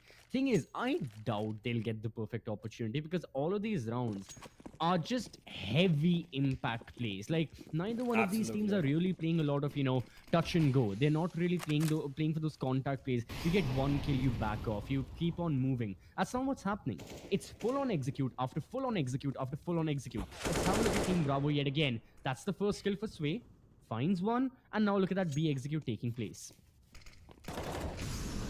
Rose, she needs to be careful. She needs to support her team, and they know there's one shot down from window. She's not ready for it. Meowkasa and Stormyyy will find the entries, and now it's up to Britsy and Kiri. A long flank here from Britsy, and while she might be good for one, her teammate needs to draw a little bit of attention towards herself, which she does by getting the first kill. And now there's one on Van, which is going to be a free kill for Britsy. A little bit of a struggle, but it's come down to a 2v2. And now Britsy needs to be the hero. She's the one on 100 HP. No utility available on the side of the CTs. Well, Kit is there on Kiri, but there are Molotovs available on the side of the T's, as Kiri will take down one more. And now she can just try and stick that defuse. She's going for it. And there comes the... Oh, what are you doing? No. What are you doing, Wait, Coco? What?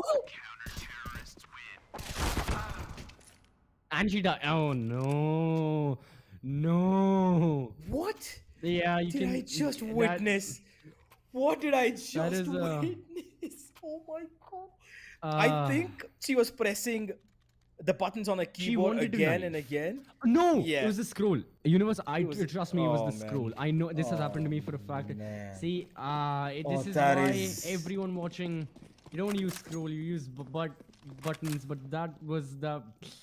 that's a that's certified epic I move. That's can a certified feel it epic move. in my gut. And now Charlie's Now got with the confidence. fire!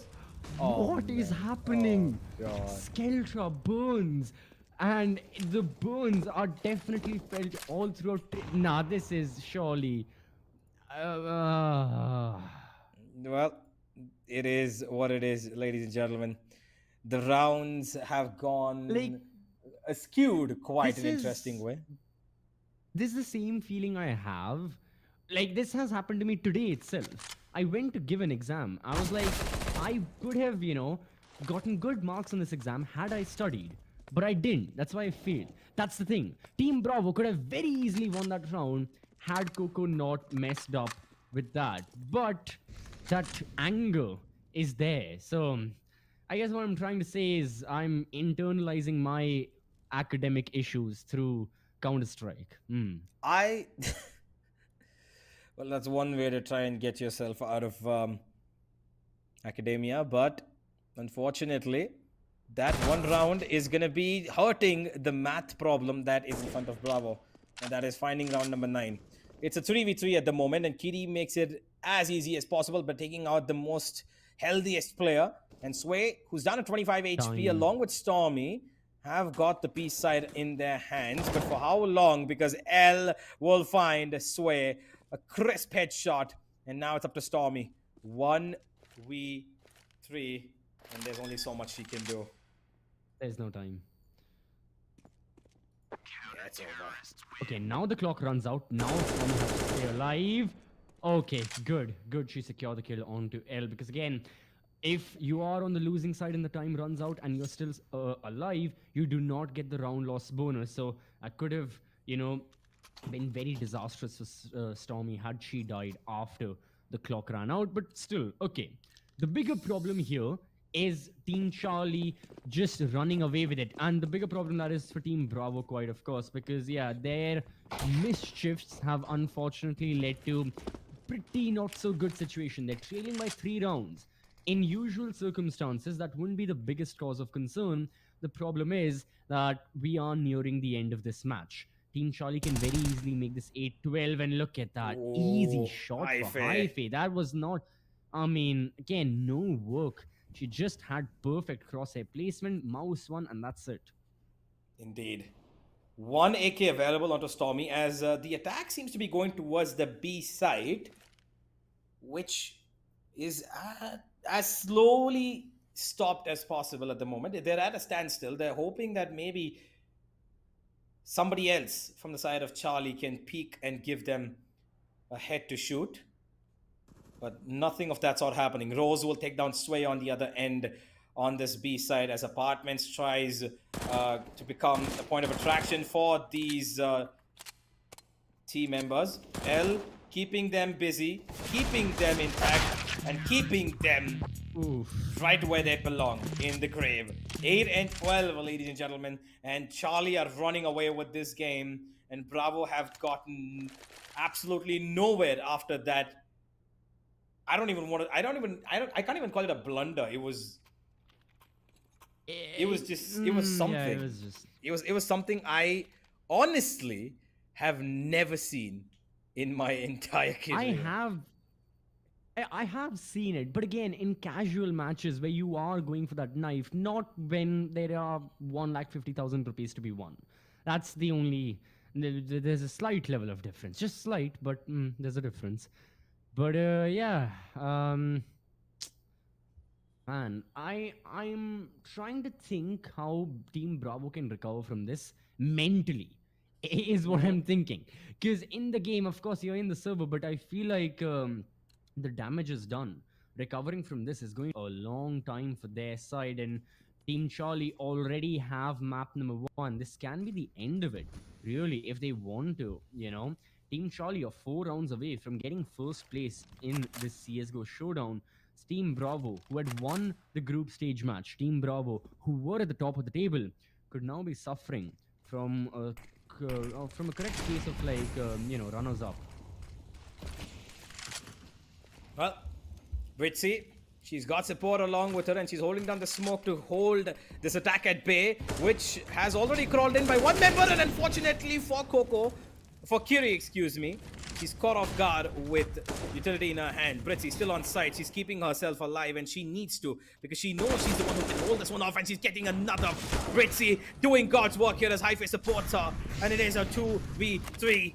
Skeltra's down to 26 HP, and Meowkasa needs to make this work. She's the only one with proper health, 100 HP, and she's gone down a little bit by taking out one. Hhyphae falls. It's a 2v2. Still doable for the side of T's, but like we've talked about it, the mental of these T's has fallen greatly because of the last couple of rounds. That vent break could prove to be a problem for the T's, as they cannot even try to rotate away from jungle. And that's actually good because it's being held by the opponent, and that's a little bit of an overextension from Meowkasa. And that's left Skeltra alone in a 1v2 with one bullet that it has her name written on it. Ooh. Either an AK or a FAMAS that's going to deliver it. And it's going to be the AK. And it's going to be round 13. And it's going to be Charlie to get a step closer towards that 1 lakh prize money. At this point, Team Charlie, yeah, they are looking far too good. I mean, I think the play, I mean, I can just paraphrase it. The play not only caused irreversible damage to the side of Team Bravo, but the confidence boost it must have done to the side of Team Charlie. I think it, yeah, it works two ways, man. It's a double-edged sword, but I think both the edges somehow have cut and bled the side of Team Bravo. Right now, they can still pull back. Okay, mistakes happen, but that was just chaos in a certain way. But this can turn things around. Coco, beautiful shot. SG works wonders. I personally never put my trust in that gun. I know it just sounds not trustworthy, unlike an AUG, but Coco makes great use of that SG 553. Yeah, most certainly does. It is a 4v5 at the moment, and one of the most dangerous members of that team, Charlie, has been eliminated. They've taken their moment to try and find avenues to work with. As Sway, oh, she completely did not expect that. What a brilliant position being held by Britsy to find and kill for free practically. Jumping into window, finding a second. No, she's damaged her more than enough though. Meowkasa is just about a whisper away from death as they take connector and Kiri is holding. She spots one and she's been spotted herself as well. The bomb will be planted. Oh, that grenade, a little too late. 4 versus 3. Now, can they build on this retake? All the CTs coming in from their spawn as well. So again, either it's going to spawn or through jungle. They need to brute force their way in, and that's where the problem lies. The AK-47s, they may be a little too strong.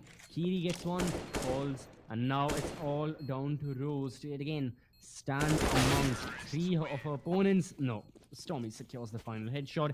And finally, Team Bravo secure a round. That is really much needed for their side and from themselves. Now, can they continue on this trend is the main question. I can see that Skeltra is going for that heavy investment into the op as well.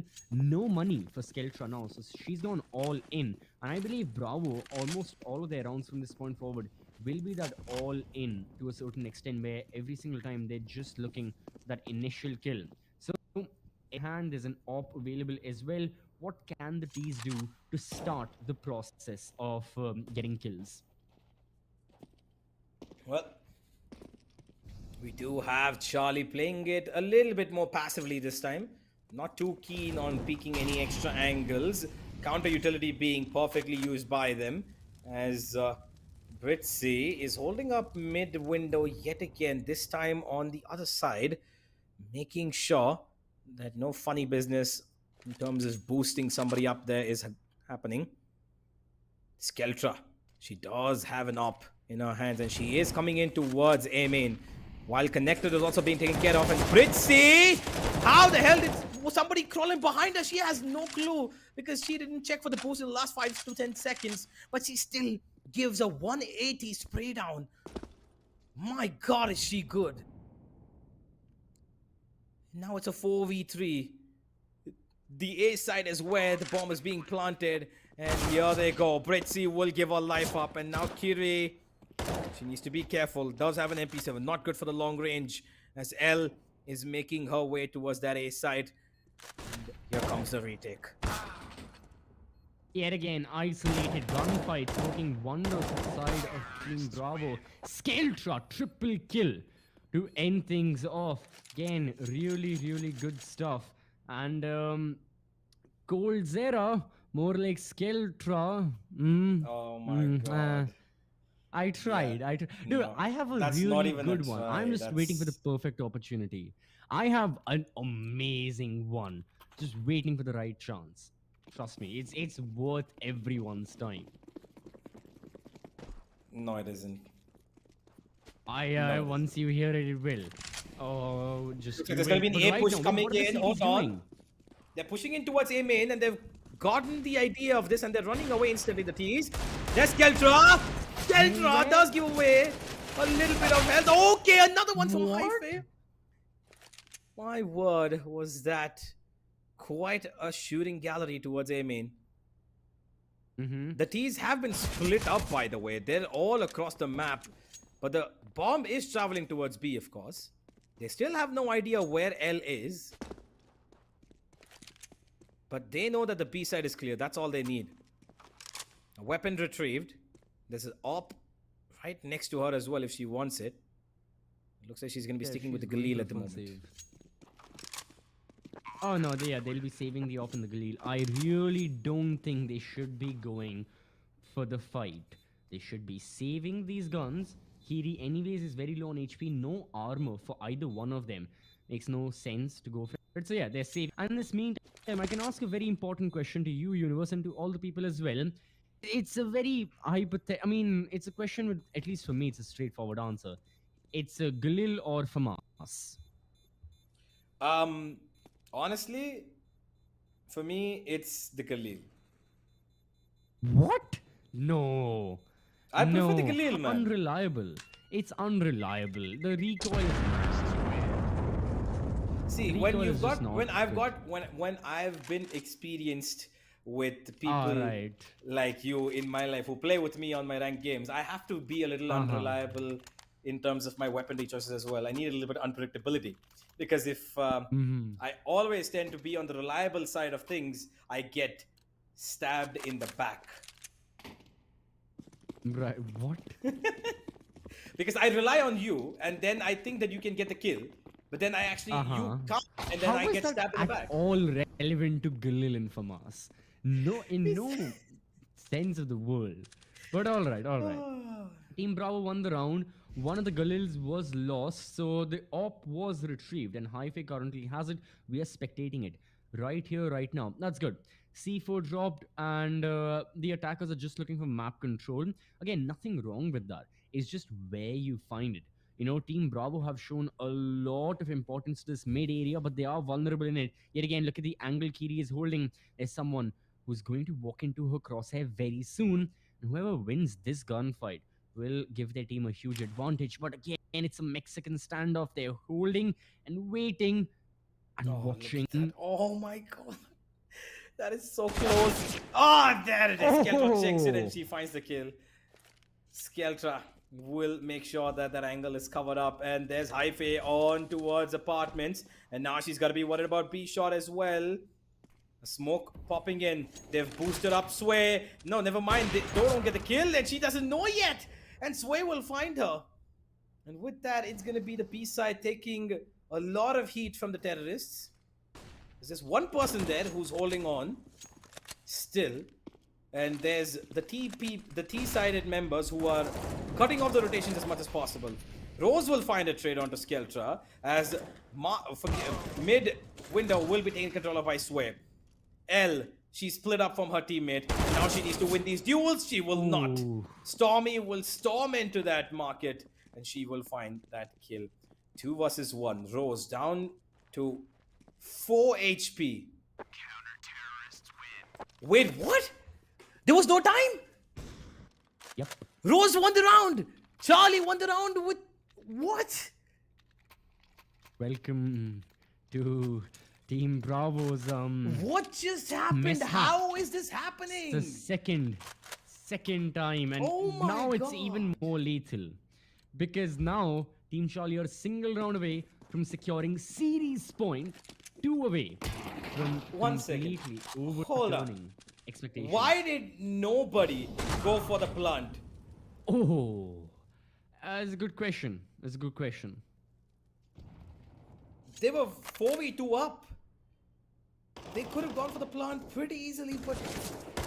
God. Okay, well, A main, a lot of altercation happening here. Skeltra will win that fight as it is a 2v4 yet again. And this time, hopefully, somebody remembers to put that bomb down. What? Okay. I don't understand this game anymore. Ladies and gentlemen, I'm going to walk out of here. How is it? Thank you very much. Good Yeah, night. Universe, how is it? No, Universe, how is it that Mirage is more confusing than Anubis? I refuse to believe this. What are we seeing? And now it's an eco. It's another overtime. No, I'm saying it. It's another overtime. I know for a fact it's gonna go. Oh, it's another A rush, and the T's are coming here as well. Oh god, this is going to be a major mishap. Well, all the CTs completely flashed and dazed. They are hiding. Oh no, I do not see this going well for Team Charlie.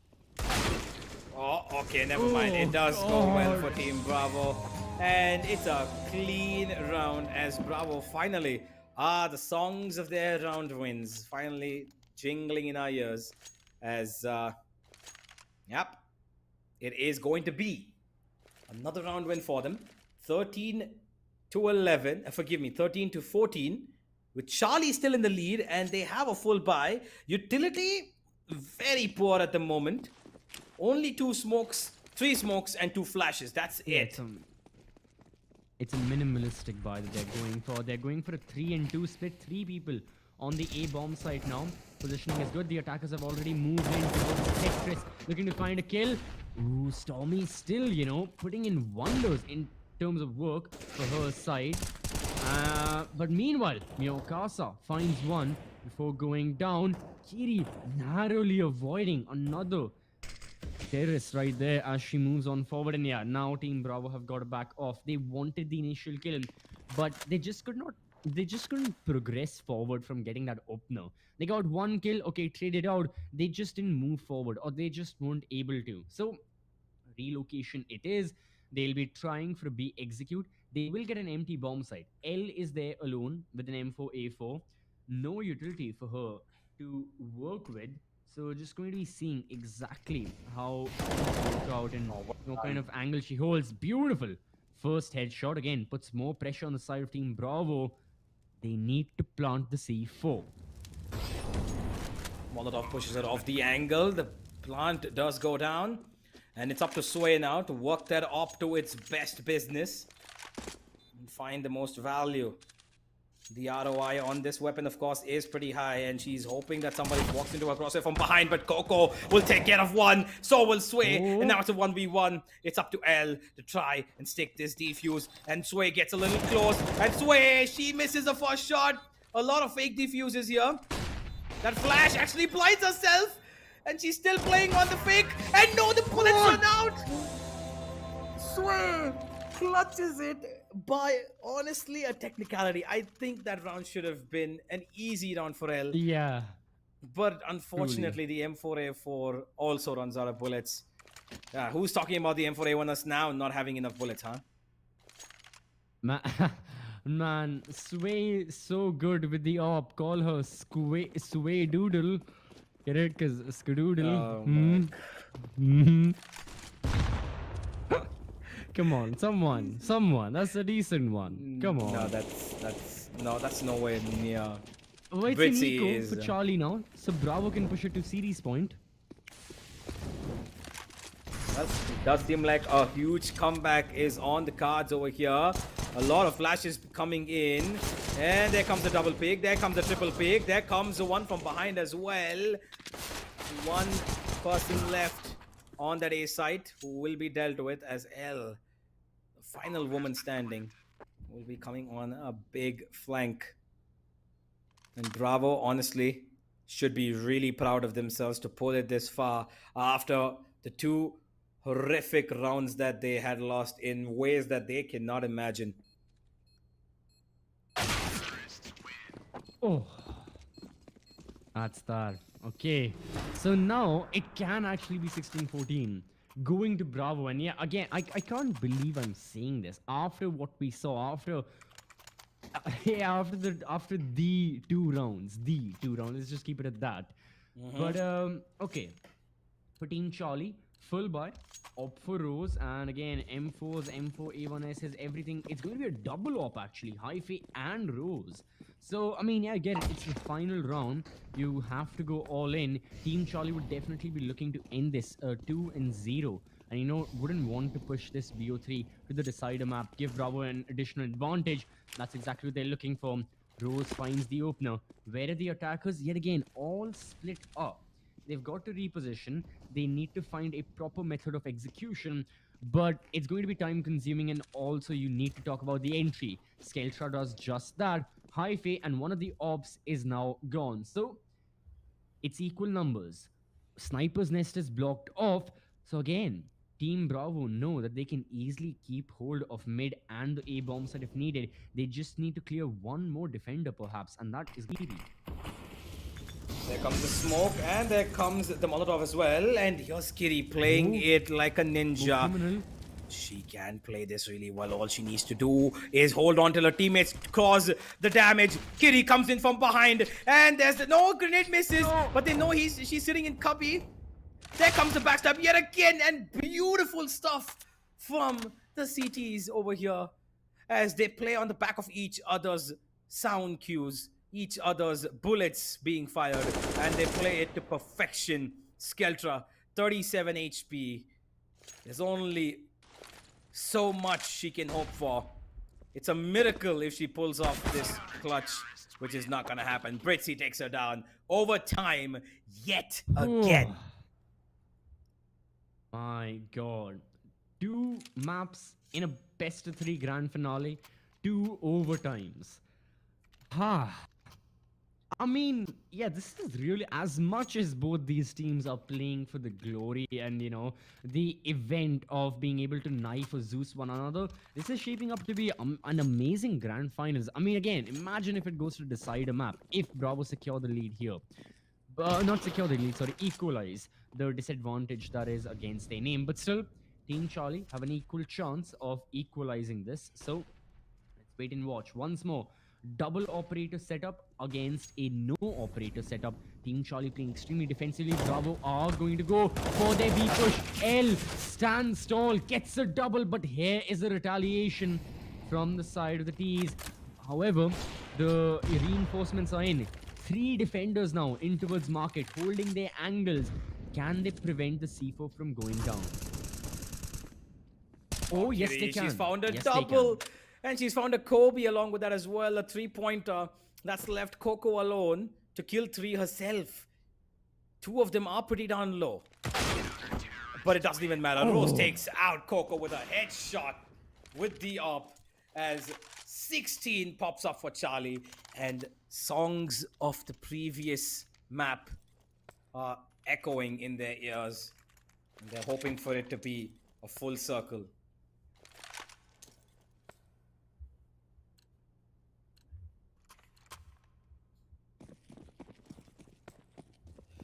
Oh boy. Here we go. Again towards that A main side is the op held.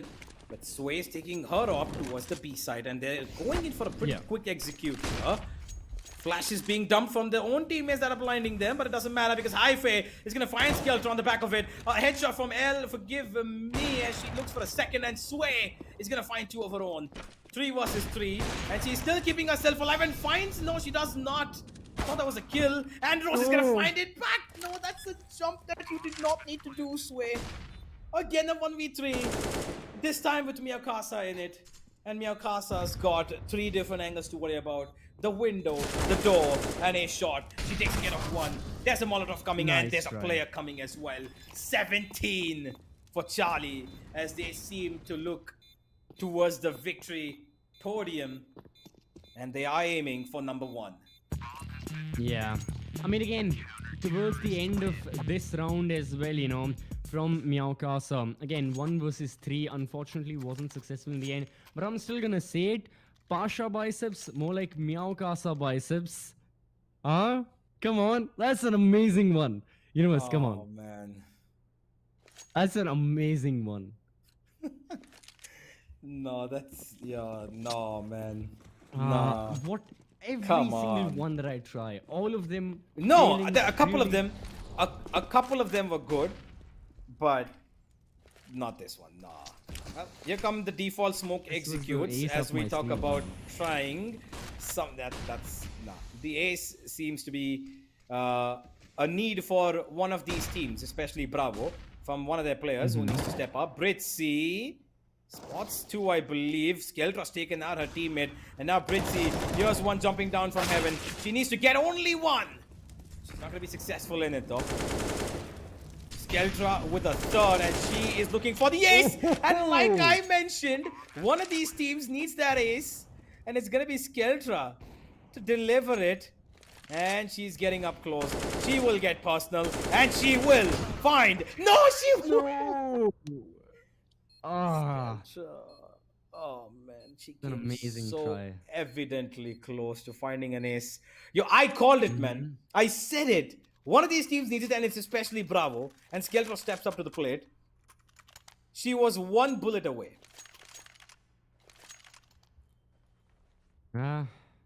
Happens. But again, just very, very unfortunate. In this situation as well now, I mean, it's still, going to be an amazing round one for the side of Team Bravo. I think that's what they're more concerned about because they're still in the fight. And 16-17, they only trail by a single round now. So, keeping that in mind as well, I feel like Team Charlie, yeah, if they can extend this lead, well and good. But now we are heading into Anubis territory yet again, where every single round in overtime is a mini match. You don't know who's going to win. It's all dependent really on the initial flow of that round. Whoever gets the opening kills. Kiri right now getting a little too quick on, with the movement, just goes in all alone into B. I don't understand why I she think went it for was meant to sell a such a risky fake. play. I guess, but okay, maybe it can. All right, I was also bamboozled by it. If it works, then Hhyphae is up close towards spawn region, and Meowkasa, because she's not been smoked off, it's going to be falling down to her feet, and she will go down herself as well, as Britsy finds 2 in return. She's in the 1v3, and she will be falling to Sway's op. 17 to 17. Things have been leveled here as we're getting closer to another overtime, possibly, which could be the case. But Charlie, they really need to step up the mark here if they want to settle this at 2-0, because Bravo are getting their star players to pop off. Let's find out if or not this team of Charlie can yet again persevere in the long run of this game. wait, be careful with that crosshair, please. Please be careful. There's a teammate. That's a team. Okay. All right. Now looking at the opponents. Now she can fire bullets all she wants to, but it's going to be Skeltra, Stormyyy. Her teammates really putting in the work, and they definitely have the AK, M4, even it's everything being put to perfection. Team Charlie still find a way in towards the B-bomb side, but Coco stops them ultimately in the end. This time, Coco on the B-bomb side of the AUG works wonders, and once more, Team Bravo do have a chance of ending map number 2. The same score with which they lost on Anubis is with which they can overturn their fate now on Mirage. It's come a long way for them to come this far, Bravo. A lot of hiccups in between, and 2 of them pretty big ones. But they've made it this far, and they need just 1 more step in the right direction. And it seems like what was working for them on the terrorist side, they're not trying it. That quick, fast-paced rush from Charlie is not being attempted at all. Kiri's already gone down to 45, L's down to 72. And there comes the first kill. It's on Stormyyy. Rose will find that as Meowkasa takes her position, replaces her towards tunnels, and she's hoping for a kill to come her way, even things up. She's got players all around her, both left and right. That grenade does no. Oh, it actually goes the right direction. She hoped it to go under tunnels, but well, a misplaced luck for her that works her way. Sway though will trade one back, gets away just about. Should not be challenged. Don't repeat. You need to be Don't, careful. why? Do not. Do not do it. Don't do it. Oh, okay. She white swings. It's a smart decision. Throws in a Molotov her way as well, as Britsy is allowed to creep in closer. Do they expect this? Do they expect this? I'm not quite sure she spotted a player. I'm not quite sure they even know that there's one towards Ticket. Now they would have heard Britsy getting up close, and Sway's found one from jungle. Britsy trades, and L gets another as well. 1v3. And ladies and gentlemen, OT number 2 looking likely to drop down on our feet. Ooh. Can flash and frag to work with for Skeltra, but again, opponent's very low on HP, but it's more about the positioning, and that's where Rose strikes. So, second overtime now on the board. Before that, we'll have a quick look at the scorecard. 30 kills for Hhyphae. And yeah, I gotta say that everyone is definitely pitching in. Everyone is giving their best. I believe Stormyyy as well has like breached the 30 mark. So yeah, some standout performances right now, but it's got to be a lot more than that. Both these teams now on towards second overtime just need to confirm this map. I can't believe, dude. CSGO, it's a show match as well. It's all for entertainment, and of course, there's a slight prize on the line. So there's also slight pride on the line for these players. But this is an amazing grand finals now. First map overtime, second map double overtime. Oh, look at that! Okay. Could have happened right there. But Stormyyy continues the streak of terror, and the AUG laser sight also works in. Ah, Kiri, she's pushing up a little too much. She's taking a lot of ground, which is hers to take. And she's getting damaged, and she's getting killed. Rose looks only for one, and she will only find the one. 19 to Bravo as they take the lead in the first round of the second overtime. Oh, right now, okay, you think about Team Charlie, and as Team Charlie, they've got to consider that they need to stop brute forcing their way in. It does not work, especially not when your opponents have got such a diverse yet amazing arsenal.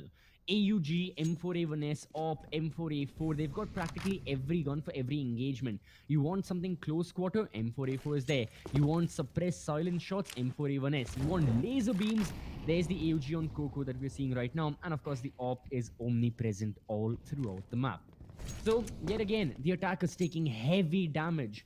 Britsy, Kiri, already down to 54, 34 health points, means that they're just a couple of bullets away from being out in the round. And Charlie are just 2 rounds away from being out of this entire map after all that they've worked towards. Could be for nothing. They've got to be a lot more careful. Well, E4. looking at the map here, we do see everybody's position. But at the moment, the most important position in this map seems to be mid, and Stormyyy is actually doing a little bit of damage there. Coco adds up to that tally, and Kiri, she spots one, but unfortunately for her, the angle is not good enough. Hhyphae actually made a way towards B. Yeah. The C4 is in spawn. Oh, It no. It doesn't matter. They dropped the C4 in They the need to spawn. run. They need to run right now, and they need to 30 run with seconds. that C4. I'm not quite sure if they're going to be able to make it. Hhyphae's got control of the B side. But for how 25 long is the seconds. question. Yeah, there are players closing in on the position. I'm not quite sure they will expect her here. But time is against them. They need to run as quickly as possible. And if they're able to kill off that person on the window, it's going to be game over. There's a Hhyphae. She Oh. finds the first. And they need to jump 8 in. seconds. They will jump Stunned. in. They get the plant down. you prevent the And the plant? bomb Oh. will be secured. The bomb plant will be secured. My God, that was scary. Came way too close for comfort. And now it's a 2v2. Somehow, Team Charlie are still in this round. This should not have gone their way. But the clock is ticking down. Meowkasa, Stormyyy. The HP also can be ready. No one else secures it. It's going to be a late round clutch, but it's going to be a much needed one for Team Charlie.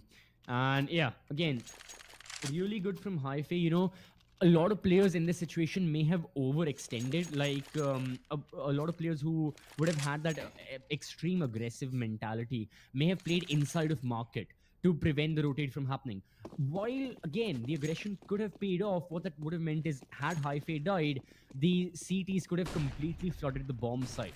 With Hhyphae being at the bomb site's doors at the entrance itself, it meant that yeah, the CTs could not very easily aggress in without dying first. And then we saw what happened. But still, now Team Charlie, they won a round.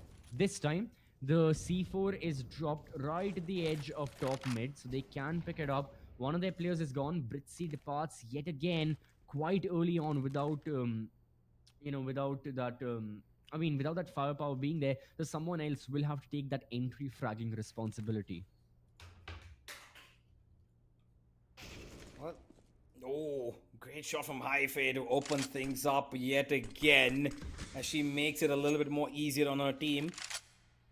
Mid has been taken control of, but that's not where they are headed. They're going to be going towards B, which, by the way, is unguarded at the moment. Only the one player there, which is Meowkasa. She's right under window.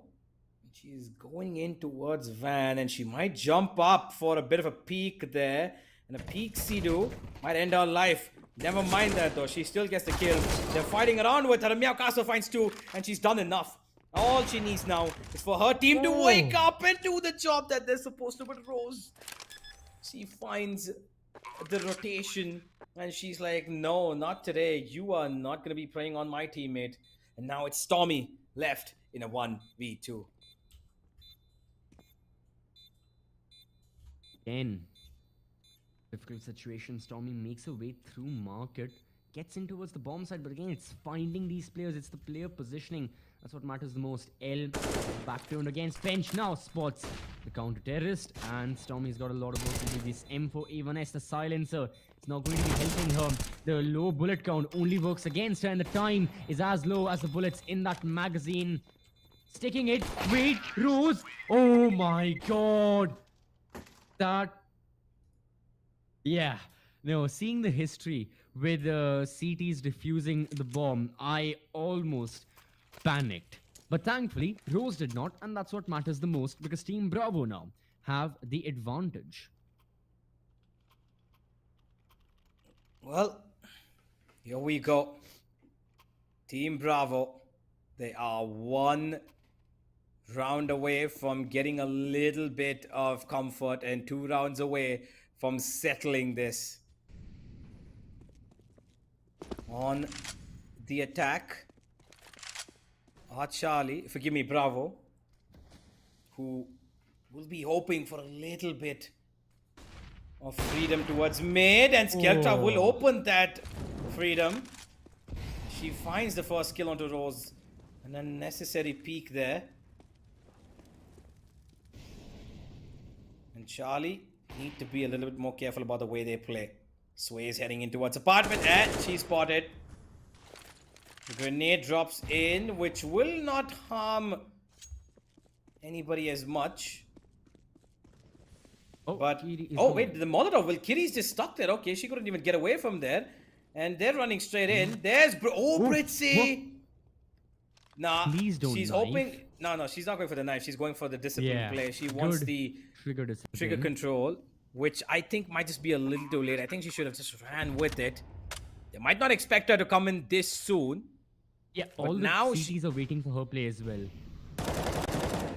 There comes one. There comes two. Britsy. Britsy. She's looking for the third, and now she's hoping for her teammates to come in. Should be enough. There comes one more. L gets one. The op is in the bad spot. It's in a bad situation. There comes L. Sway gets it though, and Sway wins it. That was an amazing effort by Team Charlie right there. That was an amazing effort. Holding their ground, moving at the correct time, but still Bravo managed to secure the round. And yet again, 20-20 is the final score. Now, if I know anything about hindsight, it's that stuff is about to get real bad from here on forward. So, this is the real life reference. Thank you. But right now, things can get really good for one team. Really depends which team it is. What? Yeah, exactly. Coco finds the opening kill. That is L gone, but Team Charlie can still use their defensive abilities to find a frag here and there if they're really looking for one. Well, a little bit of an A fake, I believe that's coming their way. It could not be. It could be an A split here for mid as well. Taking in control of B shot. And they're heading in towards Wentz. Rose is in a great position for the trade kill. And while she might struggle with it, she's still looking for more. The op misses its shot. And one smoke needs to come down, but Sway comes in from the side to find Britsy. And it's a 2 versus 3. They know where Hhyphae is. They've heard her. Hhyphae needs to be careful. She knows there are people here, and she walks straight into the crosshairs of Meowkasa. And finally, ladies and gentlemen, Bravo have a chance again to settle things in their direction. 1v3, and the op is holding down the exact angle it should be. Sway wins it for her team, 21-20. And the turn of the tables are yet again to be tested. Can Charlie do it? The turn of the century as well, but 21-20, not 2021. So that's good. It's the turn of the century. Okay, you know what, universe? One prediction, according to you, that will happen in the world in the year 2120. What do you think? Where do you think humanity will be? Dead. You know what? I gotta agree with that. Like, yeah, probably by 2080 is like capping out. So, like, guys, again, go to your Wingman servers, go to your community servers, play as much CS as you want. Right now, Skeltra shows to everyone the op is lethal, not just long range, but in close quarter combat as well. And there is, again, that counter from the side of Team Charlie. They're not going to be, keeping quiet all that often, but still just passively waiting and watching for the attackers to move in. Oh, Sway. Oh, She comes in from behind to deliver the headshot, and this might just be it. This could be the beginning of the end of Mirage. And a map 3 to look forward to, which unfortunately for Charlie is going to happen. 2v4. Hhyphae and L make that 1v4 as Skeltra is the hero, or should I say the heroine of this round. 22 to My 20, God. ladies and gentlemen. Bravo 37 will kills. take us. Wow. Bravo will take us Yep. to map number 3. Yeah, I mean, nuke it is. As much as I am excited for map number 3, because again, we had an insane map number 2, it's also Absolutely. nuke.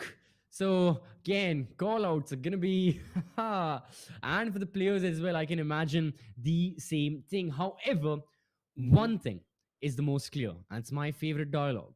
This best of 3 is now a glorified best of 1, because all that matters is what happens on nuke. All that matters is what takes place on the next map.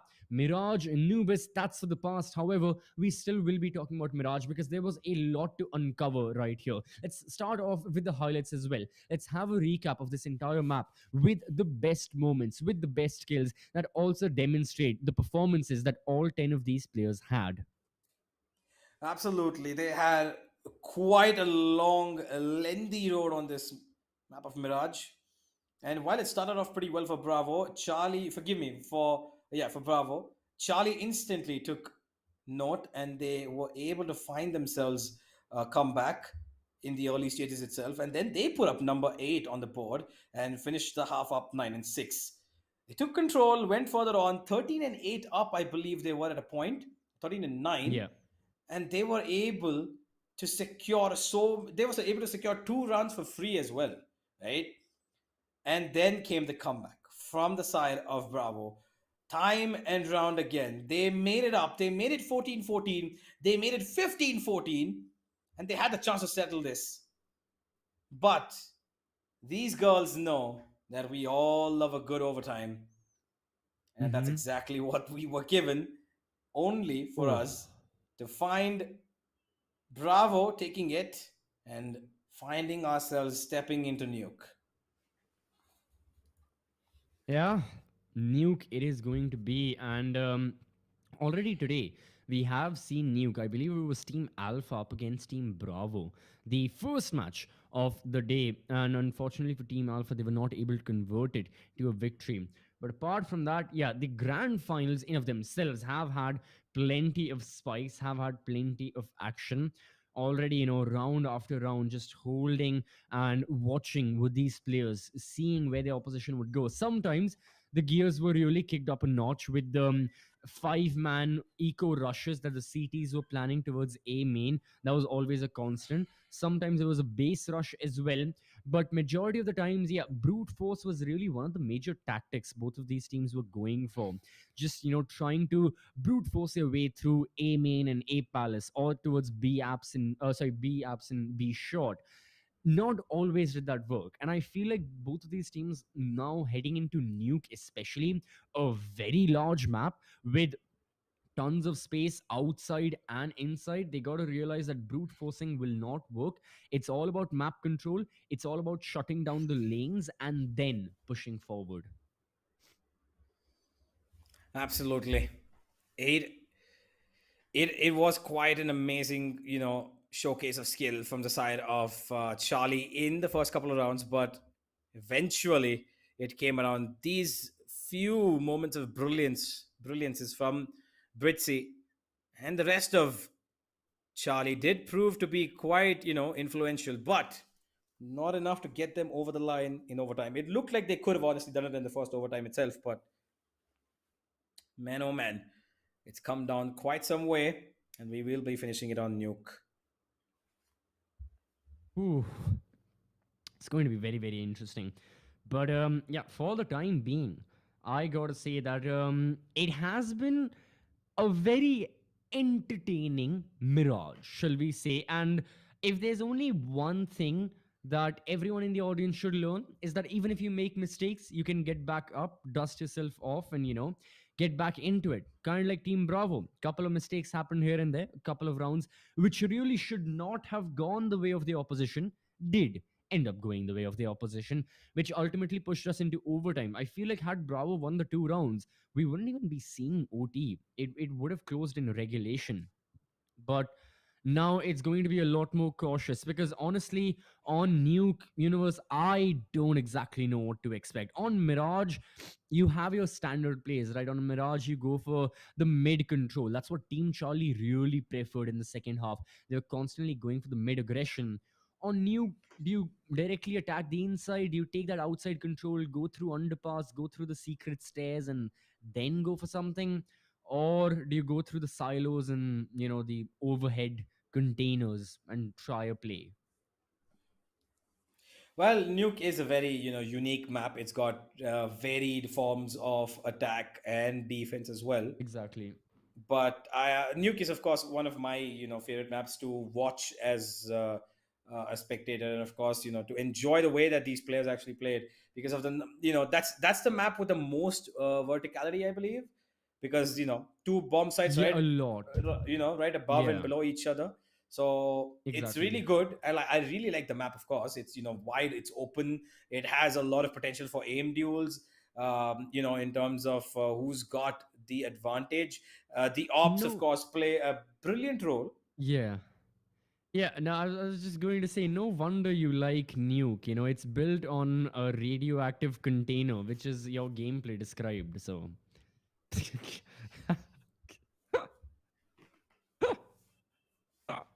You're it's still a lucky good you're one. about It's a good 2,000 one. kilometers away from me. It's 1,300 miles, I think. 1,300 miles. Doesn't matter. We're going to have a short little break, ladies and gentlemen, come in before the final map arrives our way. And I'm going to find a way to nuke CCV. And until then, if you haven't had your dinner yet, go ahead, grab it. And you've got a brilliant show coming in. So you can sit and watch it while you have your dinner. And we'll be right back with the CSGO Showdown.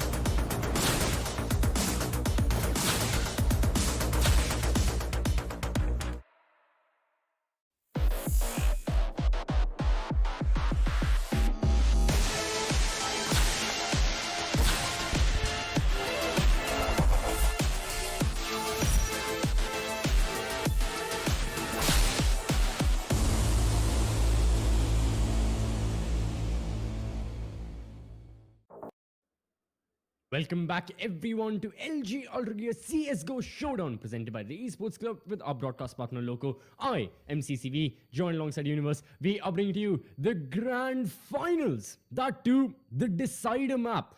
A show match grand finals had its first map go overtime, 1917 victory. Then Mm-hmm. map number 2 go double overtime, 22-20 victory. And now it's time for map number 3, Nuke. Well, let's not waste any time. Let's go straight Yeah. into what is one of the most open and big maps of CSGO. As we've got Charlie on the CT side, and we got Bravo on the T side. For the final time, ladies and gentlemen, we can see these 10 women going up against each other, and one of these teams will go home with that 1 lakh rupee prize, as it is going to be Coco to start off things. Roaster straight off Skeltra as P250s find their galores towards that upper side. And now Skeltra planting the bomb will find a maybe Hhyphae a little bit problematic, but no, Hhyphae misses all of her shots, all body shots, and it seems like Bravo again for the third time will win the first pistol. Oh, man. The P250s, they really are the key to freedom in a pistol round. So, since the P250s are the key to freedom, you can really call them the Freedom 251s of this entire show match. Okay. I'm just It's only gonna been round ignore 1, that. guys. I'm here all day. I'm here all day. Gonna be hearing a lot more of these. Don't worry. Yeah. Good night. I'm just gonna slip out, leave just as quickly as these guys from the T's are running in to that A site. An empty bomb site given to them, a free plant, and now a retake against them, which Hhyphae is gonna be beginning up. They've got a weapon to work with, and El's actually found another. This is problematic. That AK-47 needs to sing, and it will. Stormyyy finds one. Sway gets another, and even though Sway's gone down pretty darn low, Skeltra's keeping it alive on top of Hut. The blind comes in, and Skeltra will get another. Even though the damage that had been done by the CTs was pretty heavy, it's not good enough for a round. 0-2. All right, so Bravo off to a relatively better start. Now it's time for a full buy for the side of Team Charlie. Op is out, but so far, Team Bravo, they've really been focusing on the inside of the map. So question is, where does Hhyphae go? Does she position herself outside towards barrels, or is she going to take the ramp position in the inside of the building?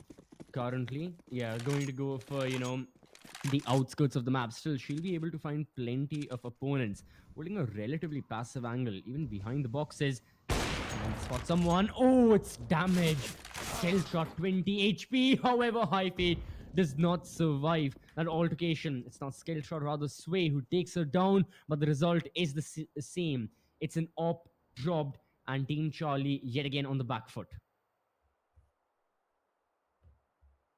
Well, Team Charlie, they might have damaged Bravo, which is Skeltra, who's down at 21 HP.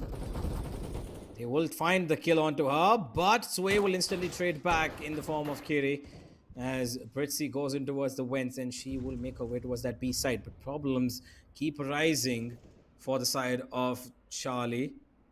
4v3, they are a number down as the T's run into this B side. A lot of trouble here, spewing in the face of Britsy as she gets away as fast as possible towards single door. And the bomb planted inevitably. Right, so C4 goes down. That's all very good. Well, the CT is flying out. They're holding the angle. Britsy, perfect positioning. Oh my god. No one anticipated that. And now look at Stormyyy. She's all alone. Such a vulnerable angle, being attacked from two fronts. There's really no way you can defend against that. Solid full buy from the side of Team Charlie. Again, costed them definitely a huge chunk out of their entire, arsenal. But they still managed to retrieve 2 AKs, win the round. So that's all well and good. A really nice retake. This is the one, again, characteristic we've been spotting from Team Charlie. They're waiting for these hero plays to happen. They're waiting for someone to just surprise the opposition. In the previous map, it was that one round where Hhyphae was inside the B bomb side, the C4 was being planted, and that's when she hold off the CTs.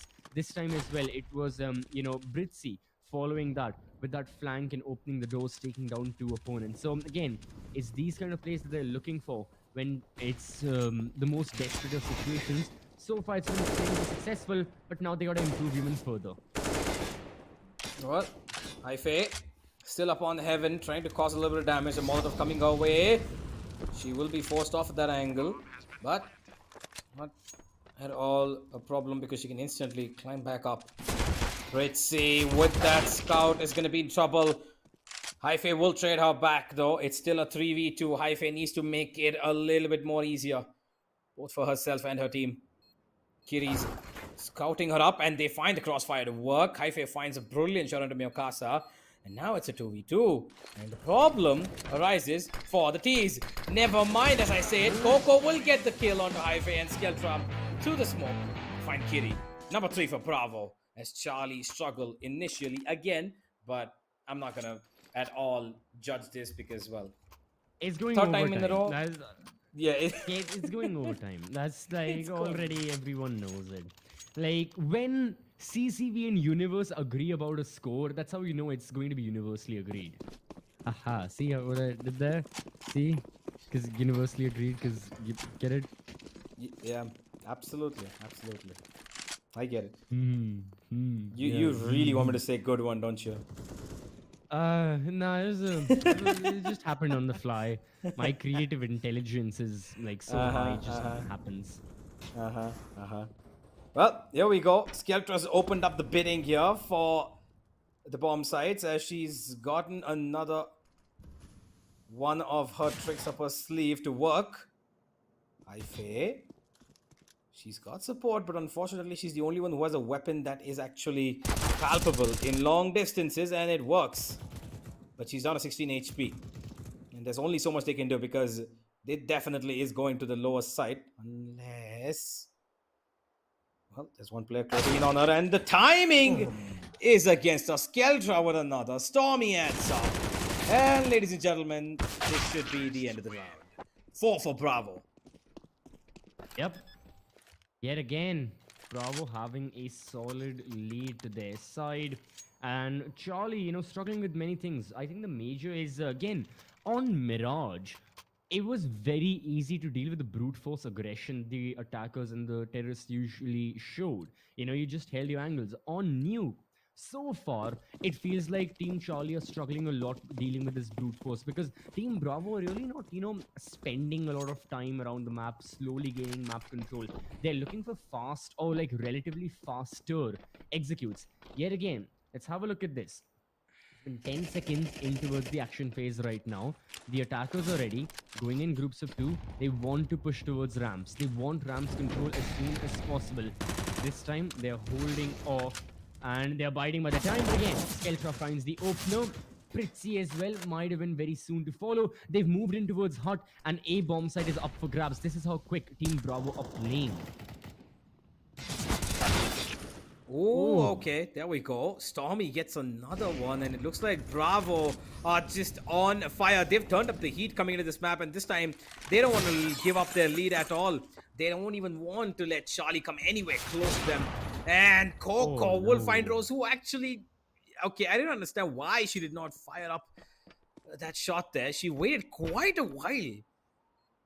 And she lost her life there. The trigger just not fired. And now...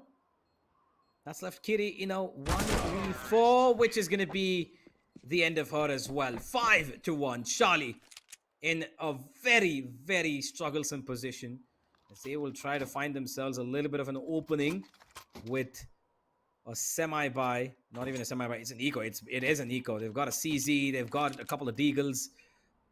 1 grenade, 1 smoke. That's it.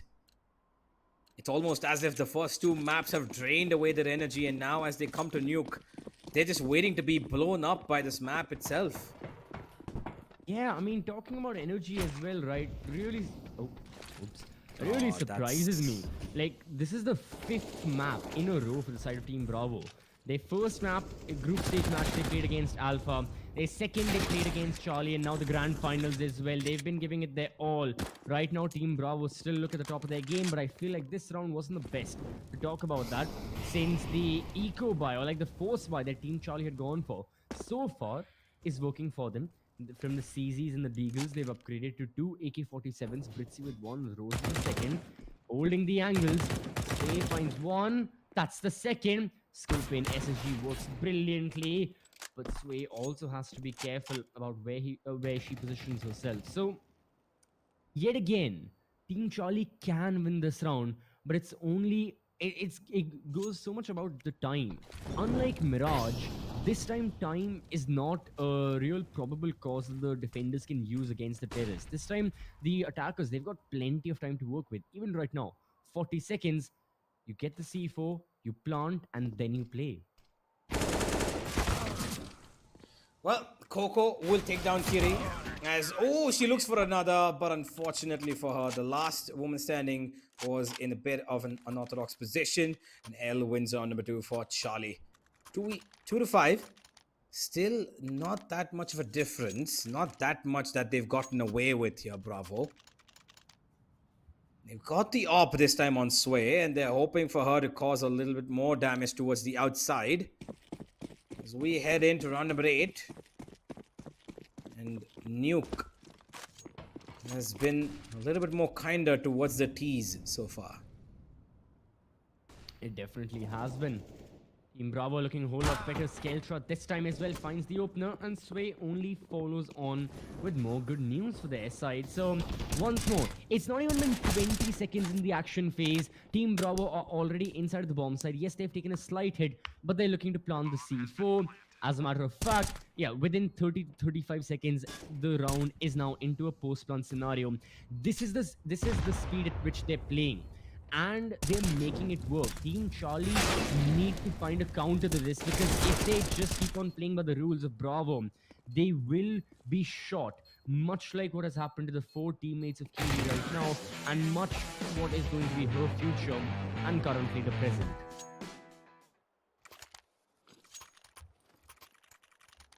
Well, here we go.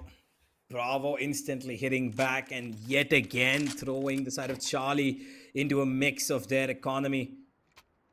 It's not the best. They've got a FAMAS, they've got an AUG, they've got an M4. Yep. They are forcing into this in some terms and not in some, because 2 of their players are still on pistols. So it's a really weird buy that I'm seeing from them. Outside, yet again, gained control of thanks to Sway's AWP. And inside, being controlled by Skeltra. She's found 2 already. As they take control of ramp. 13! And It's been 8 rounds, 13 kills. Wow. yep. How many of them have been entry kills as well? Skeltra has done an amazing job finding those entries. And once more, equal numbers, but Team Bravo have the advantage, because again, everyone say it with me, time supports them. It's been 40 seconds. Still 7 seconds to go in this action phase, and everyone just seems to find headshots. Skeltra opened the board. Now it's Stormyyy, Meowkasa, everyone following suit with how these skills are going. Yeah, absolutely. Oh, Hhyphae, she comes in right about on time, finds the first, but she's got 2 more to go. Does not have any utility whatsoever. There's a grenade available on Stormyyy though. Sound cue being given away, and this could be trouble spewing because she's checking every corner, and unfortunately she has to, and that's what gives her away.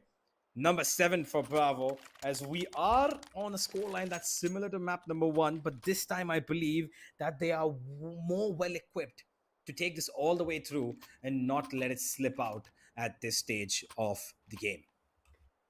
But hey, That is true. you never know. Yeah, there may be another knife. So far, I haven't seen any Zeus bought from any one of these players, and I feel like it's only a matter of time before someone goes in to, fulfill that, again, that problem. And someone is like, should I?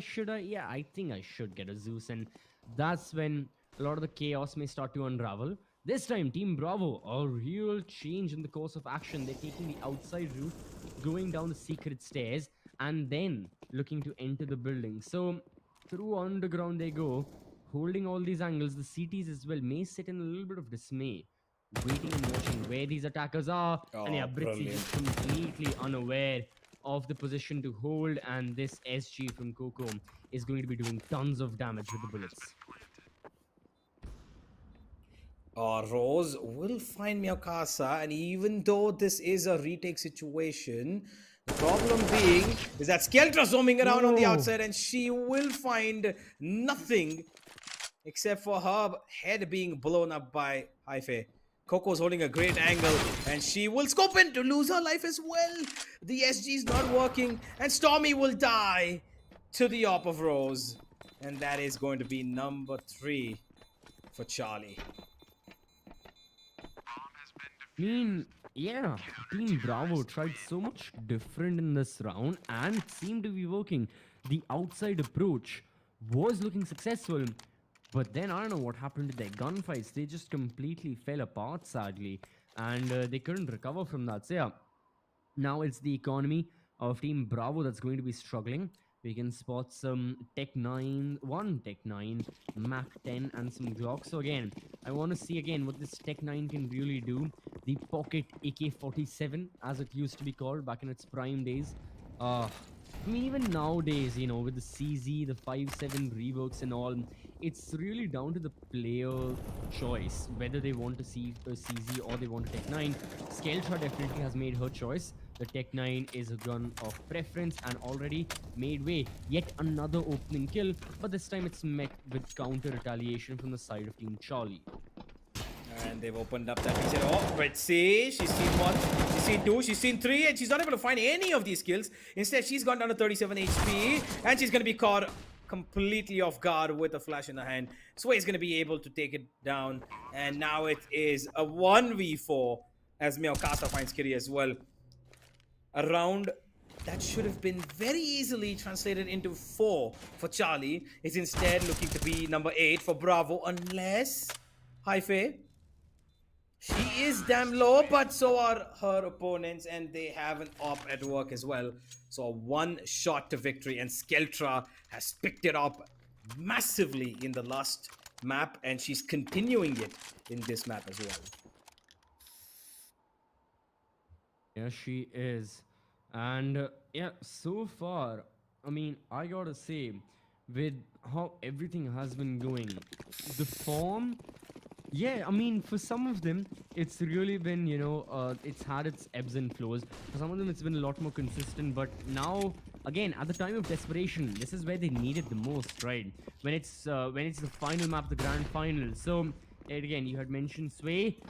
Double kill for her, and it's only double kill just yet, still holding the angle. The AWP is working its magic. Can shoot down another counter terrorist.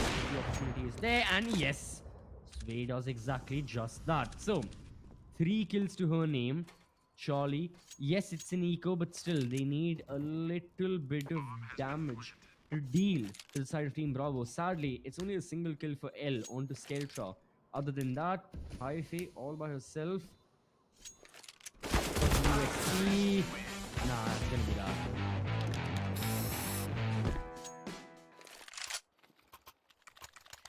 Well, Bravo, this time it doesn't seem like they're going to be giving up on their lead at all. They've put up 9 on the board, and it is 9-3. Ladies and gentlemen, it seems unlikely that this momentum is going to be stopping anytime soon.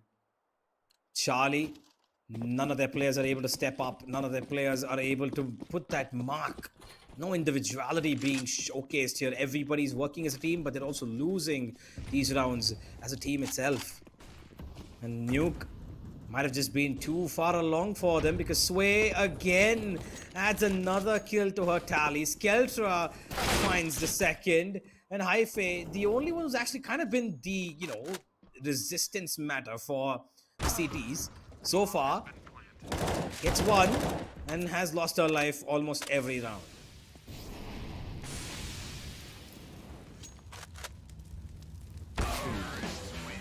Oh.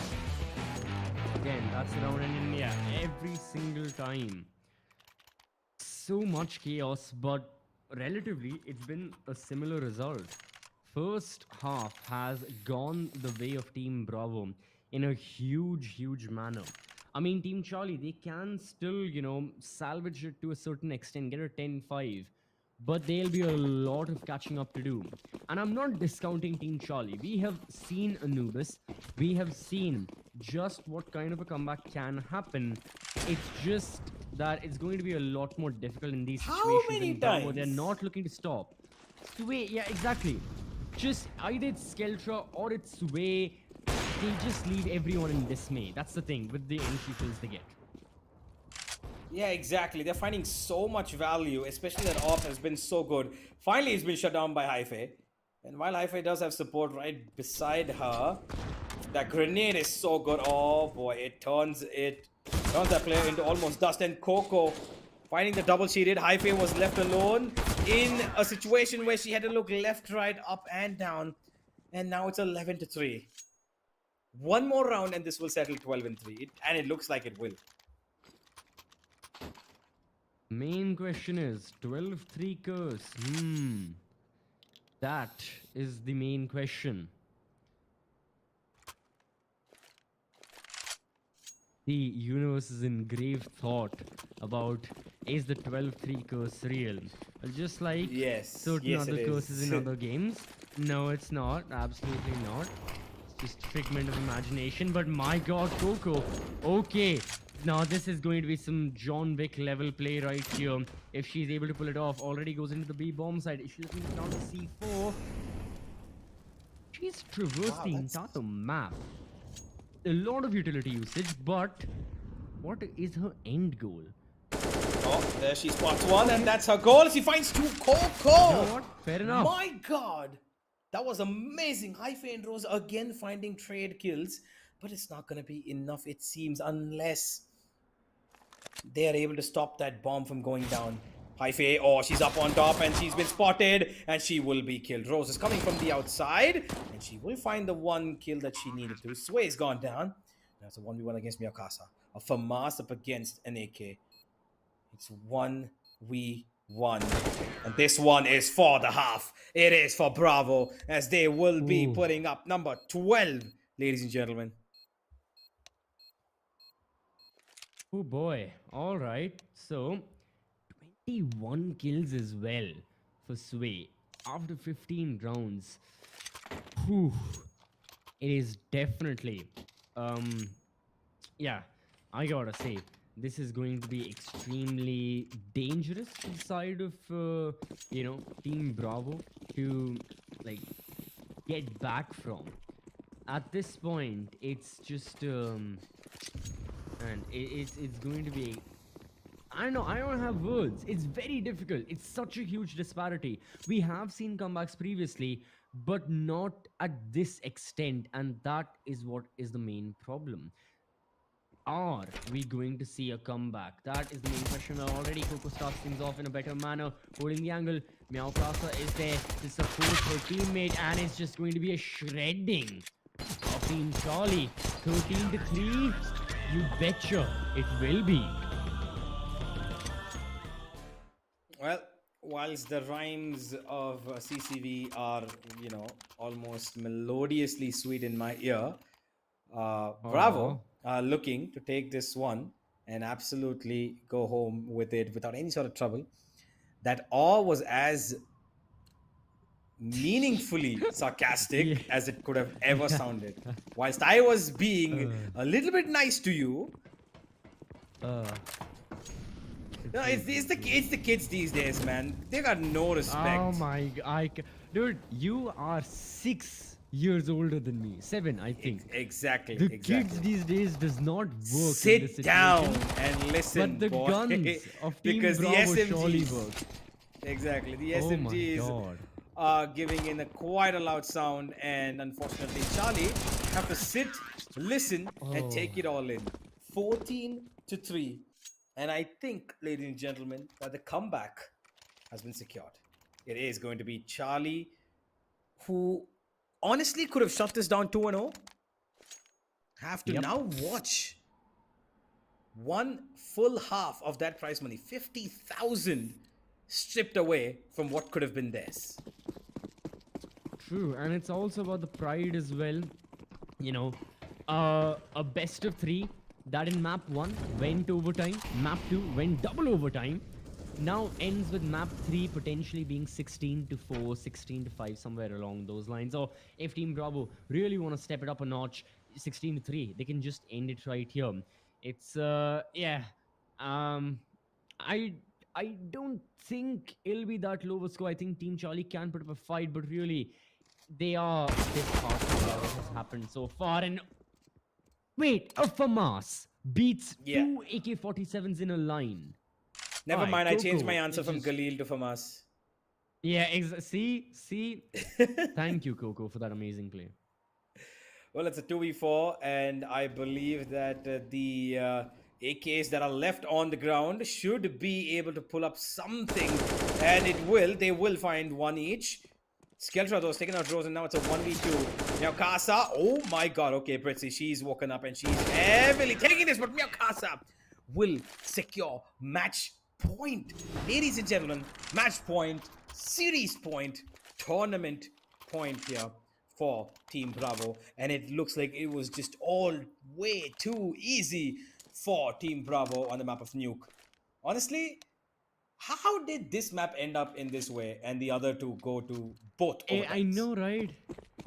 Yeah, and Mirage being double overtime that too. It's yeah, anticlimactic would be the adjective I'd be describing for side of Nuke. I really was prepped up for a lengthy match, but Team Bravo were like, nope, speedrun time, let's go.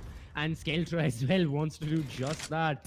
She doesn't want to wait any much longer, neither do her teammates. Smoke criminal time for Coco. Yep, pop flash, Stewie Oh, 2K. that's No, it's Coco. brilliant. Gets the kill, Yeah, gets the kill. That's Okay, what matters. gets A another. headshot as well. It's all down to And- Hhyphae. Ladies That's and it. gentlemen, My god. it is over. Your winners of the CSGO Showdown presented by LG Ultragear are Team Bravo. Oof. That was well fought, but towards the end, yeah, it got, man, just got really, I wouldn't say easy for them, but they expedited the process of ending this best of three. And yeah, every one of these players, deserves the support. Meowkasa as well, definitely pitching in with the utility. And of course, whenever her teammates needed someone to scout out a particular area, head into the bomb site, see where the opponents are, she stepped up, went for the entry kill. Didn't have the most kills, but again, it's the team role that mattered. When you talk about the kills, there are other players. Coco, she was misconsistent, like the SG plays, and of course her like again mannerisms, like just going through the entire map. That one round that we just saw Nuke, very weird but very intriguing. Sway and Skeltra, both of them, just again top of their game. And Stormyyy was of course this surprising, like not like surprising star, shall I say. Like whenever Mhm. you least expected it, that's when Stormyyy stepped up, and that's when she was like, okay, it's time for me to get 4 kills. Boom, that's it. Can't do anything against me.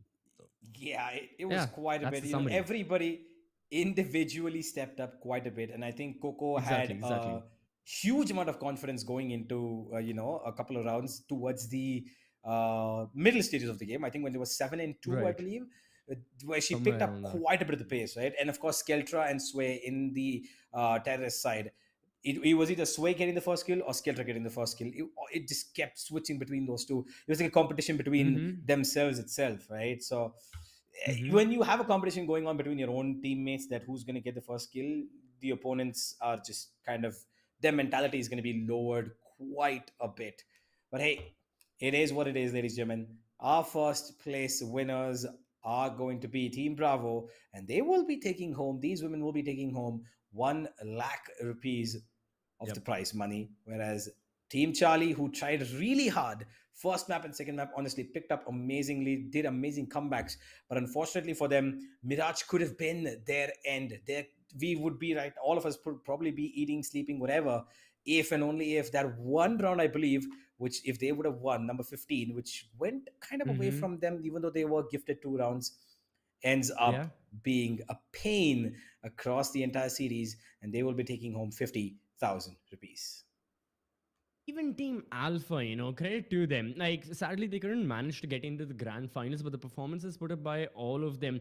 I think when you talk about it statistically, before the Hmm. grand finals, like a lot of the individual performances really stood out. I think Meow 16 and Muffinloop, both of them had plenty of amazing plays that we saw in day number one and in the first matchup. But the entire team, with Vivichan, with Jollies, with Uzi, all of them also put up a great performance. Just unfortunate they Absolutely. couldn't make it to the grand finals. Yeah, all the players, excellent Hmm. performance from their side. And I just got to say to Yep. the audience members, are you not entertained by some amazing Counter Strike action? I mean, again, I'm just saying, you stay tuned for it. Wink, wink. All I'm gonna say is just. But yeah, a very very amazing showdown that we had. With all the performances, there was everything in this showdown that you would ask from for a show match. Exceptional performances, Absolutely. standout performances as well. Some mean shenanigans going around here and there. Some Hmm. fails, some blunders. Of course, I mean, Absolutely. universe, you must be very aware with those whenever you try to record some content, some fails going in your ranked matches, and. Yeah. Mhm. Yep. Oh yeah. But I yeah, everything every was time I there. sit on this chair, it's a fail. That's what you mean to say, right? Yeah. Well, that's okay. The It's all thing right. is, I've I'm sat in all that for the chair memes, as man. well. I I'm all for the fun. I'm all for the laughs. I want to make the audience entertained, even if it means by me failing. Hmm. It doesn't matter. It only matters to you you know, because you are a warrior of a certain game mode that I do not want to name. right. No, no, no. You're I one of have those sat guys on who that chair brags as well. about. Yo, no, you're one of those guys who brags about his rank in Wingman. Actually, dude, I have won over 105 wingman matches. I'm actually being honest. It still pushes me in silver too. I don't understand wingman placement. I'm sorry. It does not, wingman placement doesn't make sense. The happiest I've been in CSGO was when I crossed Gold Nova and I got access to Overwatch and I could, close the cases and, again, get rid of a lot of the hackers and all of that. That was quite fun. Uh huh. But yeah, the Wingman ranked. I'm sorry, but it needs an update. But Wingman is mad fun. That's true. That's true. Well, I have to agree. But, ladies and gentlemen, I think we should be. I'm not quite sure who the MVP of the series is, though, right? I want to Mm-hmm. have a look at who it is, who's racked up the most kills, all the stats and everything that we've got, of course. We will have a look at that pretty soon. And I believe we should be able to talk to somebody at the end of this. We are waiting. I'm not quite sure yet. I will have my producer who is going to be letting me know very soon. But Mm-hmm. CCV, what do you think about CS:GO now coming back? It's there are quite a few tournaments now. Suddenly we've had an uprise. Yeah, How do the you feel? ecosystem. Yeah, how do you feel about the ecosystem now? After quite some time that we visited again. Okay, my first ever LAN that Hmm. I went, not as a caster, again, as a 14-year-old kid who just wanted to like see esports. It happened in Delhi, it Hmm. happened in 2020, right before everything shut down and all. It was a CS:GO tournament, and I've said this story multiple times as well. The one player I remember seeing there, and the one player I Hmm. recognized back then was Mazel. So meeting him as well, again, different circumstances with him switching to a different game, me getting into casting as well, was very Hmm. interesting. But I have seen, just the craze for CS:GO, and I've been a part of it as well. Now it coming back, it's under different circumstances. It's not going to be the same craze. However, it's going to be more of affection, more of love, Hmm. if that kind of makes sense. I know I'm using weird terms here to describe an esports game. I get it. This is not high school relationship, but it's with CS:GO, people will be a lot more yeah, a lot more affectionate, kind of like us, universe, us too. Even our Hmm. producer Assassin as well, who's been a big part of like the Indian CSGO community. But I believe very, very soon we can have an interview as well. I think the IGL of Team Bravo shall be joining us, Sway. And I Mhm. mean, I think first question, Universe, you just gotta start with the off performance. We gotta get it right out of the gate. But then, let's definitely have a full chat. Let's bring Sway on board and let's have a chat with him. Yep. Right. Hello, Sway. First of all, congratulations. You Yep. are, of course, after a long, hard-fought victory, which honestly it went really far, right? You guys finally have got the series to your name. How do you feel after playing? I think what was almost 100, close to 100 rounds.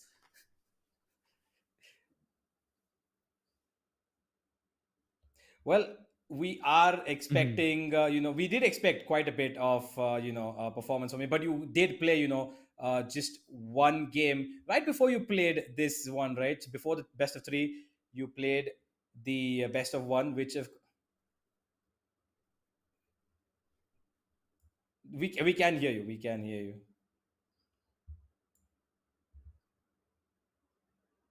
Yeah. Ah, Right, so okay. yes, so I believe Sway Hmm. just talked about a lot of rounds being there. Just paraphrasing what she just said, but I don't think the people could hear her just yet. So we may have to check on that. But yeah, definitely, I gotta agree with what Sway just said. About the amount of rounds being there. I think yeah, the next question, Universe, is going to be about the amount of matches and the amount of rounds that Team Bravo had to play today. Well, whilst we do have a little bit of, yeah, we're gonna switch quickly back to just me and TCV as Right. Sway is gonna make her way back in a couple of seconds. It was a pre-show to the interview, right? It's a It's a pre-interview to teaser, the interview. appetizer, It's a teaser, yeah, appetizer. pre-interview to the We interview. purposely hid the audio so that you would be, teased, and you It's know. yeah, how do we again say this? We wanted to maximize the viewer experience, but at the Mm-hmm. same time, we wanted to lead the viewers into mystery. But you know what, Universe? All right, random CS:GO trivia. Other than the Deagle, which is the alternate gun you can purchase or like you can opt for, other than the Deagle, What do you mean? I can like opt for anything. no, no, no, no, no, dude. Like instead of the USP, you can have the P2000. Same way. Ah, right. The revolver, of course, the revolver. Yes, Ah, the okay, okay, the okay, single okay, okay. most broken gun in the history of Oh, dude, CS:GO, when it which released, oh my god. of course was nerfed, but there was Yeah. the beautiful days of the R8 revolver being that one tap gun, which Ooh, the right click. if you were on the receiving end of, you would probably have Mhm. broken your screen more times than you would have expected. That the AUG, like when it was actually the laser god weapon, Mhm. that back in those days, Oh yeah. yeah, the AUG was really, really good. I mentioned the CZ being I think I mentioned the CZ being overpowered as well. Yeah, those were some insane days. $300 and the value you got out of it. It was just mad. But I believe that right now, very, very soon, we can get back to the interview. But as Mm-hmm, we were mm-hmm. talking about, okay, in terms of CSGO trivia, okay, final question is going to be that, okay, let me think of, okay, the overpass, the infamous overpass, exploit. Who was the Mm-hmm. player that had the scout in his hand? Um, I'm sorry, I completely missed that question. Under the chaos that's been spewing in my Yeah. ears, Uh, but I heard overpass. But all right, let's get the let's interview. overpass. We'll ask Let's Sway this. as well. I'll We've ask got Sway as well. yeah, Yeah, okay. yeah. You know what? Okay, yeah, there she is. Sway, can you hear us? Yeah, I still can't. All right. First of all, amazing. Right. Oh, Okay. all right, Sway. Yes, Yeah. huge congratulations for, of course, the victory to Team Bravo as well. I know you guys have had a very very intense day today. 5 maps, Yeah. no joke. Especially multiple of them going into overtime, double overtime as well. Oh yeah. Before we start with the interview, we have a segment. I was asking Universe this as well, so I wanted to answer this. Do you know the infamous overpass, the triple boost wala Yeah, glitch? of course. Okay, so to both of you, the question is, who was the player who had the scout in his hand? Okay, that I don't know. All of Meister. Okay, so That was Universe all of gets it. All Meister. right. Yes, of Now, course. Universe, you can start with the interview I've questions. I had my well, one question ready. just to I've been an all of Meister fan since his Fnatic days. But anyway, Sway, welcome back again. This time with proper audio, and congratulations to you. Yeah. Thank you. So please do tell me what is the secret to the number of op kills that you were getting every Huh, single map. yes. Like you are so good with it. How do you wield that weapon so well? Because I think we need to teach CCV a little as well. Practice, of course. I used to grind a lot with the op. And what is your favorite skin with the op, which you would maybe want or Neonor. Or Neonoy? no, no, no, wait, Gangnir. The Gangnir, yes, of course, the one Yeah, that Simple has. yeah. He's the one who made it a little bit more famous. But if you talk about affordable ops, then Neonor. Neonoy, of course, all right. Now you did face off Charlie in the previous best of one that you played, right? Over Hmm. there, you did beat them, and it was pretty easier for you. But coming into the map of Anubis, which you picked, did you Yeah. expect them to play the way that they did? Um, no. I think we made a lot of mistakes there, and to be Hmm. honest, we played way better earlier in that BO1. Yeah. Um, yeah, I mean, that is true. You guys did play better in the BO1. Was Mm-hmm. that also the reason you chose Anubis as the first map in the grand finals? Because you felt like you Yeah, can repeat the definitely. I victory? think so. Okay, Right. and yeah, how was the entire team morale throughout the day? Like after every single map, Uh-huh. you guys played 5 maps.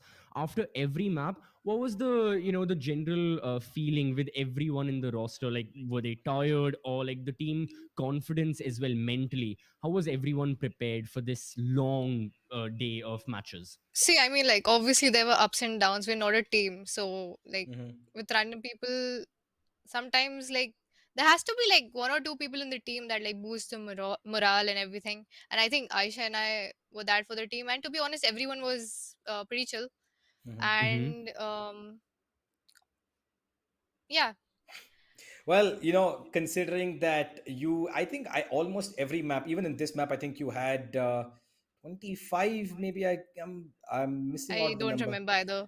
Yeah, 27 that is somewhere. because because it was that much. I think both the Yeah. maps in previous that you played, you had 30 plus, and in this one Mm-hmm. you had, I think, 25 plus. So that comes up somewhere close to about 100 kills today itself.